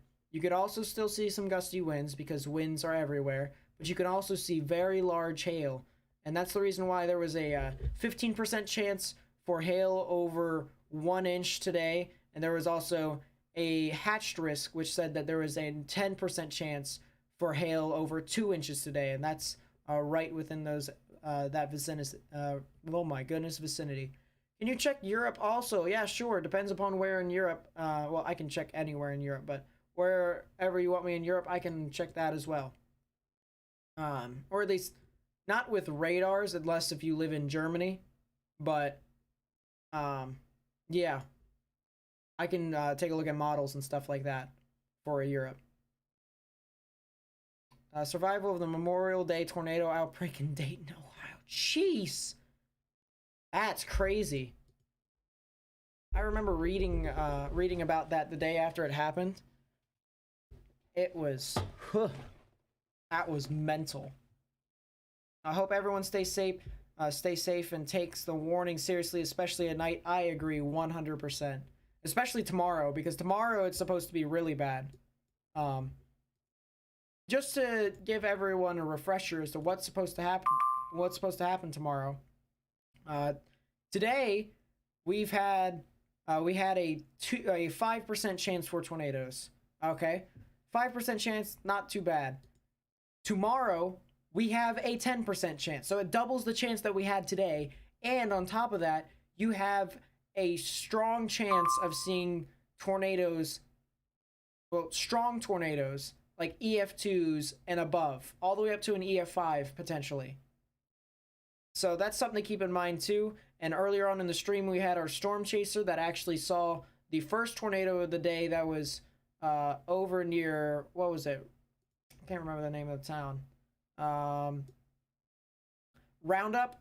So Anton and Roundup. He actually saw the tornado over there. We saw this live on stream. If you want to actually rewind the stream and look at it for yourself, be my guest. I'll put a timestamp after this stream is done and over with.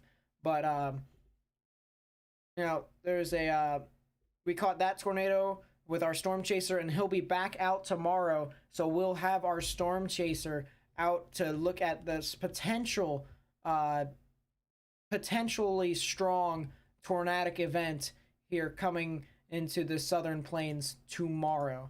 So, and I'll also upload a video tomorrow morning discussing what most likely could happen, as well as what to expect even after, or just what are the specifics with this event. So kind of like basically what Reed Timmer does, except more in a generalized fashion. So something to keep in mind with that if you want to know what's happening exactly tomorrow, 7 o'clock Eastern Standard, 6 o'clock Central Standard is when I'm uploading my video, because I can't do it any later or else I'll be at work. So if you just wake up in the morning, be perfect.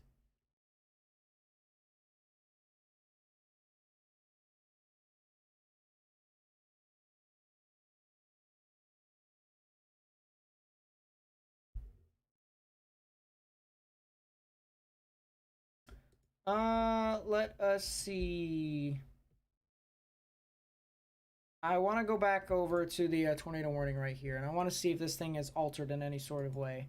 I'm also getting news that the 0Z HRRR has came out for tomorrow's event, and I kind of want to react to that live so that we can be able to see what is going to be happening exactly for tomorrow's event. The good news is the tornadic rotation has passed the town of Glen and State Route 70, so that is the good news there. But I've heard that it is uptrended a bit, and I actually want to take a look for myself. By the way, I just want to make this clear to anyone who watches my live streams. I do not want tornadoes to impact people, all right? If they were like this over a rural area and doesn't impact people, that would be perfect. That's fine. They can do whatever they want. What I don't like is when it impacts people, and that's the reason why I create these severe weather live streams, so that I may be able to help inform people of the impending danger of severe and tornadic weather. So something to keep that in mind, that I like tornadoes. I like when they don't impact people. I love watching them when they're like out in the open, but when they impact people, that is a big no-no for me, and I wish for anyone who's been impacted to have a speedy and safe recovery. If you guys are new to the channel and you do like what I do, please be sure to hit that subscribe button and click the notification button as well. That way you can be up to date with all of my content, including the discussion to what's going to happen tomorrow morning for severe weather, as well as the severe weather live stream, or the tornado live stream that's going to be happening in the afternoon tomorrow. So if you guys want to watch that with us and see if there's actually the potential for some strong tornadoes, and see if we can catch it here live on stream and try and warn people, then feel free to come here and hang out again, because I'd love to do that with you all. And then share this live stream with other people if you feel like they'd enjoy this content. I sure, if I shared it with people, they would enjoy it, especially the tornado. So, something to keep in mind with that. Yeah, it looks like the hook is kind of reformed a little bit. It's kind of recycled a bit more, and so it's moving a bit more to the north and east. So kind of made this trajectory to where it kind of curled off to the side, and it could be heading a bit more further north than just due in the middle of Guthrie and this town up here, Paducah. So something to keep in mind with that. All right, I want to take a look at the models here. I want to do it. HRRR 24, well, the 0Z model run for tomorrow. We need to see what will happen tomorrow. So let's run this. Saturday afternoon, storms start to form at 20Z. So at 20Z, if you subtract 6 from that, that's 14Z, which would be 2 o'clock. 2 o'clock is when storms start to form. All right, that's when thunderstorm initiation happens, give or take. No, this actually might be 3 o'clock. Yeah, no, 2 o'clock Central Standard Time. that's when storms form. It's 3 o'clock my time. Storms form, they continue to push off, and these are discrete supercells. Discrete supercells that are in the northern panhandle here. They move off into Oklahoma, and a new line forms south of that extends all the way down to north of San Angelo. So that's something to keep in mind with that these storms can form as supercells and push on through here today. Do that real quickly. That'd be bonkers.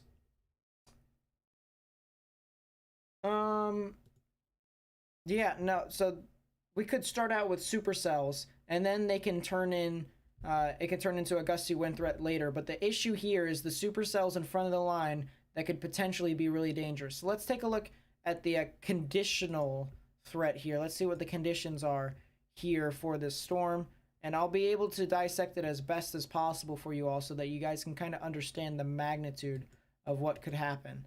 And oh my goodness, the HRRR went crazy. Okay,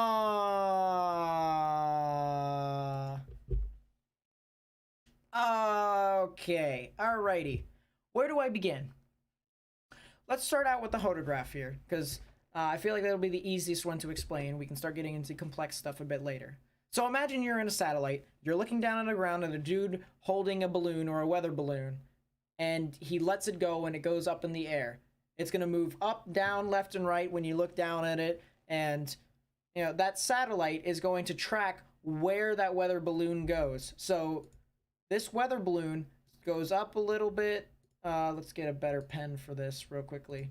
So it goes up a little bit, and then it turns off to the right. And what this tells us is that there is some spin in the atmosphere here, and that it could definitely be able to produce some tornadoes. And actually, the HRRR says that it could do us one better and produce particularly dangerous situation tornadoes. So something to keep in mind with that the hodograph is strong, the wind shear is strong, and that it could very well produce strong tornadoes based off of wind shear. Let's take a look at the moisture aspect of it, though. You can see down here with these numbers, the temperature. Actually, you couldn't see PDS tornado, so let me just zoom it up a bit. There's PDS tornado. You can see right there. Perfect. But you can see down here the moisture aspect of it. This red number right here, 68 degrees Fahrenheit. That's the temperature. Dew point is 64 degrees Fahrenheit, which actually, if you want to consider supercells in general, you would want over 60. So the fact that it is around 65 is pretty concerning here, since you get more moisture than you originally would want for thunderstorms. So that's pretty interesting there. CAPE, which is convective available potential energy, it's measured as the amount of it's the buoyant force measured between rising moist warm air and cold sinking air.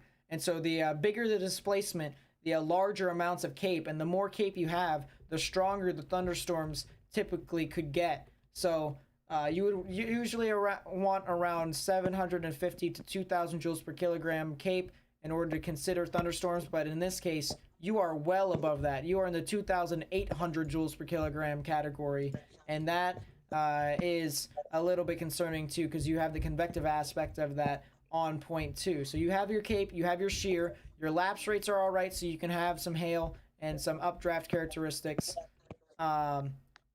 Your storm, your relative helicity, which basically takes into account for the winds at the surface and at a specific height in the atmosphere for inflow to seep into the thunderstorm.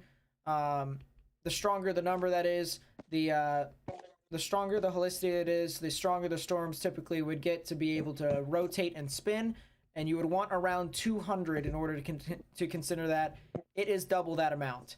It is double that amount at around 413 M2S2. So that is a bit concerning as well, that there is a possibility for the vorticity and vorticity to make an appearance and make rotations tomorrow a bit strong, quite a bit strong, and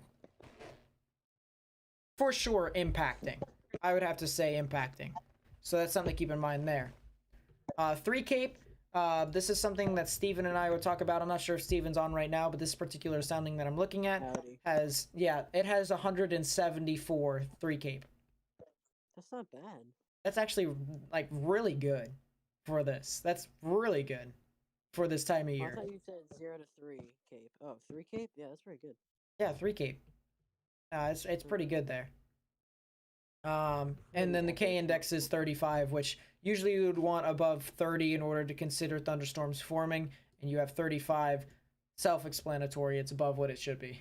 So, yeah, the HRRR says that this event very well could be very much so impacting, very strong, and just by looking at this alone, I wouldn't be surprised if it does, but we're going to have to take a look at more models in order to make a consensus that this could be very much so impacting and not just use one area to make an opinion. So something like that is something to keep in mind with this. DM me later. I really don't want to release those DMs, lol. Seems legit. I think you tried to release them before, but I'm not in Storm Central anymore. I got banned from there, so meh. And I know exactly who you are, so you're not really that big of a threat to me, especially since you and I were particularly close way back when, so that's kind of sketchy that you would at least try to do that. So, yeah. Yo, can you... Yo, Suspect. Dog, is it Timo? Uh-huh. Timo, guys. I'm kidding. The bloody legend. I'm gonna quote you on that. We're taking you to court. You think it will upgrade it to moderate to be safe? The National Weather Service knows that it's better to be safe than sorry, rather, and these stats are concerning. I would have to agree, honestly. Not about the moderate part, but the fact that these are concerning. So that's something to keep in mind with that this is relatively interesting. Oh boy, alright, so the velocity on this storm just uptrended significantly, and my goodness. Just to the south of Russellville, there is some very strong rotation. Here present, and that is something to keep in mind with that. My goodness. We may be looking up 5,000 feet up in the sky, but it still looks like a classic hook echo to me. It's fake, guys. Top 10 faked events on YouTube. Top 10 events that even the moon faking couldn't beat. Jeez, there's the new tornado warning. Cottle, Dickens, King, and Motley County. That will be in effect until 8:15 p.m. Central Standard Time. Huh? I thought you said coddled dick or something like that. There goes my monetization. No, for real. This. I'm not Daniel, but. Yeah. No, this rotation is really strong. But the good news is that it's in rural areas, so it is not likely to be impacting any sort of property besides some storm chasers who want to get into the fray. So that's something to keep in mind with all that.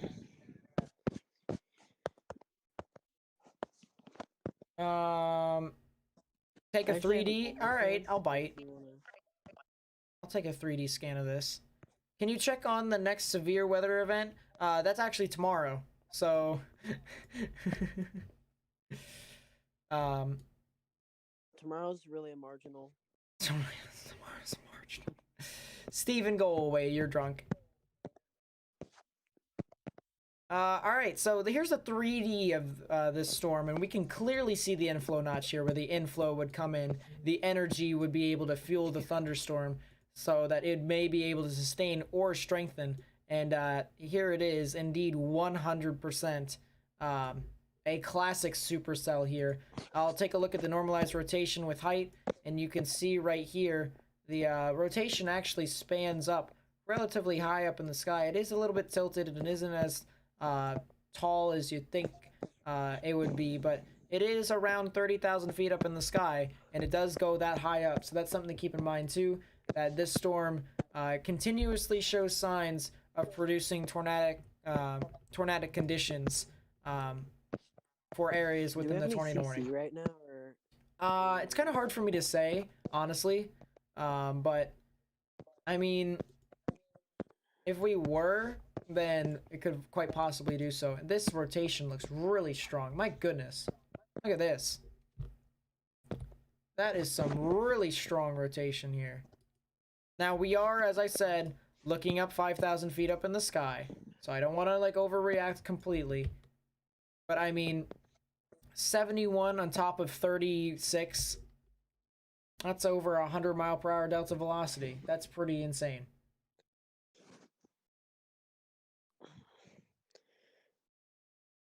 Oh my gosh.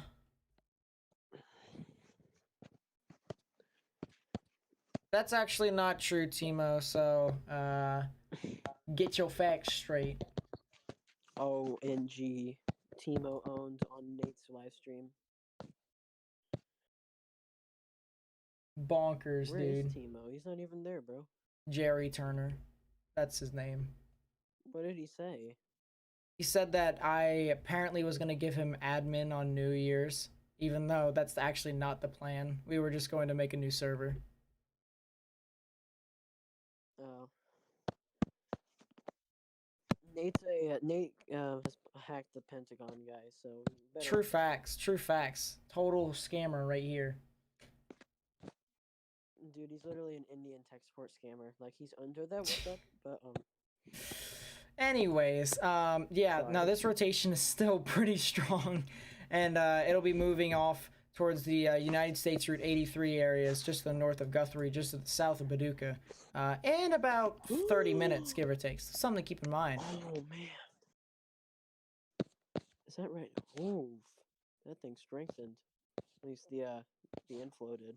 Yeah, it actually strengthened a lot. Sheesh. Somebody DM'd me and asked me if that's a debris ball. I just, nah. I can't exactly say it's a debris ball, to be completely honest with you. It's a bit far out from the radar. We're looking up, like, Yeah. what, 5,400 feet up in the sky, so. Enhanced risk for tomorrow, SPC updated. Yep, we saw that earlier. The 10% chance for tornadoes, as well as an additional 10% chance of you seeing tornadoes stronger than EF1, so be EF2 and above. So that's something to keep in mind too, that the tornadic threat continues into tomorrow, and it's a whole lot worse than it is today when we had our 5% chance for tornadoes. We still will also have our storm chaser here tomorrow, so if you want to turn on notifications if you're already subscribed. If you haven't already subscribed, please go do so. That way you can stay tuned to my content that I do for severe weather. I'm a severe weather specialist. I'd like to say I'm arguably one of the better specialists on YouTube, maybe the best, but I don't want to say that. Yeah, we're because- using the butt cream tonight. Is that okay? Okay. What? Anyways. Alright, thank you. Okay. Anyways. Bro, I hope. I want to see your chances of monetization on this stream. It'll get there. So, yeah, if you want to hang around with the cool stuff that we do where we talk about tornadoes, we'll have our storm chaser tomorrow, so he'll be chasing thunderstorms similar to how they did today and how we saw a tornado.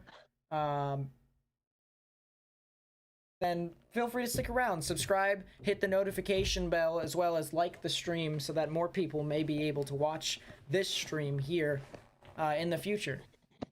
Honestly, yeah, today has to have been one of the best streams that we've ever had here on this channel. Maybe besides the Easter outbreak, but us getting a live tornado here on stream was absolutely phenomenal.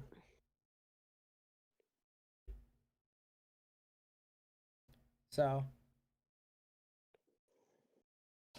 yeah, this thing still has some really strong rotation, not too strong as it once was, but still has general rotation, and the echo tops are a bit higher up in the atmosphere, so that's something to keep in mind too. Just one more thing to note, the tornado watch actually has one more hour left on it. Not saying that after the tornado watch expires that this event is completely over. However, I did want to mention that the strongest parts of this event most likely will cease after The tornado watch expires, so that's something to keep in mind too. The tornado warning will continue for Cottle, Dickens, King, and Motley County because they still think that this thing has some good tornadic rotation that it could still produce a tornado. So something to keep in mind with that. Let's see. Let's take a look at the hail. There's actually a lot of hail here. 2.85 inch sized hail. That's closer to 3 Dang. inches. That's Pretty good. yeah, that's really good. That's really large amounts of hail. Reed Timmer would love that. Look up Ryan Hall on YouTube. I've actually seen him a couple of times. He's a really good weather forecaster. I enjoy his content. You don't know what's weird, Nate? I don't know if the mesoanalysis is wrong, but it shows that this storm's not even in 200 M2S2 of 0 to 1. Oh, really? Velocity. Hmm. What is the details on your radar show for it? Let's see. This says 174. Yeah, so I mean, it's kind of close, but it's not exactly what you would consider. So, I think it's most likely because of the eastbound shear and how it's 65 knots. So that would translate to about 75 for anyone who's hearing knots and thinking, "Oh, I don't know what's going on." So, yep, definitely a strong wind shear event that is producing tornadic rotations across the board. Something just came out from IEMBot, and it is, I've never seen this before, but a mesoscale precipitation discussion. That's fun. what in the? You Yeah. wanna know something funny, Nate? What? We were expecting this to go linear at some point. Which I it know, wasn't. right? What does this mean for tomorrow? It never did go linear, and it was pretty much all supercells, which was something we have obviously haven't seen. Looking back. Oh, to yeah, 2020. no, it looked almost alien. We haven't seen that in, like, what, a year and a half? I know.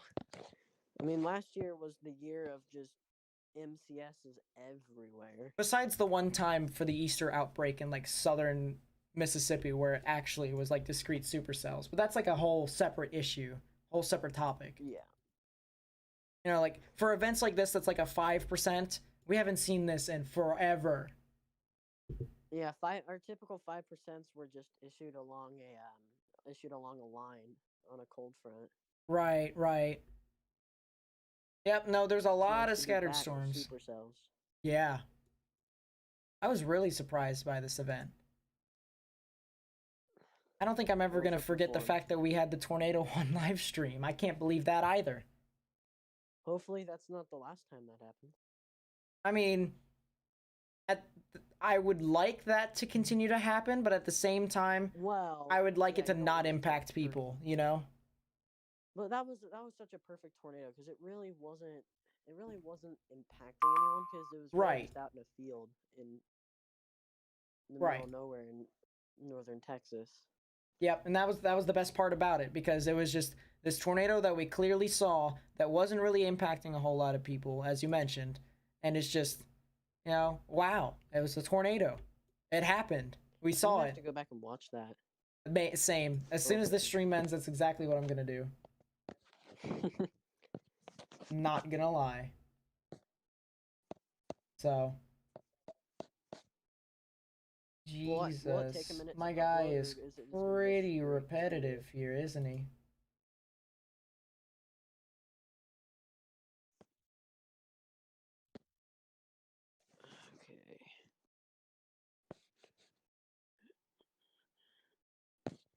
Okay. Did you gain 500 subscribers today? No, I did not gain 500 subscribers. I gained 100 subscribers. That'd be nice. Yeah, that was nice. I appreciate everyone who's done that too. You know, all the people who's helped supported me today. Absolutely amazing, honestly. Nate, it's kind of rude because you take all the viewers, you know? What do you mean I take all the viewers? Bro, you're over here celebrating about gaining 100 subscribers in one day, but I've never had 100 subscribers. Well, I mean, yeah, and you know, I'm not saying Oh, you didn't stream today, did you? No, because I can't because my arm's broke. Oh, and well, that my makes sense. PC Okay, well, frickin' poo. I was about to say, if you just keep up on the grind, you'll be able to get there. But Yeah, and mostly coming up this season, most of my Caden, stuff it's once I fine. We've hidden him. should be chasing stuff, which it'll be everywhere. So like if you need to use it here, feel free to contact me. Yeah. It'd be cool if me and Matt intercepted the same storm, possibly even a tornado. Right. That'd be Get fun. multiple angles of it. Yeah, that would be cool. It'd be really cool. I'll be right back.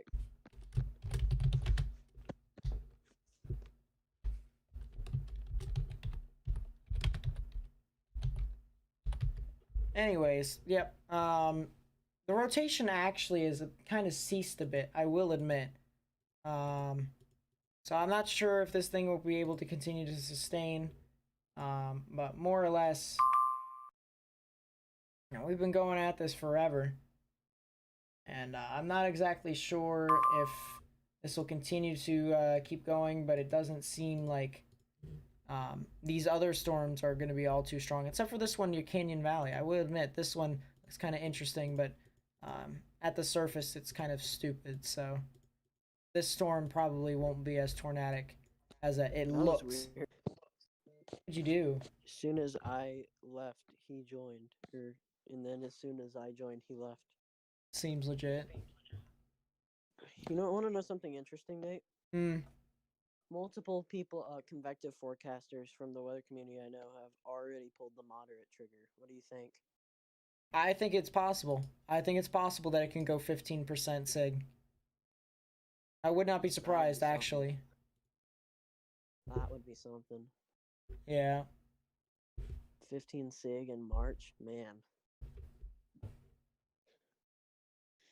I'm kind of mad because, like I said, my arm has made it to where I can't even do anything. So if it Right, wasn't for right. this, I probably would have been down there today.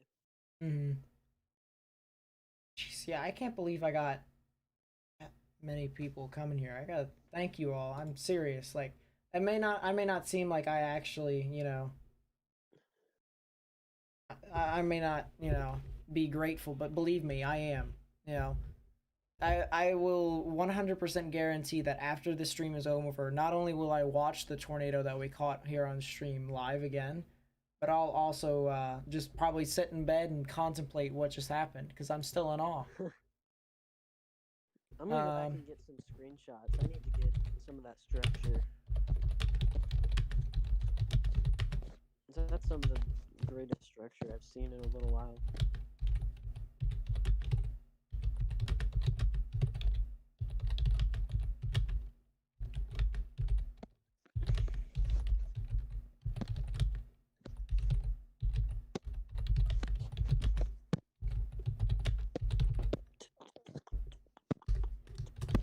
Let's see how many tornado warnings there are today. I'll count it. I'll count them up.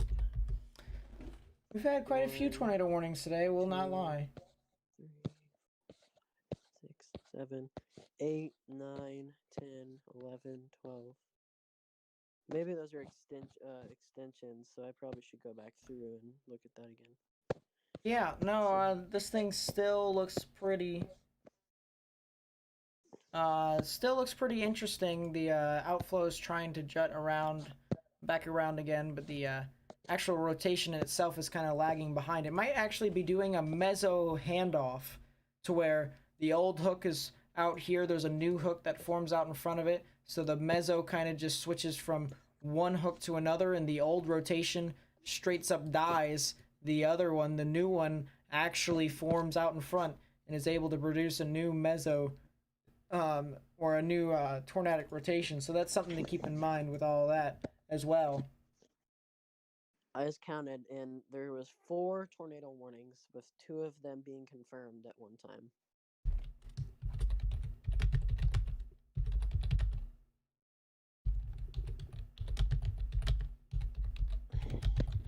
That's verified. Yeah, 100%. This thing 100% verified as a 5%. It was just crazy because there's supercells going up everywhere. This might actually Oh, have been worse than a 5%, like in that gray area in between 5 and 10. Like a 5 sig. Yeah, maybe.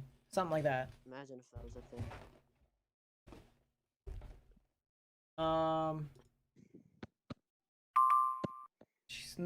New thing on IEM bot. Severe thunderstorm warning continues for Cotty, Dickens, King, and Motley. Tornado possible tag on it with 70-mile-per-hour wind gusts. 2 3/4 inch sized hail. Ow. That's That's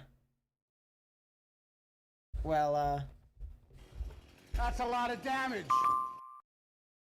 that's pretty crazy right there. Severe thunderstorm warnings continues. And yeah, that's pretty nice. Dropping down south to Paducah, Texas to intercept this monster tornadic cell. It's in the middle of the night, so I mean, good luck. If you also don't get there in time and you're actually like running in the rain, you're gonna get hail that's almost 3 inches. So, yeah, I wouldn't do that. Unless if you think you can get below Paducah quick enough, but jeez. Yep, just hide user on channel. It's not that big of a deal.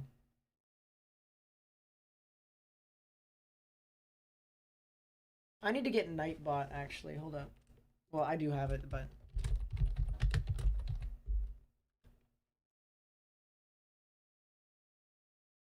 log in.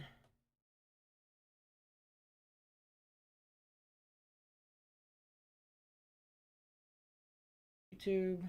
Give me a second. This right here.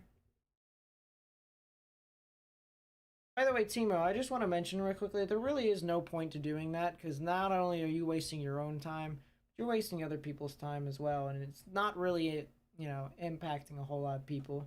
It's not really annoying either, because it just happens, you know? So...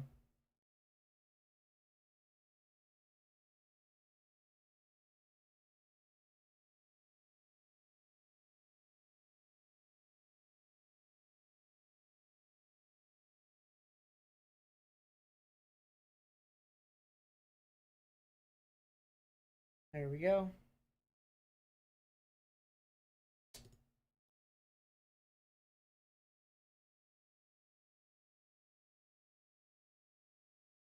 And perfect. That's nice. Think it's recycling? I agree. I actually think it could possibly be recycling as well. That's why I said it has the mezzo handoff. You can see the hook right here. One hook right here wraps around. Second hook right here wraps around too. And so this one was the old rotation. This one back here. And here is the second one. So the old rotation dies because this new one is formed. And so the mesocyclone moves to the new one. And you have a new chance for tornadoes forming out in front. Just came back, and the program is expensive. See why? It's very professional quality. Hope you purchase it at some point. Yeah, as I said, I recommend it 100%. And it's not like you have to subscribe to it. So you can. It's a one-time purchase, and you can be able to use it on as many programs as you want to. You can download GR2 Analyst on any other program and use that same key that you bought, and be able to put it on as many programs as you want. So yeah, that's the reason why I find it so useful. It's because you can do so many things with it. You can change so many things. You can add so many things, and it just would be nice. Do you use WSV3 at all? I've played around with it for a little bit, but just personally, I think it's a little bit too much for what it has. So, but yeah. Is there a tornado watch in Northwest Arkansas? No.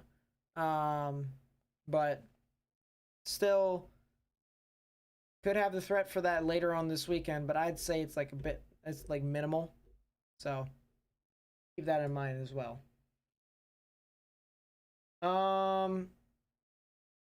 Yeah, no, it's this storm still looks relatively interesting. Hail amounts above 4 inches, that's something to keep in mind too.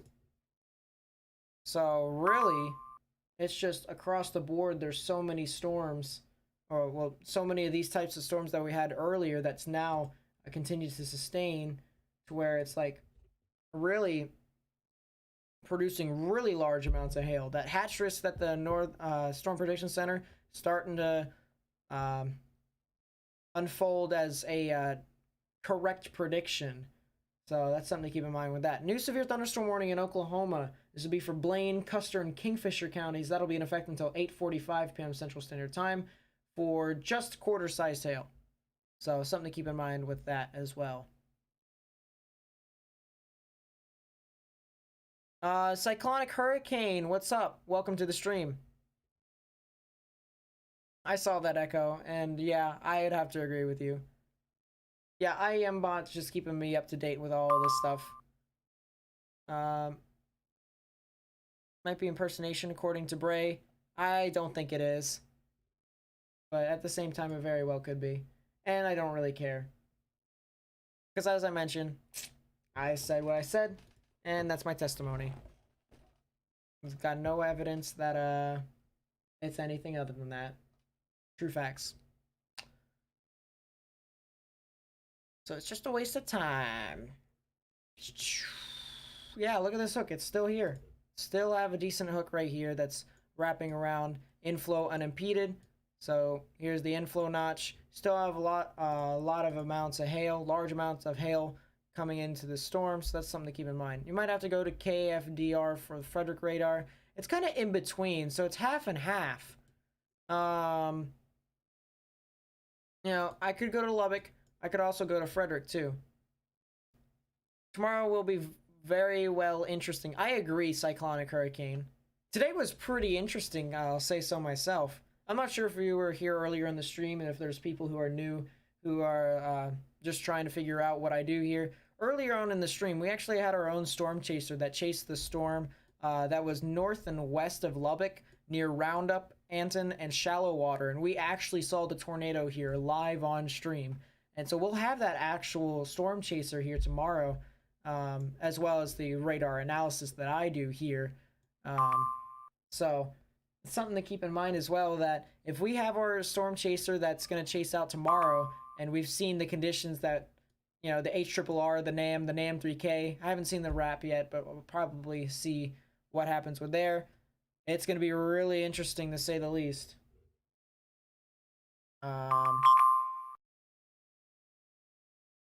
Jeez.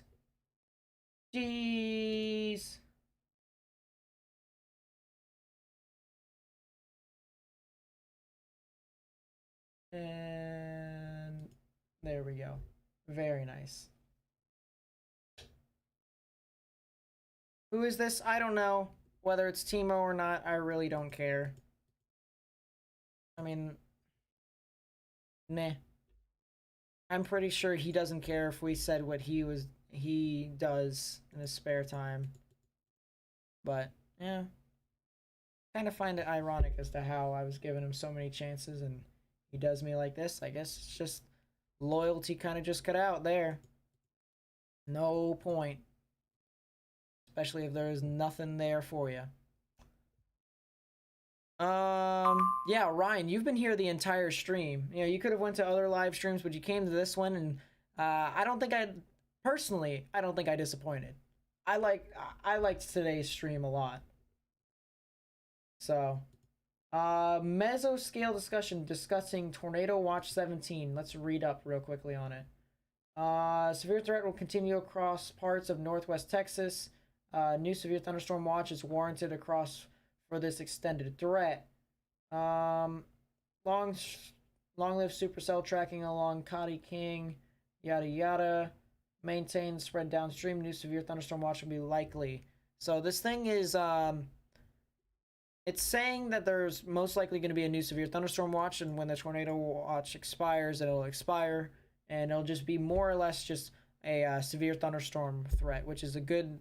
The good news there. But Ryan's the chaser that caused the tornado today, right? No, that was Matt. Matt, he's the storm chaser that caused the tornado today, and he'll be on here tomorrow. So something to keep in mind with that. But really do think because there is now a 10% chance in the area for in Oklahoma for an EF2 to an EF5. Hopefully, do an EF5 just happen because it would just be the 63rd one to ever happen. If there was an EF5 to happen, I hope it happens in the middle of a field. If it happens in the middle of a field, I will be happy and no one will be hurt. That would be great. But yeah, we still have this storm that's continuously producing rotation. It's gotten weaker, a lot weaker actually, but still something to keep in mind. AJ, what's up? How do?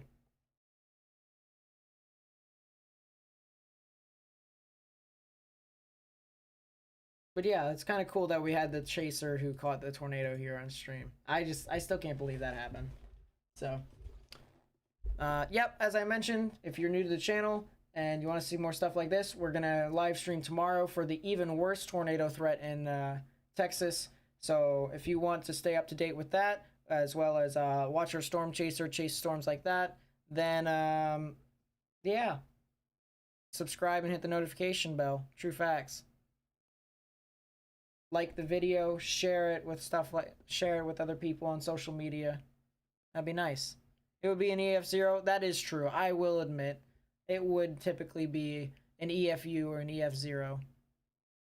But it is what it is. Where was it? This was north and west of Lubbock. So this was near Shallow Water as well as Roundup and Anton. So, but yeah, it was a remarkable sight to behold. I'm not gonna lie. The fact that we saw that here. Never seen a tornado in real life? Same. Been doing good. It's March, which means wake up from a winter hibernation, trying to get back with all the weather boys and didn't talk to for 4 months. True. I'm kind of just stuck over here in my own weather server because I moved on from Storm Central. But I won't get into all of that. Power lines and power poles have been snapped in Dickens County. So that severe storm that actually has been moving on through actually has created some broken power poles. A lot of gusty winds there that has been impacting those general vicinities. Check Oklahoma storm. Yeah, I'll check that real quickly. Give me a second. Can you show us the clip of the tornado? Yeah, I can go back real quickly. What time are you streaming tomorrow, Nate? I will most likely live stream at around 1:30 Central Standard Time. Don't they grade the tornadoes in part by damage? If that's the case, then it would probably be possible to have an EF5 in a field without seeing structure damage. Yes, you could potentially do that, but it would be based off of vorticity and movement of the tornado. Good example of this would be the EF4 that happened in Minnesota last year. So I'm checking the severe thunderstorm warning here in Oklahoma for Blaine, Custer, and Kingfisher. This will be in effect until 8:45 p.m. Central Standard Time. And the hail, it's not all too bad. It's around an inch. Gusty winds, you do get some in upwards of 31 miles per hour. So that's something to keep in mind too. So it's a nice little storm. It'll be moving into Watonga and Greenfield. So I'd recommend that if you live along United States Route 270, you need to go ahead and just get into your safe space or get indoors. That would be great. All right, so a lot of you have been asking for a flashback as to what we saw on stream here. So real quickly, ask and you shall receive. I've been keeping up to date with all the other weather live streamers and stuff like that. Bonkers, dude. Another guy I have to hide. Nice. Anyways. Look back at the tornado here real quickly.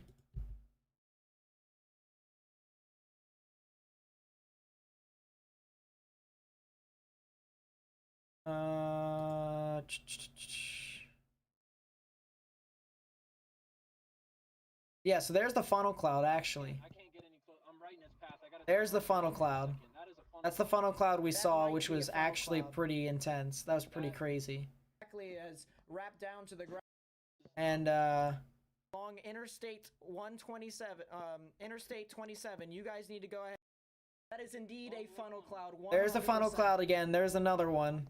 Let's actually see if I can get the higher quality here. Yeah, this is the highest quality here, so let's zoom in. Be able to see. No, not yet. I would. Not yet. Oh Yep. my God, this is not There's the funnel. Oh. Yeah, this is 100% a funnel cloud that it is moving around into the storm. So you guys need to go ahead and monitor this heavily. You guys need to continue to send this on social media and spread this around. Send people this stream so that people may know. Lubbock, if you want to call him real quickly. Yeah, I need. Yep, so there's that massive funnel cloud, and you'll actually see how it reaches down to the ground. That's another funnel. Watch this. Right Okay, here. go ahead with the number. Go ahead with the number. Then. 806 806. 745. Yeah, other people can go back in time if they really wanted to. Y'all see that? Yep, 4260. 4260. Call that number, babe. I need them on the phone. Tornado on the ground. Yeah, look at that. There's the tornado. It actually reached down all the way down to the ground, and we had a debris signature. So we have a tornado look at this. on the ground right now to the north of Shallow Water. So if you live near Abernathy and Alley, yep, you can clearly see it wrapped down. I can clearly see that there is. Look at that. Look at that debris cloud right there, chat. That is clearly a tornado right here. Clearly a tornado that we caught here on stream. So that is something that I mentioned we will have tomorrow. We will have our storm chaser that will be chasing these supercells tomorrow, and we'll have a good opportunity to provide some interesting content for you all that we may be able to explain to people where these storms are, how they're going to impact people, and when they're going to come there. Or when they're going to go to specific areas. Let's see. Who's your favorite meteorologist? It doesn't have to be from your home state. It can be just in general. Dr. Greg Forbes. He's a big inspiration to me doing live streams. Just the way he actually explained things efficiently, quickly, and soundly. I love him. He's a big inspiration to me. He's the reason why I got into severe weather. So, shout out to Dr. Greg Forbes. He's amazing. I'm sure most of you would have to agree, but Dr. Greg Forbes is my favorite meteorologist out of everyone.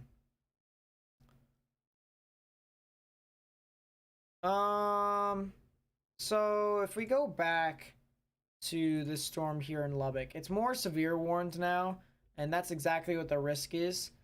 So that means the risk for tornadoes is very much so diminished. And there doesn't seem to be that much of a tornadic threat here, even north of Amarillo. There may be some supercells that actually have hook characteristics, but they might actually just diminish a bit. So something well, if the wind diminishes a bit, then it's more or less just the hook echo intakes a lot of instability, and it can actually create a bunch of larger amounts of hail that way. So it turns into hailers. Span and Forbes, I agree. Forbes retired last year, I heard. But I love Dr. Greg Forbes. He's amazing. James Spann is a legend as well. I agree. I like James Spann too, but I like Dr. Greg Forbes better. Just for the reasons that I mentioned before. Have you streamed a hurricane? Yes, I've live streamed a hurricane here on this channel. I'm also planning for this hurricane season to go chase hurricanes. So I'll be live streaming from within the storm so that I'll actually be experiencing the gusty winds and also provide analysis in that from wherever I do it. So yeah. Where can you see the vid? If you're talking about the tornado here, whenever this live stream is published, you can go back into the live stream and I'll post like a timestamp to where you'll be able to see the tornado actually on the ground. But yep. Anything touched down today? Yeah, one actually did touch down today. It was earlier on the stream that we caught. We actually had 2 tornadoes that were on the ground, but we actually caught a tornado here live on stream with our storm chaser, which was pretty cool. Do you think a tornado on stream today was EF2? I can't really say for sure, honestly. EF1, maybe EF2. The way it was tilted probably would make it a bit weaker. So maybe EF1 was pretty safe. EF0 could be a big chance too, because it didn't really hit anything. But still something to keep in mind there. Tomorrow, Colleen could have strong winds. That's it. Yeah, I agree. Actually, my storm chaser is from around Colleen, around Austin, stuff like that. So, but he's chasing the stuff up here, and that's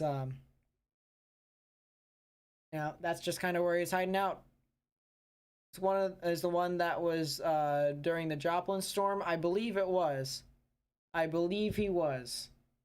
So, all right. Personally, guys, I kind of want to call it quits here so that I can get some rest, because tomorrow is going to be a very active day, and I have a feeling that I'm going to probably be, be up on stream for a while. So, there could still be a chance for tornadoes tonight, but it's not as strong as it was earlier today. I'll tell you that much. So, I'll say this once more for the last time. If you guys did like the stream, please be sure to leave a like. Subscribe if you're new and turn on notifications so that you're up to date with what exactly is going to be happening tomorrow. I'll upload a video tomorrow morning, and then I'll do the live stream tomorrow afternoon. And then like the video so that more people can actually view it. YouTube's algorithm, it sends out to people saying, hey, you should watch this live stream. You should come over. So they come over to the live stream, and then they view it as well. That's more ways to get the word out that there could be tornadoes and stuff like that. And yeah, share it with friends and family on social media. And if you want to stick around, there's another reason why you should subscribe, turn on notifications, like the video and stuff like that.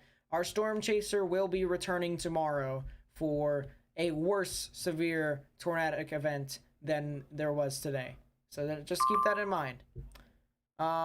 There wasn't a tornado here today in Killeen, but there was a tornado in some other areas, like near Lubbock. So anyways, that's going to be it for me, guys. My name is Nate. I also go by Hockey Boy Nate, and I will catch you guys tomorrow. Peace out, everyone.